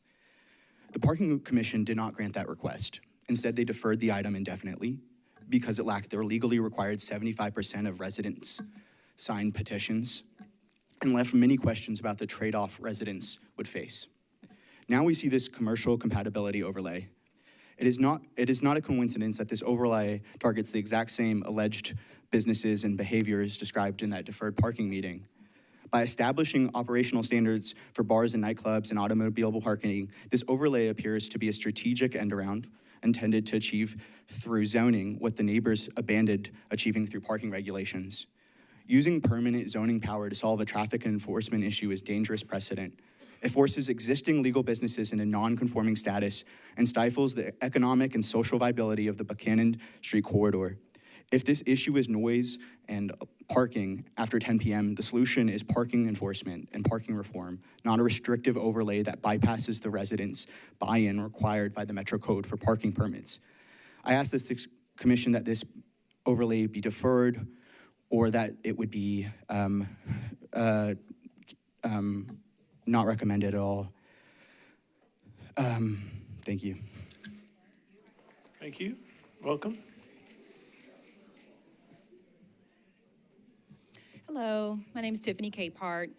I am a resident of 37218 Bordeaux, but I'm a TSU grad, former city planner, consultant, and I have worked in and out of the North Nashville community on a policy level since 2008, 2010. I am not necessarily against the proposal or the bill. I do think that it should be deferred to allow for additional community engagement and to talk with some of the business owners that have properties on Buchanan.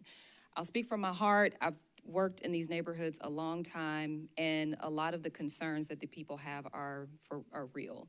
A lot of the concerns that people have are from neighborhood groups and neighborhood leaders who have advocated in North Nashville for a really long time, and we are now in 2025, and some of their concerns are really being dealt with in a real way. And so I do think that additional community engagement will allow for those concerns to be heard and for any other additional input to be put into this bill. The other concern that I have is making sure that the planning staff has time to study how this overlay will be applied, not only on Buchanan Street, but in other places across the county. It's understood that it's applied to collector and local streets, but one of our more comparable commercial districts, which is 12 South, I understand is an arterial. So where else can this overlay be applied today. So it's not just we're creating a countywide tool, but that will only be applicable in this very unique, historically Black commercial district. So again, I'm not against the proposal. I do think it just needs to be deferred for more study and more engagement from the community. Thank you. Thank you very much. Welcome. Before y'all start my time, just to say I am born and raised Nashvilleian. I am from the city of Nashville. And before I start my speech, somebody did say that they had their home for like 3 years, and then I think someone else said 5.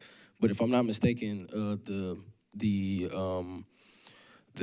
nightlife club that I work in is almost have been here for a decade. So before you have moved to the community, it sounded like you guys should have did your research before you guys came to the community.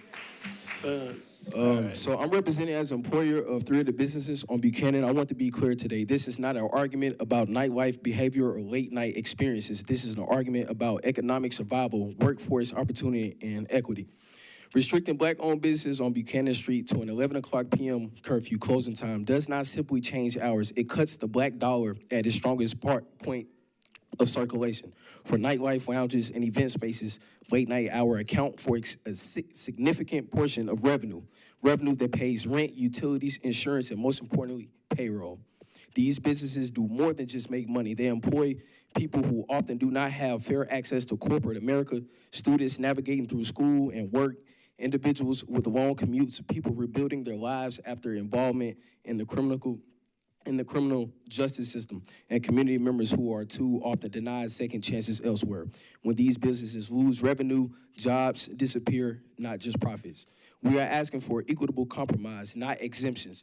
Policies like grandfathering existing businesses, cultural or entertainment overlays, and an agent of change protections allow residents and business to coexist without cutting off the economic lifeline of a historic Black corridor. Development should not erase legacy. Those who move into a historic area must respect what already exists, just as businesses are willing to work with residents without compromise. This policy risks producing economic injustice and not progress. Thank you. Thank you. Welcome. Hi. Good evening, Commissioners. My name is Janice Lacey, and I'm a speech-language pathologist, and I work every day with people whose voices are often overlooked and misunderstood. In my profession, we are taught that meaningful communication only works when all voices are heard, valued, and understood. I bring that same lens to how I view community planning. While I support protecting residents, I also believe Buchanan Street is a place where communication has historically happened beyond words, through music, through nightlife, gathering spaces, and cultural expressions. Those spaces tell a story of how this community allows people to be seen, heard, and connected. My concern with this overlay is not its intent, but the process. At this time, there has just not been enough clear neighborhood consensus. Without that shared understanding, planning, decision, risk speaking for the community rather than with it. Protecting residents should not mean silencing the culture, history, or the entertainment that's given Buchanan its voice. I believe we can protect the quality of life while also preserving the spaces that allow this community to communicate its identity. Until there is deeper, more inclusive engagement that reflects those voices, I respectfully ask the commissions to recommend non-approval or defer this item. Thank you. Thank you. Welcome. Thank you, Commissioners. Happy New Year. My name is Archie Davis II. I'm a nonprofit executive as well as a developer. And I've been living off of Buchanan for about 5 years. I've invested in my property, which is about almost $700,000. So I'm here to speak on behalf of the homeowners and the community. We don't like the overlay. We like to be able to come home at 8, 9, 10 o'clock p.m. and see Buchanan as a historic district look like the Renaissance of Harlem. Nashville, this is your opportunity to get it right. Because, you know, I've served the 12 South community in the nonprofit sector. Shouts out to Commissioner Henley. Saw your work over at Edge Hill. Good job. And it's important that we don't fumble this one. I frequent 12 South. I frequent East Nashville, the Gulch, Wedgewood, all of these places where I do spend money. But, you know, it's just another level of pride when I can come home and just see that the people that look like me are doing well. We're not stressed, we're not worried, we're having a good time in a great city like Nashville. Nashville, I've been in Nashville for about 28 years. I've taught high school, I've concrete management, you know, the list goes on. But the reason I'm here today is because I want to make sure that you all hear our voices. I don't know what to say about anyone else, but I just want this group, this body to know that this is Nashville's opportunity to get it right. And, you know, we see Nashville 911 on TV. We see Nashville, the show. I mean, like, seriously, like, Buchanan in the historic district can definitely be something. So here's your opportunity. Thank you. Thank you. Welcome. Welcome. Thank you. I want to thank everyone for the opportunity to speak here today. My name is Valeria Lopez. I am a business owner in the Buchanan Arts District. I am also a native of Nashville. The place where my business resides is a place where I grew up playing in every weekend when my mom would go to help my uncle at his dry cleaners. Quality, quick dry cleaners belong to my family. This is legacy for me. This is community for me. I'm gonna jump over my entire speech and speak from the heart. I asked my husband when we acquired our space in East Nashville, could we find a space on Buchanan? He said, well, we really can't afford that. I said, I just wish we could be on Buchanan. Because although East Nashville, where we have our first business, which is a restaurant, Suite 1225, it has been great for us. But it's not the same. We are surrounded by a diverse neighborhood that doesn't see us. So I'm always marketing, always trying to figure out how to get us out there. So I just want to be around people that look like me, people that hustle like me, people that wanted to see the community thrive like me. And so we came to Buchanan when we got the opportunity. And Minerva was a big component for us to thrive. And ever since they've been gone, we've been suffering. We've been taken from one business to float the next. My rent is $12,000 a month.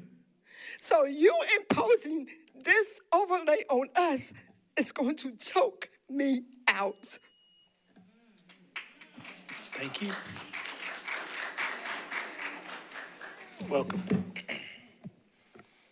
Well, good evening, everybody. Should be saying good night, but we go say good evening. I'm Jordan Gaither. I am a Tennessee State University graduate. I'm actually pursuing my master's degree right now, and I also plan to go back and get my doctorate degree in sports management. I am here today, not just speaking for myself, but speaking for the people that could not be here as well. This zoning bill, the Buchanan Street Commercial Compatibility Overlay, is being framed as order, as compatibility, as progress. But to the people who live here, build here, and create here, it feels like erasure. Buchanan Street has never been quiet. It has never been designed to fit inside a box that makes other people comfortable. Buchanan Street is culture. It's music spilling into the street. It's Black-owned businesses surviving without apology. It's nightlife, conversation, entrepreneurs, and community. Not just during business hours, but when a city actually comes alive. The bill does not ask how Buchanan Street works. It tells Buchanan Street how it should work. And that's the problem. Because when policies are written without listening to the people who made the place what it is, they stop being planning tools and start becoming control tools. Let's talk the truth.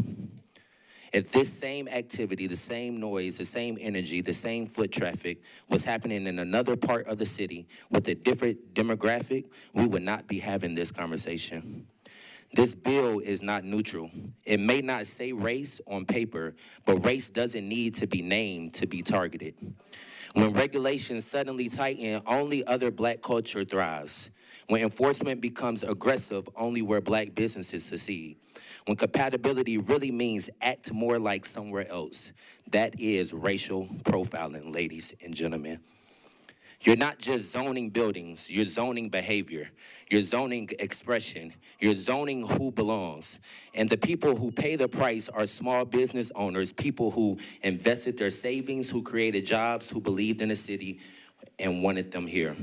This bill threatens to punish them for being successful in the very way Buchanan Street has always been successful. Thank you. Thank you.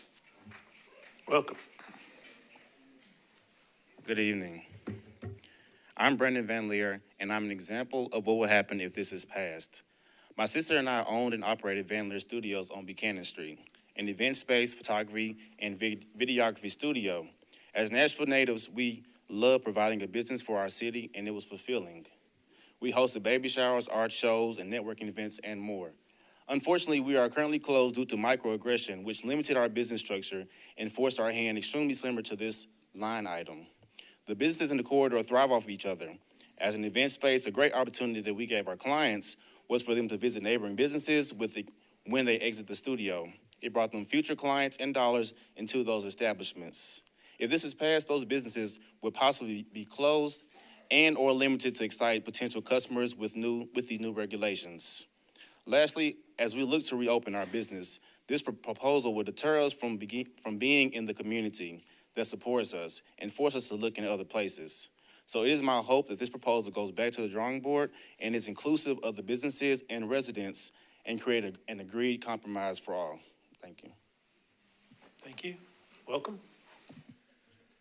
Hello, my name is Terrence Holt, Nashville native. I had no intentions on speaking today, but I wanted to, voice my opinion on a lot of people's opinions. So people are saying, hey, this area is loud, it's essentially ghetto. And then also as well too, as far as the businesses that are there, those same styles and types of businesses are on Broadway. So from 2020 to 2024, I lived directly on Broadway, 1200 Broadway. Every morning at 8 or 9 o'clock, I heard the party buses going every morning into 2 or 3 in the morning, and nothing was done. Across the road at the Exxon, the guys were on the motorcycles revving their engines the entire night, so nothing is done, but the buck stops and starts on Buchanan. Not only is that discriminatory, it's totally unfair, and just a lot of what the people on the media will say, well, hey, get jobs, become successful, quit complaining, so on and so forth, but we're trying to do those things in our neighborhoods because we can't afford to do it in the downtown neighborhoods. And then it's just like you're trying to push them out and push them away. Then we want to talk about, hey, it's dirty, it's trash everywhere, but you can't compare that to Broadway because at the end of the night they have multiple street sweepers, they have trash people taking the trash out every single night, not 3-4 times a night, it's every single night. We talk about violence. My car was broken into twice downtown. Even today, if you go downtown to any hotel, you will see multiple cars broken into every single weekend and even during the day. So just again, the buck shouldn't stop and start on Buchanan. Thank you. Welcome. Hello, my name is Jacques Hunter. I am not a homeowner, but I am a resident of Jefferson Street. I don't know if that adds more or less value to my statement, but post-college, I wanted to move to North Nashville. I think one of the things that was important for it was the culture. There was even a 2-month period where I didn't have my name on a lease because I wanted to find a residence in North Nashville. One of my favorite things to do is to go running in the morning. And I run down Jefferson Street, I go down Buchanan, I see all of these plaques or mantles that talk about the history, and I hear it in my head, right? I want to research, I want to know more about it. I feel like it pumps through my spirit. I think when we talk about the issues are issues, yes, but I think adding an ordinance to solve the issues don't necessarily equate. Oftentimes it can be overbearing. So my request would be that you defer it to maybe address some of the issues of maybe cleanup or you talk about the standpoint of it's being noisy. Well, if this ordinance applies not to grandfathered in businesses, there's still going to be noise at the end of the day that this ordinance won't address. So I would just request that you defer it to maybe discuss other options to solve everybody's issues and keep Jefferson Street and Buchanan alive. Thank you. Thank you. Welcome. Hello, my name is Elishaba Morozic. As someone who has owned 2 late-night businesses on Jefferson and Buchanan, at first I was immediately against this bill. I didn't want any restrictions on my businesses when I am not causing problems.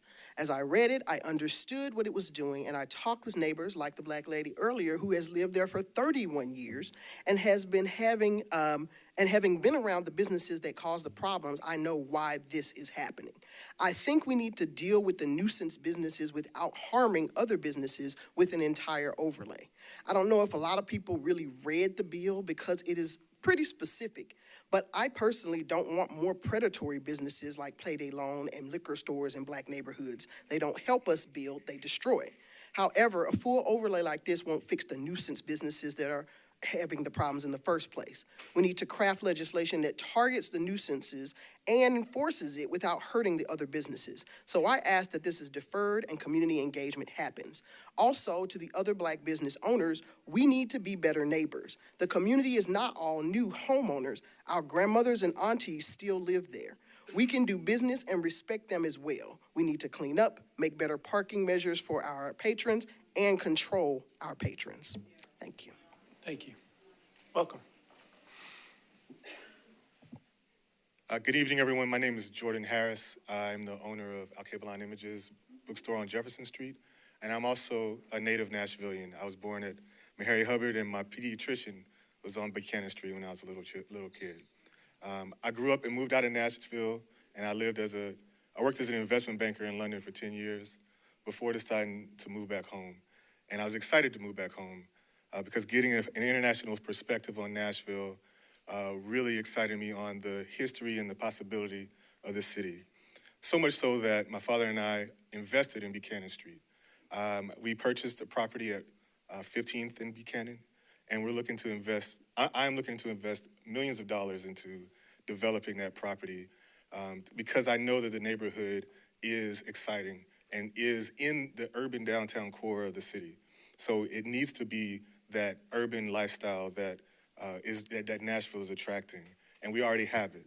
I'm expecting to employ, over 40 people in this business on Buchanan Street in this neighborhood that has suffered from underinvestment. And my business is a full day, all week business with multiple interfacing points for the community. So I'm excited to build into Buchanan Street, and I know what we need are positive externalities for the neighborhood. We need the existing businesses and new businesses to draw business to the neighborhood. When you have just one business and no other business can be similar, you'll choke that business out because it won't be able to get the benefit of other customers. I have a challenge at Cable Line Images because there aren't enough commercial retail businesses in the neighborhood. And so people need to make a big appointment just to come to my shop. And for that to happen also on Buchanan Street will be a challenge because we need to get a nexus of businesses that are similar to support each other and grow up a neighborhood. All right, thanks. Thank you. Welcome. Hello, I don't like public speaking, so bear with me. My name is Hippolyta Shelton, and I am a generational Nashvilleian. My family has lived in Nashville since we were on the plantation.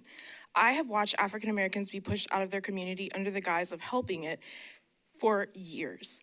In 2009, Odessa Kelly and I stood outside of Rose Park protesting partnership with Belknap under the guise that it would help improve the quality of our neighborhood. Our whole neighborhood is gone now. Sorry, I'm trying not to cry. Here's my concern. This ordinance will limit business owners' ability to grow and change along with the Buchanan district. This district is a staple in our community and has been a staple for decades. It appears to me that no one has cared about this district until people saw value in it because the homes were cheaper. And it's now an area that is marked for regentrification. Please table this and take time to further discuss this issue with the neighbors so that there's a way for businesses and the people that live in this community to cooperate. You said that Nashville is changing.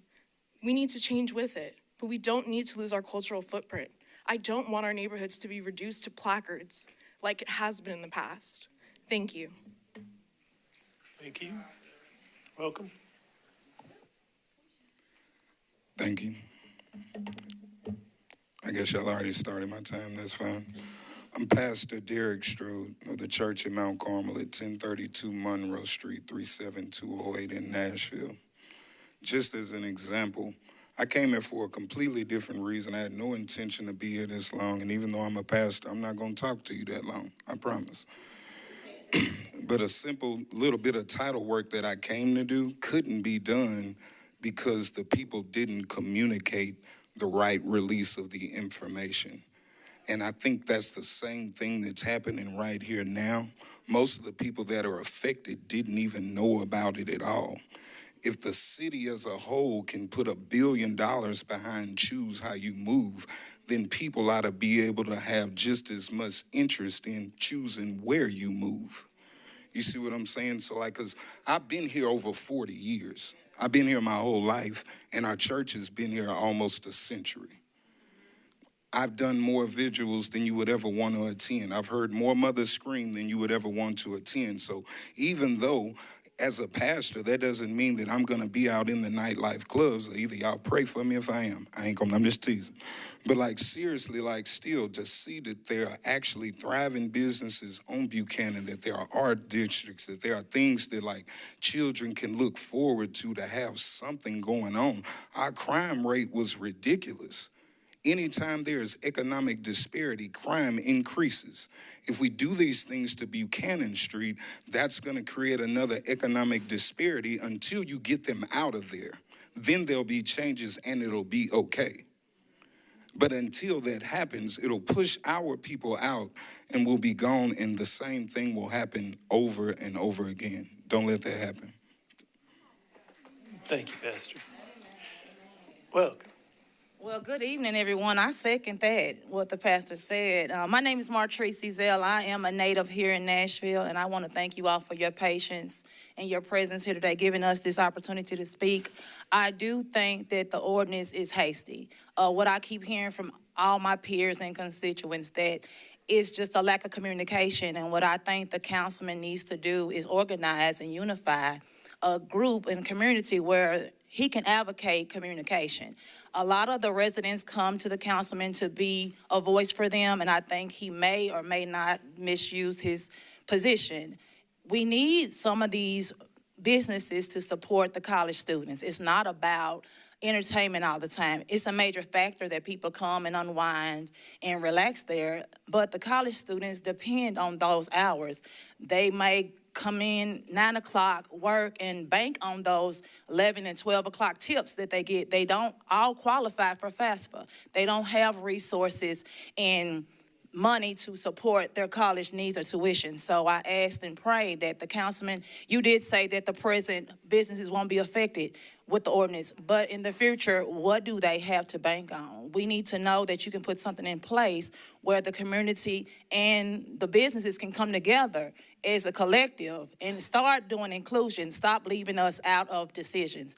We didn't know about this meeting today. You call around and ask for votes, but include us when it's time to make these type of decisions. We don't want division, we want unity in the community. That's the bottom line, and it just seems like a lack of communication has been broke. Nobody knows who to talk to. They just run to their councilman because they need to be heard. And I think that the councilman needs to say, look, guys, put your money together and make a parking lot. Put your money together and support a cleanup crew. And it can be resolved. Thank you. Thank you. Welcome. Hello, everybody. My name is Centoria Franklin. I am the founder of Domestic Violence Organization, which is Past the Beauty in Nashville, Tennessee. Basically, I want to start off with this. Proverbs 18:13 says, to answer before listening, that is folly and shame. So the lesson that comes behind this is true leadership listens first. Decisions made without hearing the people affected lead to harm, not wisdom. Listening is a responsibility, not an option. Nashville was built on culture, Black entertainment, nonprofit leaders, entrepreneurs, yet their legacy is slowly being erased. Until Black entertainment is fully represented on the big screens downtown, our communities must be given the opportunity to access and the resources to build and preserve our neighborhoods on Buchanan and Jefferson Street. Black businesses have always been more than storefronts. They're our lifelines, especially to the homeless. Let's not forget about them. Celebrating cultural holidays like Juneteenth on Buchanan is essential. These moments honor our history, our freedom, and our resilience. Our culture should never be compromised or erased to make others comfortable. When we talk about culture of Nashville and how this zoning ordinance will impact our community, there's a simple question that must be asked. Did we actually speak to the community? Did we ask the right questions about how this would affect our entertainers, our employees, our contractors, our small business owners, our students at TSU, Fisk University, and Meharry? Did we ask those particular questions? And that is important. Did we consider the real dynamics of a neighborhood like Buchanan, or did we look at it like a number on a spreadsheet? Nashville is a historic city built on culture, not just a market value. I think we really need to take in consideration that we need to have meetings and include everybody in the community. Everybody needs to know about it. Thank you. Thank you. Thank you. Welcome. Hey, how you doing? My name. Yeah, we'll turn it on and restart his time. There we go. Thank you. I studied Broadway kind of a bit, and then I studied Buchanan. And a lot of people really don't know that, Broadway, as y'all know, they have a downtown partnership where you have a group of club owners. They can afford to, come together and clean up the streets. As y'all know, they can, they help get rid of the homeless, as we know. That's, they don't have a head start compared to the people on Buchanan. So we got people who this is about the money. So with that saying, we don't have a Derek Bentley or Morgan Wallen. We don't have those country singers who have billions of dollars to invest in those. We have our brothers like Minerva, Slim, and Husky. Both were downtown at one time, but they went, back to the Black community. They help out and to strive.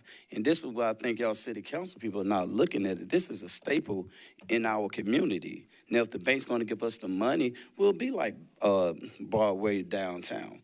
We'll clean up the avenue, and we'll have all this. But this is, you have to understand, we're doing the best we can for our people. And so I think, y'all are really like, you just rush to judgment. Maybe we can work together as one and then solve this problem. Thank you. Thank you. Welcome. Well, my name is Twain Gaines. Everybody, I've been on Buchanan all my life. I'm 59. If I wasn't on Buchanan, I was in prison.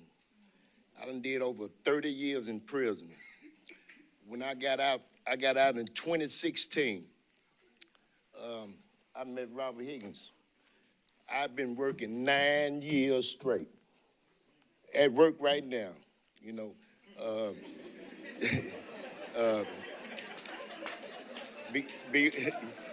be honest, if I hadn't met Robert Higgins, I'd probably be in prison again. I I just done watch him go through everything. You know, I done watch him try to shut the club down and everything, but he still stands strong.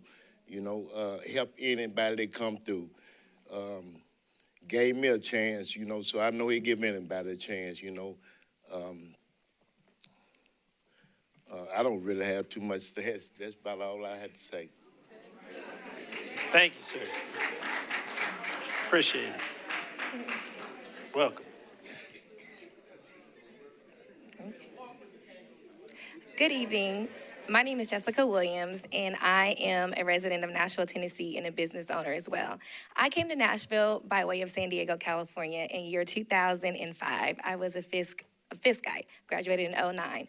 When I landed in Nashville, I had never in my entire life been in one area where all Black people were in one setting.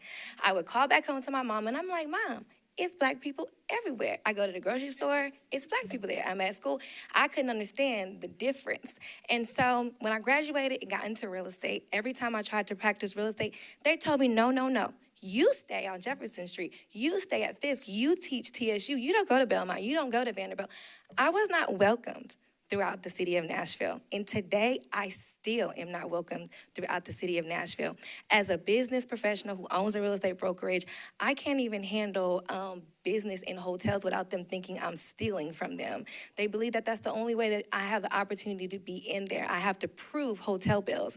And so these are real issues that Black people have in this city. And so over the last few months, I've really been taking the time to study this city. I'm like, why is Nashville the way it is? How did it arrive? And then I realized, wow, in 1779, the entire city of Nashville was formed through land grants. It was given away from Revolutionary War veterans. They didn't have to pay for land. They were given land to come here with their enslaved labor to create whatever it is that they want to. Our governors were slave owners. Our mayors were slave owners. Our district attorneys were slave owners. Everybody in this city who ran this city pretty much were slave owners. Between 1779 and 1865, there were over 1,400 slave owners and 14,000 enslaved. Many of those are native Nashvillians today. The only place that they can go, work, entertain themselves was in the Black district. I believe their voices are most definitely need to be heard, and the bill should be deferred for a resolution for all. Thank you. Welcome. Good evening. I'm Fred Whitley. I'm a Nashville native, and I make my living. And I thrive off of Nashville, off of Buchanan, and off of Jefferson Street, and off downtown. And this is a moment of history, but it also reminds me of another moment in history. And I ask all of you all to think as you get ready to vote that how you're going to vote on this. The moment in history it feels like from the past, it feels like economic redlining. It's literally redlining. Look, there are red lines around Buchanan and North Nashville. So I ask that when you make this decision, don't go backwards in history. Go forward and make a decision that allows for economic growth and progress. My mom grew up out north, NORF. Grandma had a house at 16th and Wheelers. So I understand people wanting to balance the concerns of residents, and I respect that. But I also understand that I can take my bus and my drivers and my team, they can drive throughout 12 South or other areas of town, 1 in the morning, and they're thriving, they're picking people up. The area of town that we can't operate Soul of America tours or the Music City Mystery Bus is right in North Nashville on Buchanan because we want them to be there. And so a legislation like this will prevent us from thriving like we can currently thrive in other places. So I ask you all to go forward. Don't keep a pattern of economic redlining going, because that vote you make for this would be essentially economic modern-day redlining. I know you don't want to be on that side of history and herstory. Thank you. Welcome. Good evening, everyone. I'm Jasmine Caleb, local realtor and property and casualty insurance agent. We've heard much earlier tonight that existing businesses affected by the overlay will be considered legally non-conforming and therefore protected. But I want to be clear about what that really means. Yes, these businesses can stay. Yes, these businesses don't have to change operations today, but legally non-conforming businesses often cannot expand with an overlay such as this one. They cannot rebuild if damaged, may lose their rights if closed, even briefly, and cannot easily be transferred to a new owner. So while these businesses are not being shut down immediately, their future is being capped. This overlay keeps business owners stagnant and prevents the growth, reinvestment, and generational transfer they intended when they invested here. A policy that allows a business to exist but not grow is still a restriction. I urge council to consider protections that allow existing businesses not just to remain but to thrive towards a future that continues to create generational wealth and opportunities in the workforce. Thank you so much for your time. Thank you. Sir, generally. I would like to reclaim my 40 seconds. Thank you. All right. Sir. I would like to reclaim by law my 40 seconds. Thank you. Hey, I would like to just say, really, Brandon? You really could have spoke to the people. It's not like there's 15,000 black businesses in North Nashville. Sir, address the chair, please. Okay. Thank you. All right. Here it is. You have clubs in Germantown, like Mother's Ruin. I'm going to call Cap to the lady over here who says, oh, it's a parking thing. It's a parking thing. It's a parking thing throughout all of Nashville. I stayed in North Nashville for 10 years. Come on, that's not the problem. The problem is economics, to depress the black economics. By doing things like this, it takes away the creativity. It takes away growth. It takes away jobs. All these things, though, and on that street, looks like us, not like you. Thank you, sir. And Brandon, I thought you like us. Welcome. Welcome. Can I go? Hello, my name is Christian Bro. I'm a North Nashville native, and I'm also a Tennessee State Urban Studies major. I want you guys to really consider what historically black spaces look like and what that means for the culture. First point is North Nashville is an urban area and it's downtown adjacent. I heard a lot of people say that or complain about how loud it was and how they felt like it was almost adjacent to Broadway and how it's trashed and all of that. But somebody made a point about do your research on the neighborhood you're moving into. Because as an urban studies major, we look at all types of places that are like art districts or residential areas. And if I was to move on Broadway, you have to expect noise. So to conclude, it feels there are no spaces for black culture. In Nashville, our historically black neighborhoods are almost unrecognizable. In a city like Nashville, where blackness is overlooked and underrepresented, we need black spaces, business and community, to coexist and thrive. I want you all to consider the same excitement tourists have to party and parlay on Broadway. People have the right to support Buchanan black businesses and its growth. There are districts in all cities around America that are dedicated to keeping culture and history alive. It is essential for representation and culture. Thank you. Thank you. Welcome. Hey there. My name is Elliot Perry. I'm a resident of District 21. I live about a block off of Buchanan Street. I've had the opportunity to work with many of you in the past, and I appreciate your time tonight. I also appreciate everybody who came out to speak tonight. It's my position that anytime this commission considers an ordinance that will remove property rights, existing property rights from property owners, that robust debate is important and imperative that we have that, and communication is important that we have that. The commercial context overlay, I think that's what it's called, is a new tool. You guys have passed a bunch of really cool new tools for us to use as developers in Nashville. This is brand new. It went so new, I don't even think you can find the text online without going into the minutes from the council meeting where it was passed. I would encourage you to defer this so that the community has time to get with their council member, discuss this, and move toward a solution. There are problems in the community. There are problems that need to be addressed. That looks like parking enforcement. That looks like a noise ordinance that actually gets enforced. Addressing these issues through a zoning overlay is just a bridge too far, in my opinion. So thank you for your time. Thank you, sir. Welcome. Good evening.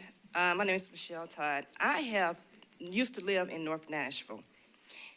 On Buchanan, it used to be a liquor store called Top Dogs. And there was another. So it's been other clubs and everything else on Buchanan. But yet and still, on 12th Avenue South, it's a parking lot as well. You cannot go up and down that street. But yet and still, you want to remove young black business owners so they cannot do anything. As far as those Airbnbs off of Buchanan, what are you doing about those? It's not homeowners, it's Airbnbs. It's people who do not live out North Nashville. They live in California and everywhere else. But yet and still, you want to talk about homes, afforded homes. Minimum wage is still $7.25 here in Tennessee. But the ones behind me, they are providing for people look like me. And I wish, and I pray, and not P-R-E-Y, but P-R-A-Y, that y'all defer this and help them. Because you know what? One day we will be out in Green Hills, Bellevue, and everywhere else. But we're coming, but thank you. Thank you. Welcome. Come on. Welcome. Hello. First, I want to. We want everybody to have the ability to speak. All right, go ahead, sir. Yes. First, I want to say my name is Reginald Clay. I'm a producer of a TV show called They Don't Hear Us, and that's the reason why I came out today, because I don't know how many people are moved by a higher power, but I am. And when that higher power said, you know what, the voices is not being heard. You got to go here and document this. You got to put it out there so people can hear. And the thing about it is, I am from North Nashville. I'm born and raised in Nashville, Tennessee. I went to prison. I came back out. The only community that would accept me was my community. Then when I made a little money, I said, you know what, I better move out there to Mount Juliet. But the only thing about it was the culture wasn't out there in Mount Juliet. I was a single father, and when I was in North Nashville, I could send my kids to the store at 6 and 7 years old, and I might get 3 calls from the neighbors talking about, hey, your kids is up here, this and that. We're a community, and it takes people from the community to be at the table to represent and to know. Don't make decisions on our community sitting somewhere in Green Hill, sitting somewhere in Bellevue, sitting somewhere haven't even spent an hour in our communities. That's all I'm saying. And I felt compelled to get up here and not even having anything wrote down, but I moved with a higher power. And when my camera cut off, he said, guess what? I need you to go up there and let them know that we are tired of not being heard. They don't hear us. Thank you. Thank you, sir. Welcome. Good evening, commissioners. Good evening.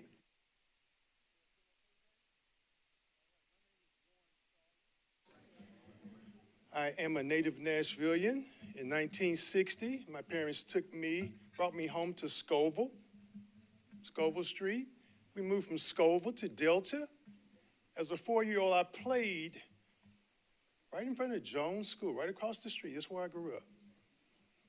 Then my parents moved us to 914 Carruthers Avenue. You guys know what that is? It's better known as 12 South now. We were about the 3rd black family that moved into that neighborhood. And now there are no black families in that neighborhood, because when we moved in, other people moved out. And now they've moved back in. Well, if you go down 12th Avenue South now, there's all kind of eateries, clubs, places you can stay open till 1 o'clock, 2 o'clock in the morning if you want to.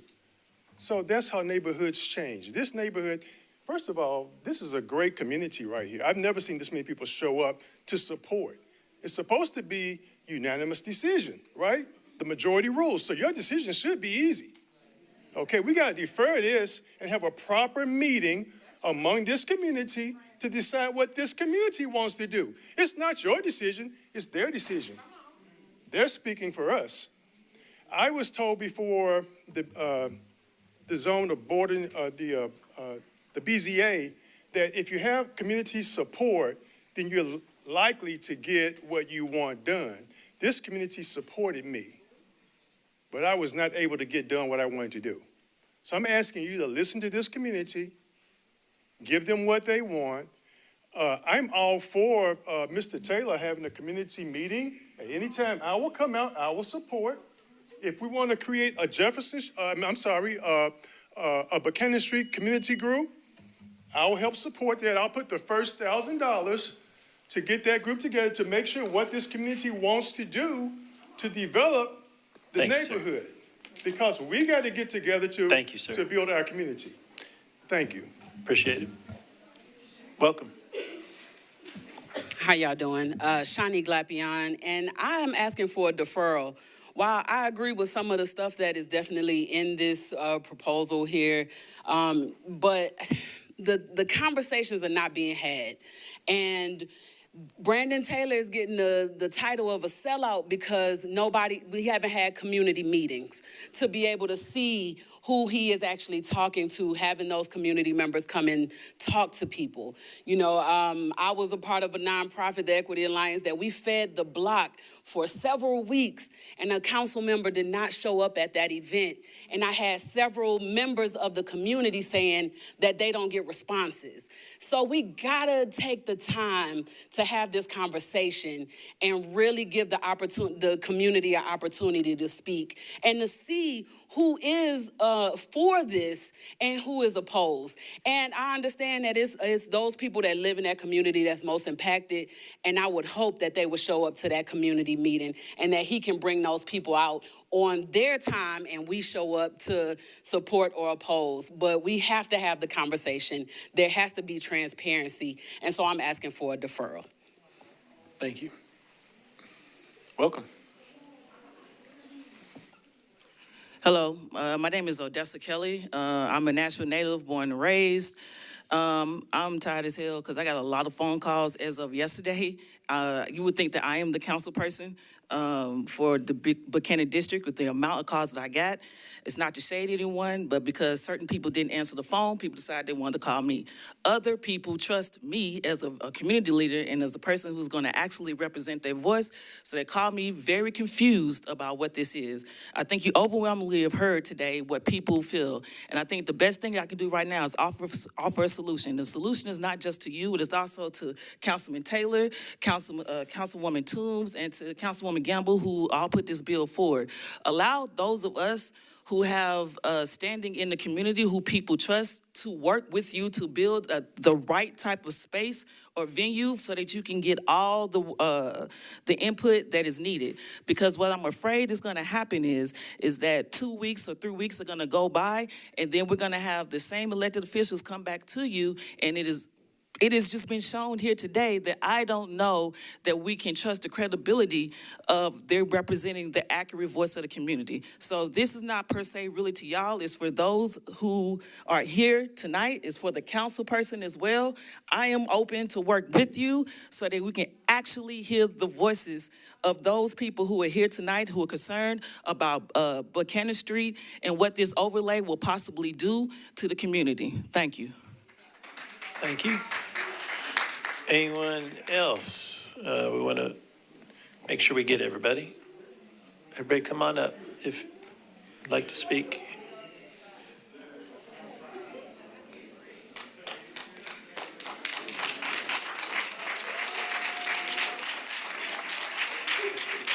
Welcome. How y'all doing today? I'm probably gonna go a little longer than 2 minutes, so y'all might have to get one of the police officers to escort me off. But disclaimer. But I just want to say I'm not going to speak on nothing nobody else spoke on. They said everything that needs to be said, and I was overwhelmed with joy with what was being told. I'm gonna tell my story. My story is I've been fighting. For the last 20 years, I've been fighting. It wasn't about North Nashville, my fights. I opened weekend and I fought the city because they didn't like that business. I got agenda taken from me because it doesn't fit no more. We building the North Gulch. And then when I finally get something, I found the Numbers house on Buchanan Street. A Numbers house. And I said, this is gonna be my opportunity. Nobody cares about over here. And I opened Minerva. Nobody believed that I should open up there. 2 people got killed in December 2017, right in front of Minerva. I wasn't open, but they got killed. They got killed because it was their stepdaddy killed 2 children and drove the car into Minerva and robbed them. It was on the news. Everybody heard about it. It happened right there on Minerva. Before I started construction, I was compelled to change that neighborhood. I was compelled to open my establishment. And I did that 9 years ago. 9 years ago. I would like to render my 2 minutes to Mr. Higgins. Thank you. 9 years ago, I opened Minerva Avenue. And I fought. I fought Coles.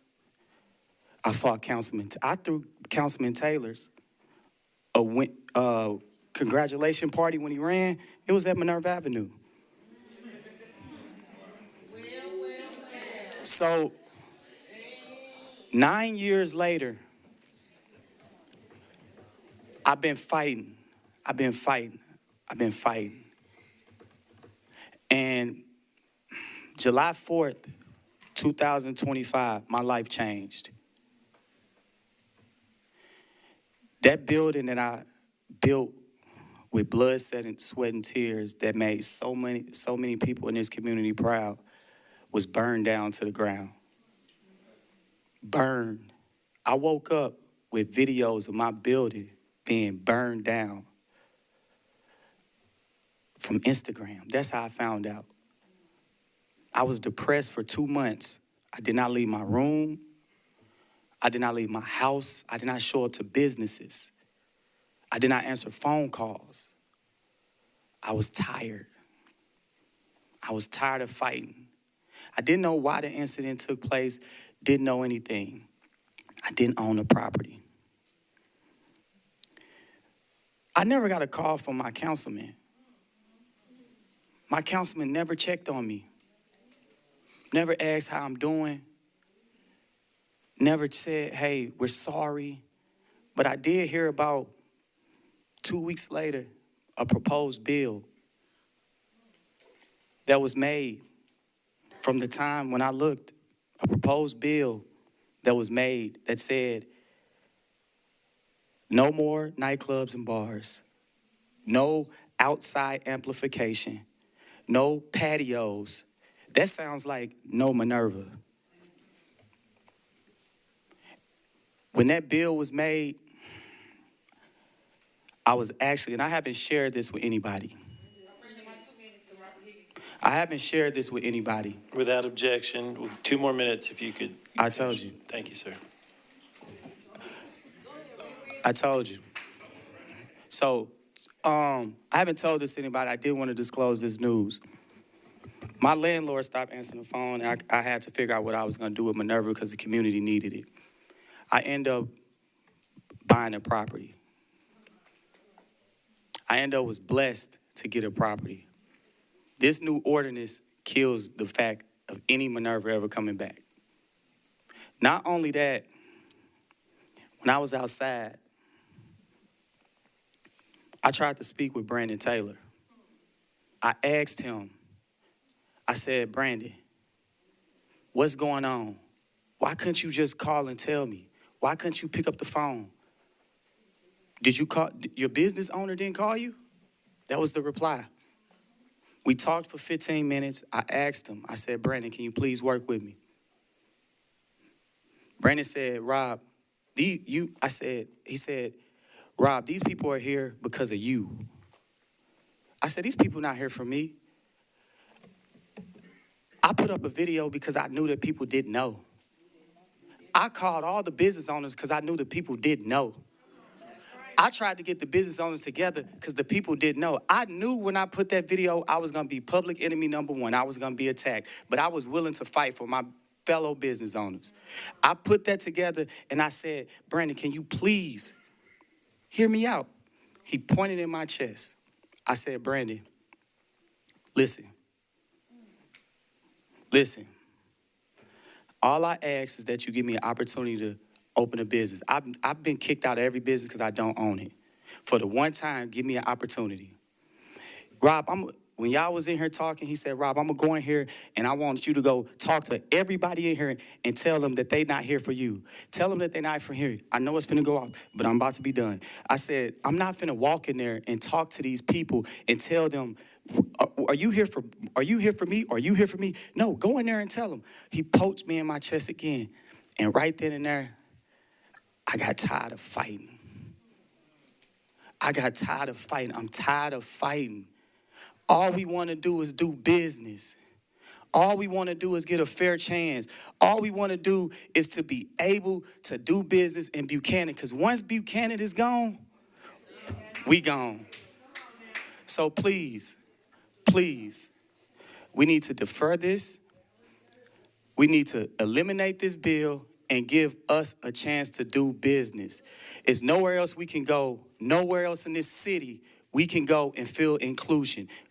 We get treated away on Broadway. We get treated away in the Gulch. We get treated away in 12 South. You don't understand. The hardest job you can have is being a black man. All I'm asking is give us a chance. Thank you. Thank you.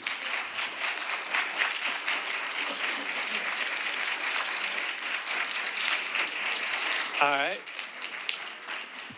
Anyone else wishing to speak? I want to make sure. All right. Seeing no one else wishing to speak, Councilman Taylor.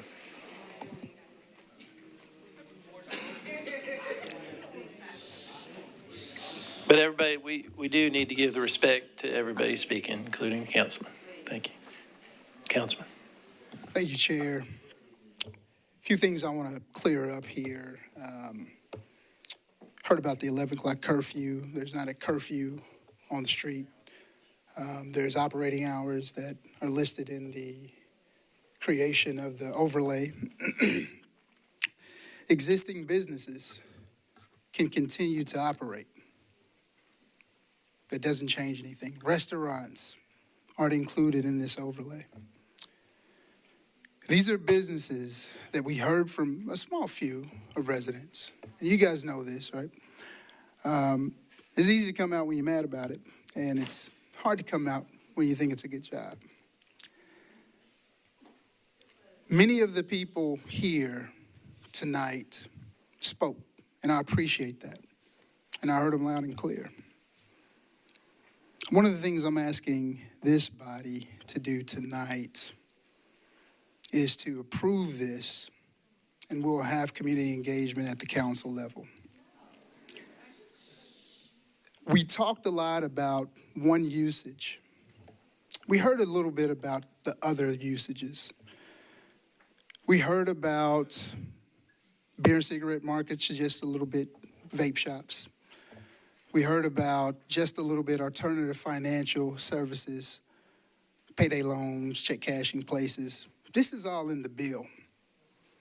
And frankly, one of the main reasons I looked at this is because we see those type of businesses in the black community. Exactly in the black community. These are businesses that people have not asked for, that we heard from people tonight on the opposition of me in the bill saying that they love this thing with those edits. But the one usage that we talked the most about is the usage that we're worried the most about. The one usage that many of the community members have talked to me about is the usage we talked about. People that have asked me with concern, with quality of life issues. They have come to me pleading, begging, cursing me. A whole bunch of other stuff. Asking, Councilman, do something. I've worked with these companies. I've had community meetings over years. I've asked some of these companies, hey, can you help me? Can you help with some parking? We talked about parking. It's not my problem, Councilman. My problem is inside these four walls. Can we help with the secondary effects? That's not my problem, Councilman. My problem is inside these four walls. But my problem is all over the district. And that's why I'm coming to you with this. Because the district came to me begging, pleading for me to do something. And many of you know this is not the first iteration, second, third, fourth, fifth. We've had many iterations of this conversation over the years, multiple years. And you push back. Some of you that were here before, some of you that were new, you push back. And we found a balance. When I look at this piece, it finds a balance. It creates an opportunity for community members to enjoy their neighborhood. And right now, I have way too many community members that continue to call me because they do not enjoy their neighborhood. Not because they just moved there. Some of them have been there their entire lives. I look around the room, some people didn't speak, but I know that they've been in the house right off of Buchanan Street for over 70 years. And they're asking me to act. And that's what I'm here to do. And I'm asking each one of you to give me an opportunity to act for my constituents, not the broader community of the city of Nashville, not people from all over the scope of the Davidson County, but people from 9th Avenue North to 23rd Avenue North on Buchanan Street in those communities. When we look at the topography and the nestling of Buchanan Street, it's right in the heart. We look at this. We have businesses. Those businesses are right in the heart of neighborhoods. As soon as you step out of the back door of a business, you step into a single-family residential house. I'm trying to protect those people because we talked a lot about expenses. Just because I don't like loud music or the cars being painted outside of some of these garages.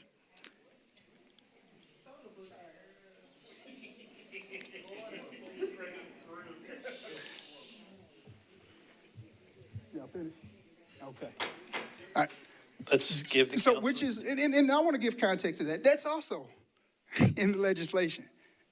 Because we've got the tire shops and the car shops, all of those things. That's in the legislation. We haven't talked about that much here tonight, right? And so when they step out of these commercial properties, they go right into single-family residence. There's many people, there's been conversations from people on the opposing side asking me tonight to help them rezone property here because I rarely rezone property. You guys rarely see me here asking you to rezone property. Right? Because, yes, I say no. Because I want to preserve the community character of North Nashville. When we think about that community character, if we look back to the true history of North Nashville, we had A&W Root Beer. Glad to have Representative Love was here. He talks highly about A&W Root Beer. We had dry cleaners. We had, I think somebody mentioned that their pediatrician was there, dentist, right? We had Jones Super Saver, a grocery store. Historically, North Nashville, Buchanan Street specifically, has always had compatibility within their businesses. That compatibility were businesses of light usage, light retail, soft usage. And that history is what I'm trying to accomplish here. So again, I ask you to approve this evening. I'll work with this community. They've asked me to have a community meeting. Representative Love, Reverend Love, have already offered his church to do so, and we will do that. But I'm asking you to approve this. We'll bring it to council, and we'll handle community engagement with the council. Thank you so much. Thank you. And seeing no one else wishing to speak, I declare the public hearing closed. Commissioner Henley, why don't you start us off? Thank you for that honor and pleasure, Chair. Kind of figured that was going to make its way down this way. It was my turn. I know how it works. No, I will say this. I want to start by saying this, and that is to those that are here and to those that weren't able to stay. Thank you all for showing up.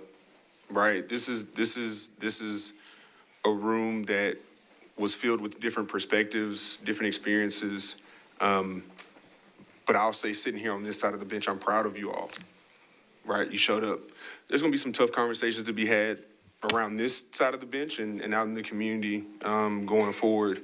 I'm a Nashville native, if you don't know. I've been in that community. I've been a patron of the businesses. I've also had people stop me on the street and tell me that there are problems. Like what we heard is real. There are old ladies and old gentlemen that have stopped me on the street and said they are worried about their health because they can't sleep. And so we have to do something. I think there were some great things that were proposed before we started talking. We might have took a little bit too long as a community to start talking about them. So we're here now. I need y'all to understand, we're here now, right? So we've got to do what we've got to do because we've got here. And so, I think the council member is responding to things. I think our body is going to look at what staff has approved. I want to be very clear. I want this to be something that's solved before it gets to points like these. I think there's an opportunity for our community to have more conversations. It feels like there's been a breakdown in communication that's been maybe even a decade long in one of our storied communities, and that's not acceptable for us to let it get to that point. I want to say that I've heard great things about Buchanan from people that have came and visited Nashville, and they want to move to that neighborhood. So the desire to be in that neighborhood is real. There are people that do want to live next to that type of vitality, right? It is a real thing. I'm not dismissing that by any means, but there are people that are there that also want to be heard and want people to know that they want to be able to sleep at night, which is not too much to ask for, right? Nobody can say that's too much to ask for. So I feel like we've got to take what we've been presented, evaluate it with policy that was created. I think there's going to be some extremely sensitive context that needs to be applied. I know you all may not like hearing this based on some of the sentiments we heard earlier, but Councilmember Taylor is the steward for that community. We have heard his commitment to continue to engage. There's an immense amount of things to build off of what was said here this evening, this night. And I think a lot of that he will take into account. I think if there's some challenges that you all are having with contacting and communicating with him, we've got council members that have stayed in this room that have stayed well beyond, other council members that come and join us. They want to work with you.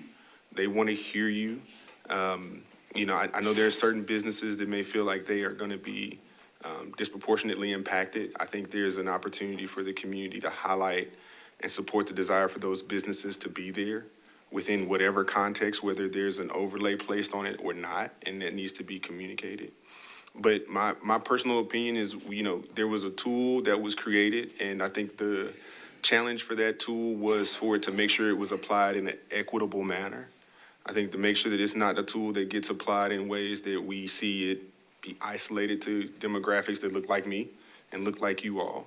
I think that's a call that goes beyond this body, but we're going to definitely take that into consideration. And I think it's a charge for our council members and our legal department to make sure we don't become the history repeating itself, because we do know this has been used as a tool. This exact setting has been used as a tool before. It's caused us harm. It's real harm. And that's felt. That resonates with me. Part of the reason why I wanted to be on this side. I think there's an important thing that we've got to take from this, though. We've got to make sure we don't let it get here.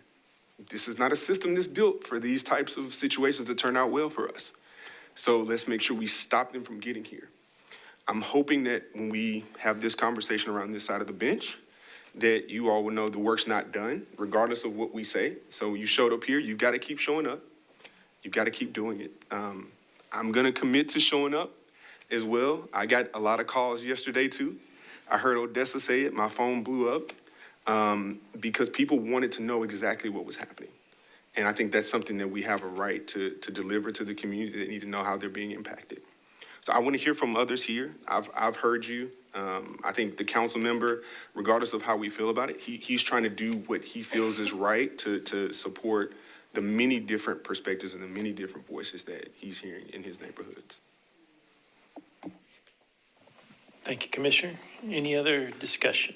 Commissioner Leslie. So I can prove that I'm from Nashville because I call it Buchanan. As a child, we went over to Buchanan more so than we went to Jefferson Street. I remember A&W Root Beer. You probably don't remember this, Lim's Bakery, liquor stores, things of that nature. But this ordinance concerns me. And it concerns me for a couple of reasons. First of all, if I must be frank, I don't understand it. I don't know much about it.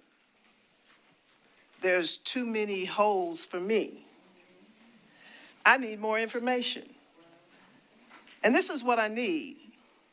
I want to know, like my colleague said here, this ordinance, how will it be applied? Will it be applied all across Davidson County? I want to know that. The same problems that you're having over in Buchanan, they haven't down on Broadway. So I want to know whether or not this ordinance will be applied on Broadway. Over in 5 Points, Wedgewood, Houston.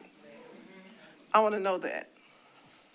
Or, and I'm going to ask for a deferral, and these are the things I want to know. Or is this a countywide ordinance? And if it is so, and if we want to apply it to Broadway, how will it be applied? Does a council person have to bring that up? Or is it normally applied across all aspects? Then I want to know, there's a noise ordinance that, and I heard a lot of people talk about the noise. But a lot of this has to do with enforcement too. We already have an ordinance, a noise ordinance. We already have a code that talks about after-hour clubs. So this is very restrictive. But I do understand the problem, the noise, the older people, the trash. I'm a business owner myself. I understand everything that you're saying. I understand both sides. But one thing is in common, that I think that there hasn't been enough dialogue. If I don't know about it, I can understand why you wouldn't know about it. But I do understand Councilman Taylor's idea. I understand what he's trying to do. There's a mix right here. I understand that. But something is missing.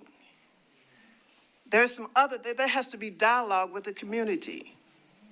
It has to work for everybody, and it can work.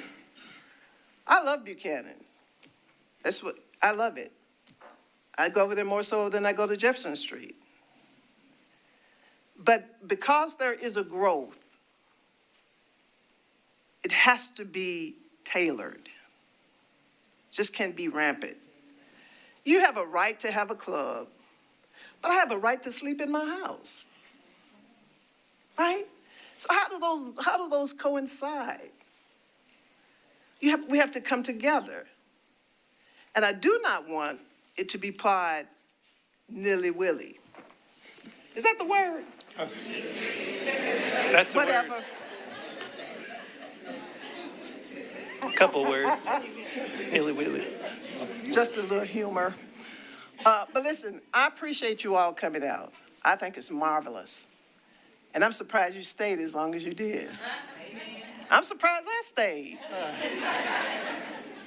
But anyway, so listen, a little levity. But listen, my position is that I don't have enough information. I would vote to defer it. And I can't say that you have to have a community meeting with the community, but I suggest you do. And that's my position. Okay. Thank you, Commissioner. Commissioner Marshall. Okay, thank you. So in the sake of time, I think you all have kind of expressed some of the same sentiments that I have already. And I would also lean toward a deferment. But I would also like to thank the community for coming out. I do think us hearing from you make it more real, for us as we're making decisions about things of this nature. However, on the other hand, I also do believe very seriously that the councilman is probably trying to do what's best for his district. Certainly, I don't think any of the council people just make proposals just to make them and alienate the community on purpose. I don't believe that.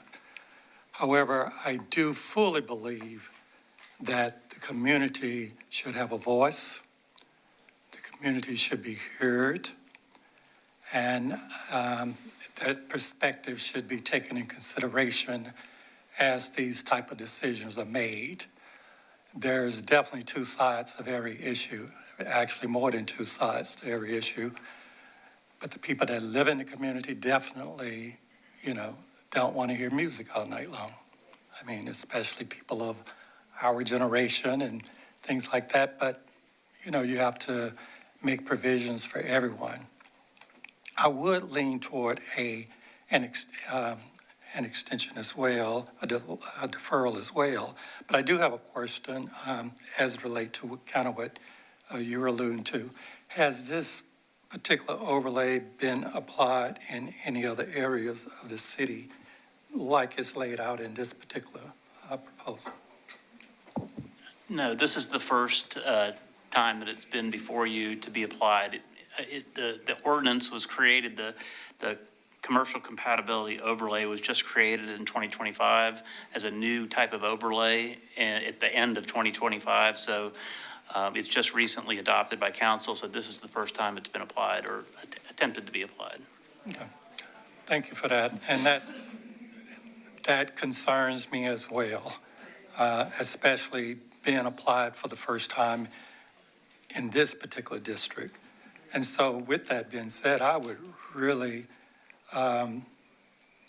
hope that we can look at a reason to create a deferral. I know that other conversations can go forward from here with the council, and those conversations could be had then, but those conversations also could be had, I think, with the councilman and the community before it even got to that point.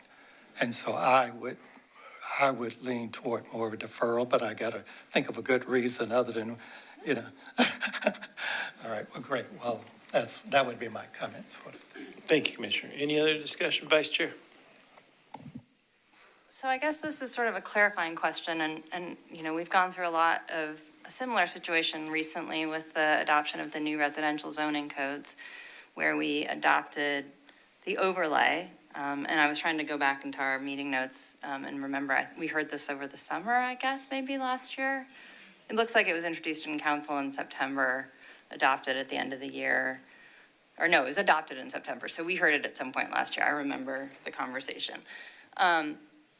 The challenge is we adopted this kind of in the abstract, right? Like this is what made sense when we were thinking conceptually about the challenges that you have when you have commercial and residential abutting each other, and not thinking about it specifically about one neighborhood, but just conceptually. And we have a lot of areas in the city where we have residential and commercial nightlife in close proximity. We've identified those areas: 12 South, Wedgwood, Houston, downtown.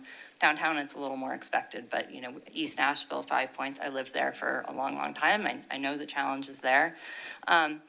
So conceptually, I think what we came up with the commercial, God, I can't even remember the name, the CCO, makes sense. It's just when we now are to this stage of having to apply it that I think it becomes real. And so I'm wondering, in the sake of deferral, because the reality is there's not, this is the ordinance. If it's going to apply to Buchanan Street, the ordinance as adopted is going to be, it's very clear what applies, what doesn't, and we know how that's going to play out. We know the operating restrictions, we know the hours the hour issues. It's very clearly spelled out in the ordinance.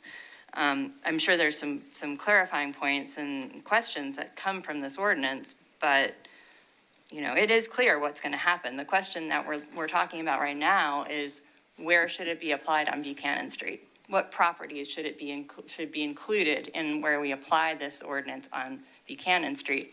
Everything we've talked about tonight has really been issues with the ordinance itself, not just the specific properties to which it gets applied to. So I don't know how we I also support a deferral, but I don't know whether the deferral is going to get us there. We might carve out a handful of properties on Buchanan Street, but we still have the same issues on Buchanan Street. So we've got to figure out, is it the ordinance that's the problem? And we need to go back and revisit the ordinance to make sure that it actually works. I mean, the only reason that Buchanan Street is the first place that we're looking at this is because Councilman Taylor is the first council person to bring it forward. The council person from 12 South could easily bring it forward too. The council person in East Nashville could bring it forward. So, yes, it does feel wrong, given the history of North Nashville, to have anything that hints of redlining. But I don't think, this easily could have gone to any of the other neighborhoods across Davidson County first. But it didn't. I agree. I understand it didn't. But I'm wondering if the issue is more with the ordinance and less with the specific application of Buchanan Street. So when we think about a deferral, my question is, do we need to go back to the actual ordinance itself, or do we need to think about where it's applied? Thank you, Vice Chair. Any other discussion? Councilman?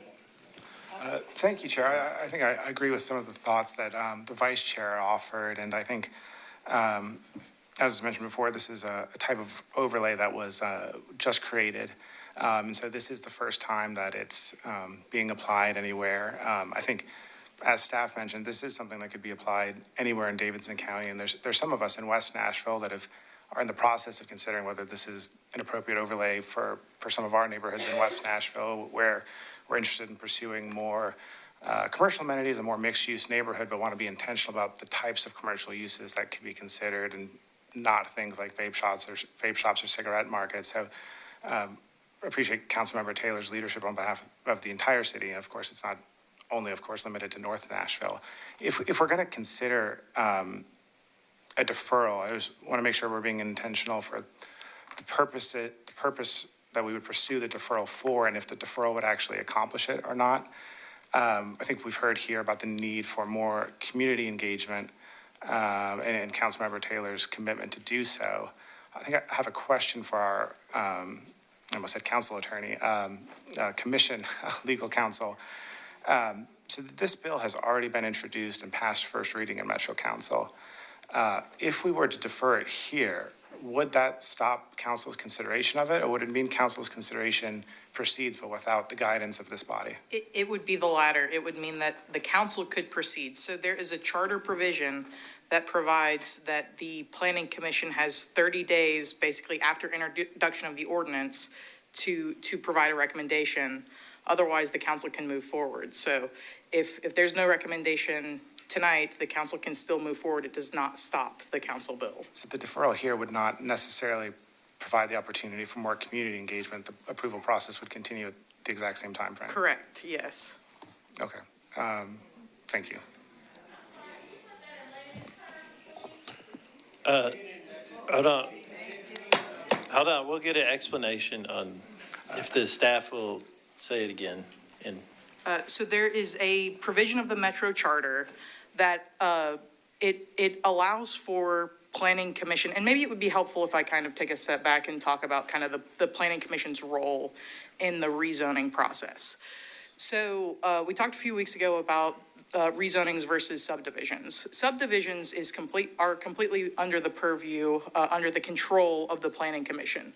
The planning commission makes the final decision on a subdivision. For a rezoning, which this is a rezoning, these two bills are both rezonings. The planning commission provides a recommendation to the council, and the council makes the final determination on whether the rezoning takes effect. So the Planning Commission under the charter has 30 days from the filing of the ordinance to give a recommendation to the council. And after 30 days, the council can move forward with a public hearing on second reading, which is currently scheduled for January 20th, I believe. And this was introduced at the beginning of December. So I think the bottom line is, unless the council were to defer, if we defer here, our recommendation may not affect the council decision-making. I think I would still recommend that the commission vote its conscience and put on the table what it thinks is the right thing to do. And for the reasons that it has recommended that, the commissioner has given us some questions. We'll go and do that due diligence. It will certainly be up to the council member and the council as the final decision maker to do with the process what they will and you've heard, or what he will and you've heard commitments to do public engagement and the like. And so, we will rely and trust on that. So that would probably be my, I'm sorry, go ahead. So, Vice Chair, far as recommendation, if we relooked at the audience, does that come into play, delaying anything? I think the we have a process issue where council's the final decision maker on rezonings, and we're just advisory. And there are all these strict rules about how the Planning Commission needs to provide advice. If you want to ensure that your advice is impactful to the council's discussion, then you would need to put your views on the table this evening so that we can meet that rule. If, however, you have raised questions and issues that you think need to be addressed, a majority of you have said that you would like to recommend a deferral. And so a second option is to vote your conscience and say you want a deferral and you want staff to do your work. We can certainly do that. The downside is your views may not be recognized at council because they have a different process and they may move forward without your views. So would be the other option. So what are you saying? We either, three choices. We can ask for a deferral, right? Or we could vote no, or we could vote yes. We recommend. No, we don't recommend, or we ask for a deferral. Is that correct? I would say approval versus disapproval, as always. All right. And go ahead. So you can certainly do that.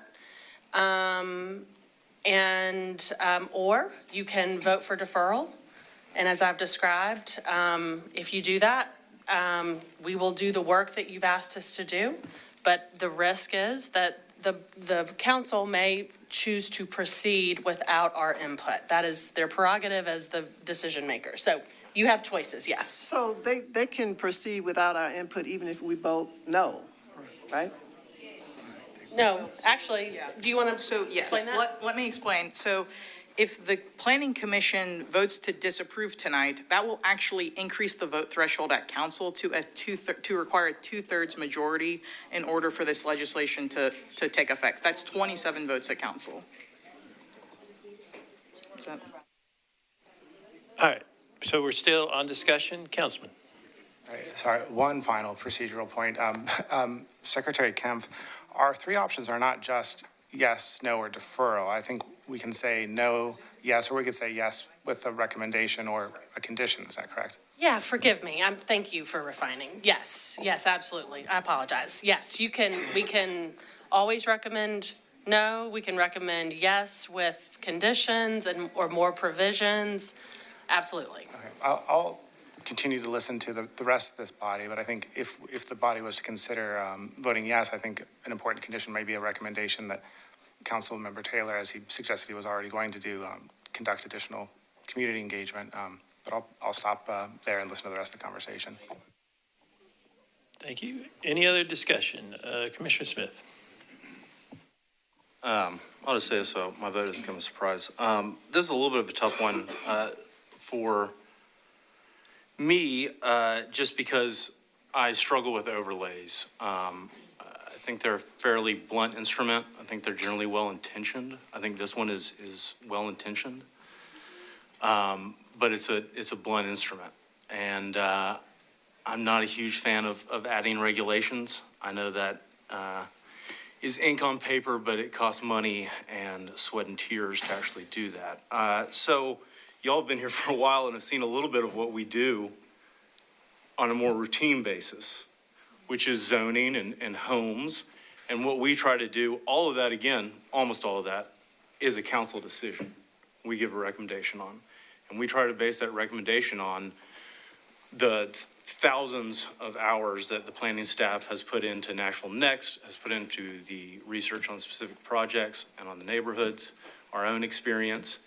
And we try to base our recommendation on citywide goals and priorities and what we think is best for generally the city. And we've gone over a lot of neighborhood objections because we think they are important planning priorities. I just don't know that everything that's overlay is that. I think a lot of it is probably well-intentioned, and a lot of it is maybe good. I just don't know what I should be giving a recommendation on the hours of trap wings, or really any business. Some of this in here, screening, some amount of prohibited uses is stuff we do, and I would feel very comfortable voting on that. I don't feel comfortable voting on some of it, and I don't get the opportunity to vote on half of it. So I'd probably be for a deferral, but like that's been pointed out, that lets us off the hook on a recommendation. But council can go right on because it's their decision, it's not ours. So today I would vote no. But I'd be open to a deferral, and I think I'd recommend at least some more engagement and maybe, I don't know if the overlay is the overlay. Like I know sometimes on historical overlays, those can be modified for the specific neighborhood. Is it possible to modify, could we institute this overlay? And again, I don't want to approve or vote yes with conditions because I don't know enough about it. I don't know enough about their neighborhood. So I don't want to say, well, the hours bother me, but everything else is fine because I don't feel comfortable for that. I wish I could walk out of here and not give a recommendation, but I don't think I can vote for a recommendation. Thank you, Commissioner. Any other discussion? All right, so yes, Commissioner Dundon and then Commissioner Dang. I mean, in one sense, this is the classic zoning issue. It's two incompatible uses right next to each other, and we heard from both sides, the people, more of the businesses, but also some of the people on the other side trying to sleep. But what is just completely apparent to me is that this is a community that has absolutely been historically harmed by zoning, as Commissioner Henley made clear, and I can't, in good conscience, vote for this without allowing more time for the community to really understand what is in the ordinance and how it applies to them. So the only vote I think I can make is for a deferral, because if we say no, I don't know why I'm saying no, because I don't know enough about, as Commissioner Smith just said. So, again, I don't, we're trapped by the procedure, so that's just the way it is. But I would vote for a deferral so that the community has more time to be heard and to understand exactly what's in it. Thank you, Commissioner. Commissioner Dang. I agree with most of this body, though, was originally in favor of deferral after listening to the community speak and learning quite a bit.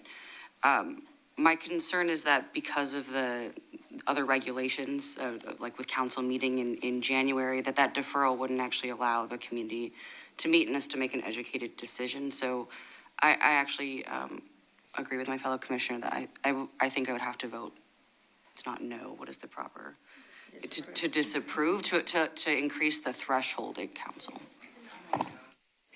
Thank you. Any other discussion? All right, so now, since there's no other discussion, it's time for a commission member to make a motion. I'll make a motion. Okay, Go ahead. Commissioner. We have a question. We're still in discussion. Question. Vice Chair? Well, the question is, so we're worried about deferring it because if we defer, it is and not heard within 30 days, it becomes basically like an approval, right? Which means that the threshold for passage at council is 21. But as was pointed out, council person can defer, right? So the council person could theoretically defer at the second hearing so that we would have time to meet again and give a recommendation, which might ease the concern that a number of the commissioners are, because a no is not going to help anybody out unless we're going back to rewriting the overlay altogether, the ordinance. All right, everybody, hold on. So I don't know, I just put that out there as I don't know what the council person wants to say to that, but that's an option. So Councilman, it's been asked of you, would you be willing to defer it at the council? So if you'd stand up and tell everybody. Thank you. I'll defer this at the council level. Do have some clarifying questions. I know that there's mailers and a few other things that have to happen. Has that happened? Where are we in that process? Okay, thank you. That's helpful. Thank you, Councilman. All right, any other discussion? Councilman. If we're going to defer this in reliance on Councilmember Taylor's indication that he'll do the same at council, such that council will be able to consider this body's recommendation, I just have a question if we'd like to give staff any instructions, if there's any additional information we would like to see on our side when this comes back for our consideration, if there's anything else we want to see clarified that perhaps we don't understand fully today. Thank you. I have the list from Commissioner Leslie, but if there are others, we certainly thank you. That's always very helpful. And I know Commissioner Henley will work with us as well. He's a leader on this commission. He is a leader. So it seems to me the thing that came up the most frequently was the restrictions on a specific use, which is, clubs. And so I don't think, yes, I'm trying to get to where we can have a recommendation and kind of feel like we're moving in the right direction, yes or no. It could very well be no in a couple of meetings too. But I guess just, is there any flexibility for us within that specific usage?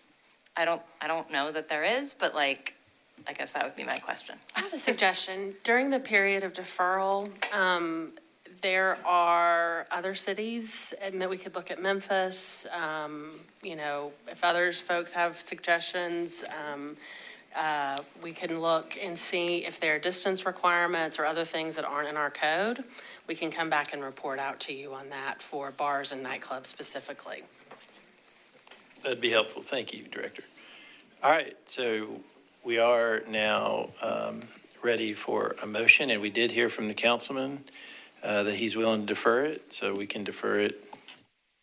I think a 2-meeting deferral would be enough time, at least give the councilman time to meet with the community. I don't think a 1-meeting deferral is enough time, and so we're ready for a motion.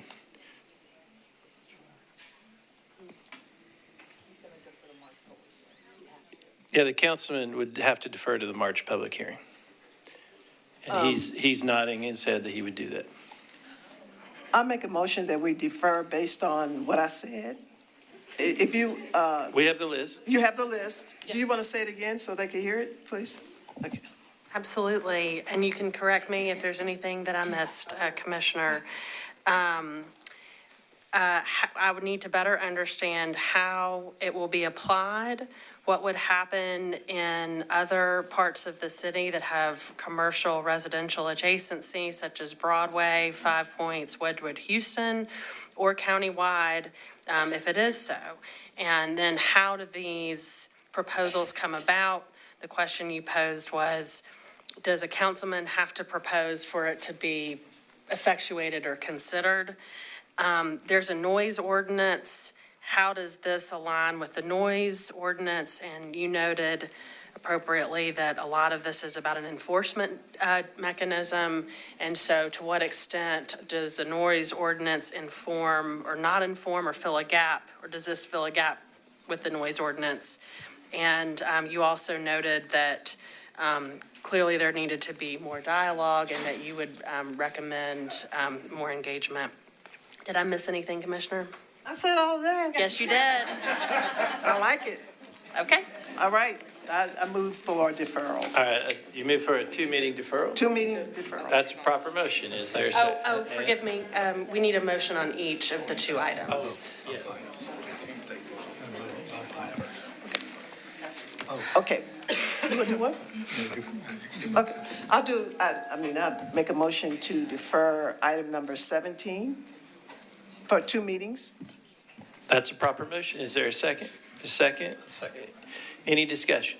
Seeing none, all in favor say aye. Aye. Opposed, no. Ayes have it. And now we're on item 18. I move for a 2-meeting deferral on item number 18. That's a proper motion. Is there a second? Second. Second. Any other discussion?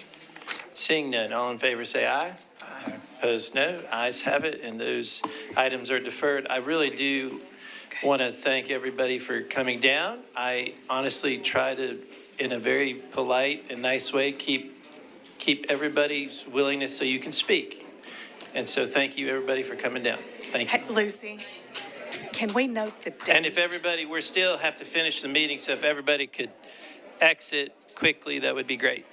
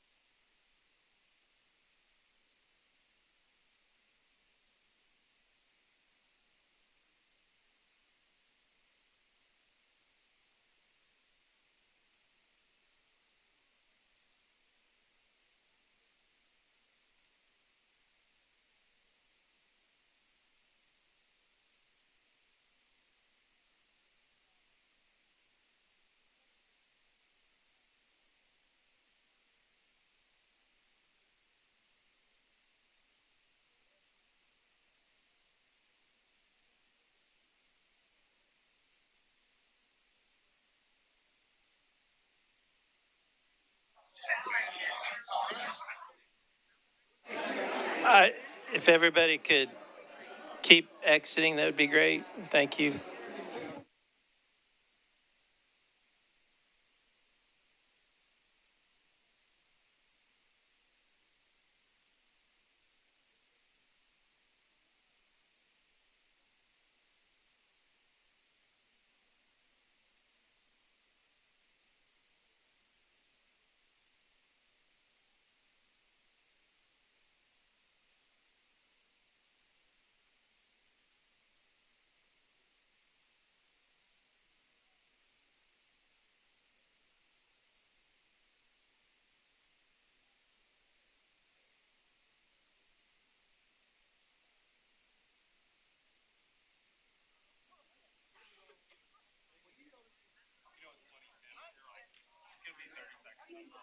This is like the only time in the past 4 months I actually have enough.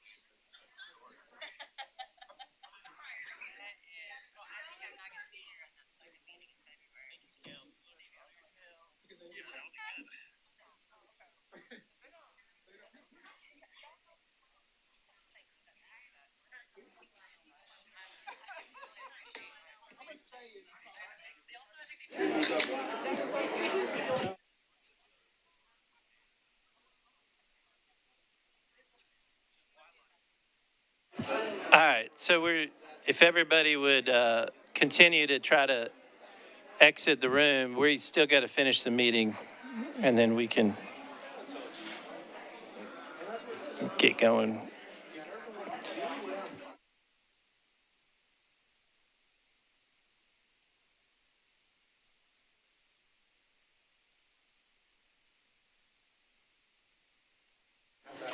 All right, so we are on, Commissioners, we are on item number 23, and this particular item was on the consent agenda. And so is anyone in the room here in opposition to item number 23?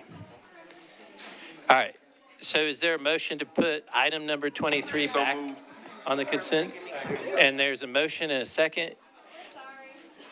All in favor say aye. Ayes have it. Opposed, no. Ayes have it. Item 23 is back on the consent agenda, approved. And so that leads us to other business, historic. Thank you. Mr. Smith, historic.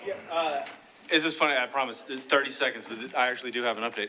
First of all, one of the things on the consent, the merit place, is actually very neat. That wasn't something historic really put on them, but that's a 150 to 250-year-old home because they think there might be a log core in the middle, an even older core in the middle of a 150-year-old home. They picked that entire home up and moved it to the center of their property, developing all around it. It's going to be an event space. It's a really cool adaptive reuse. And then my second is we also voted 7-1 for a historic overlay in Green Hills.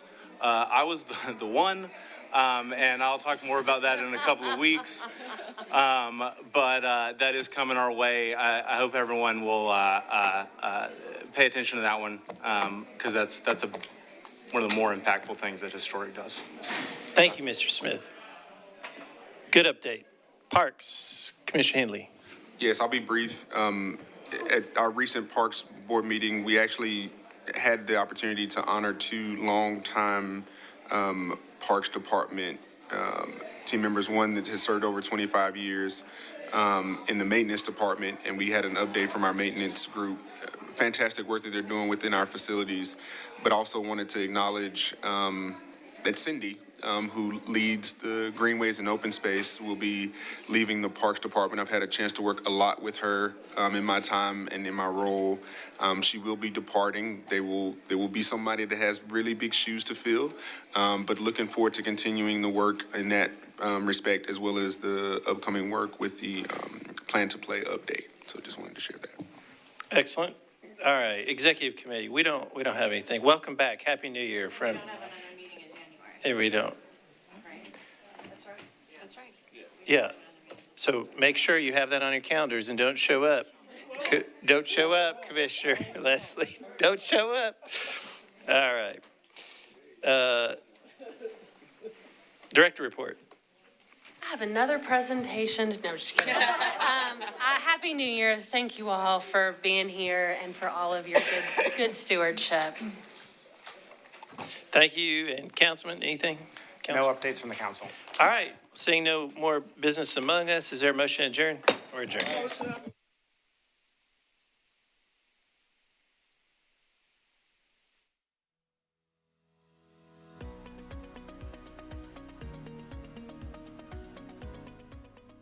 This has been a service of the Metro Nashville Network. If you would like to see this presentation again, or for more information on this and other programs, visit nashville.gov.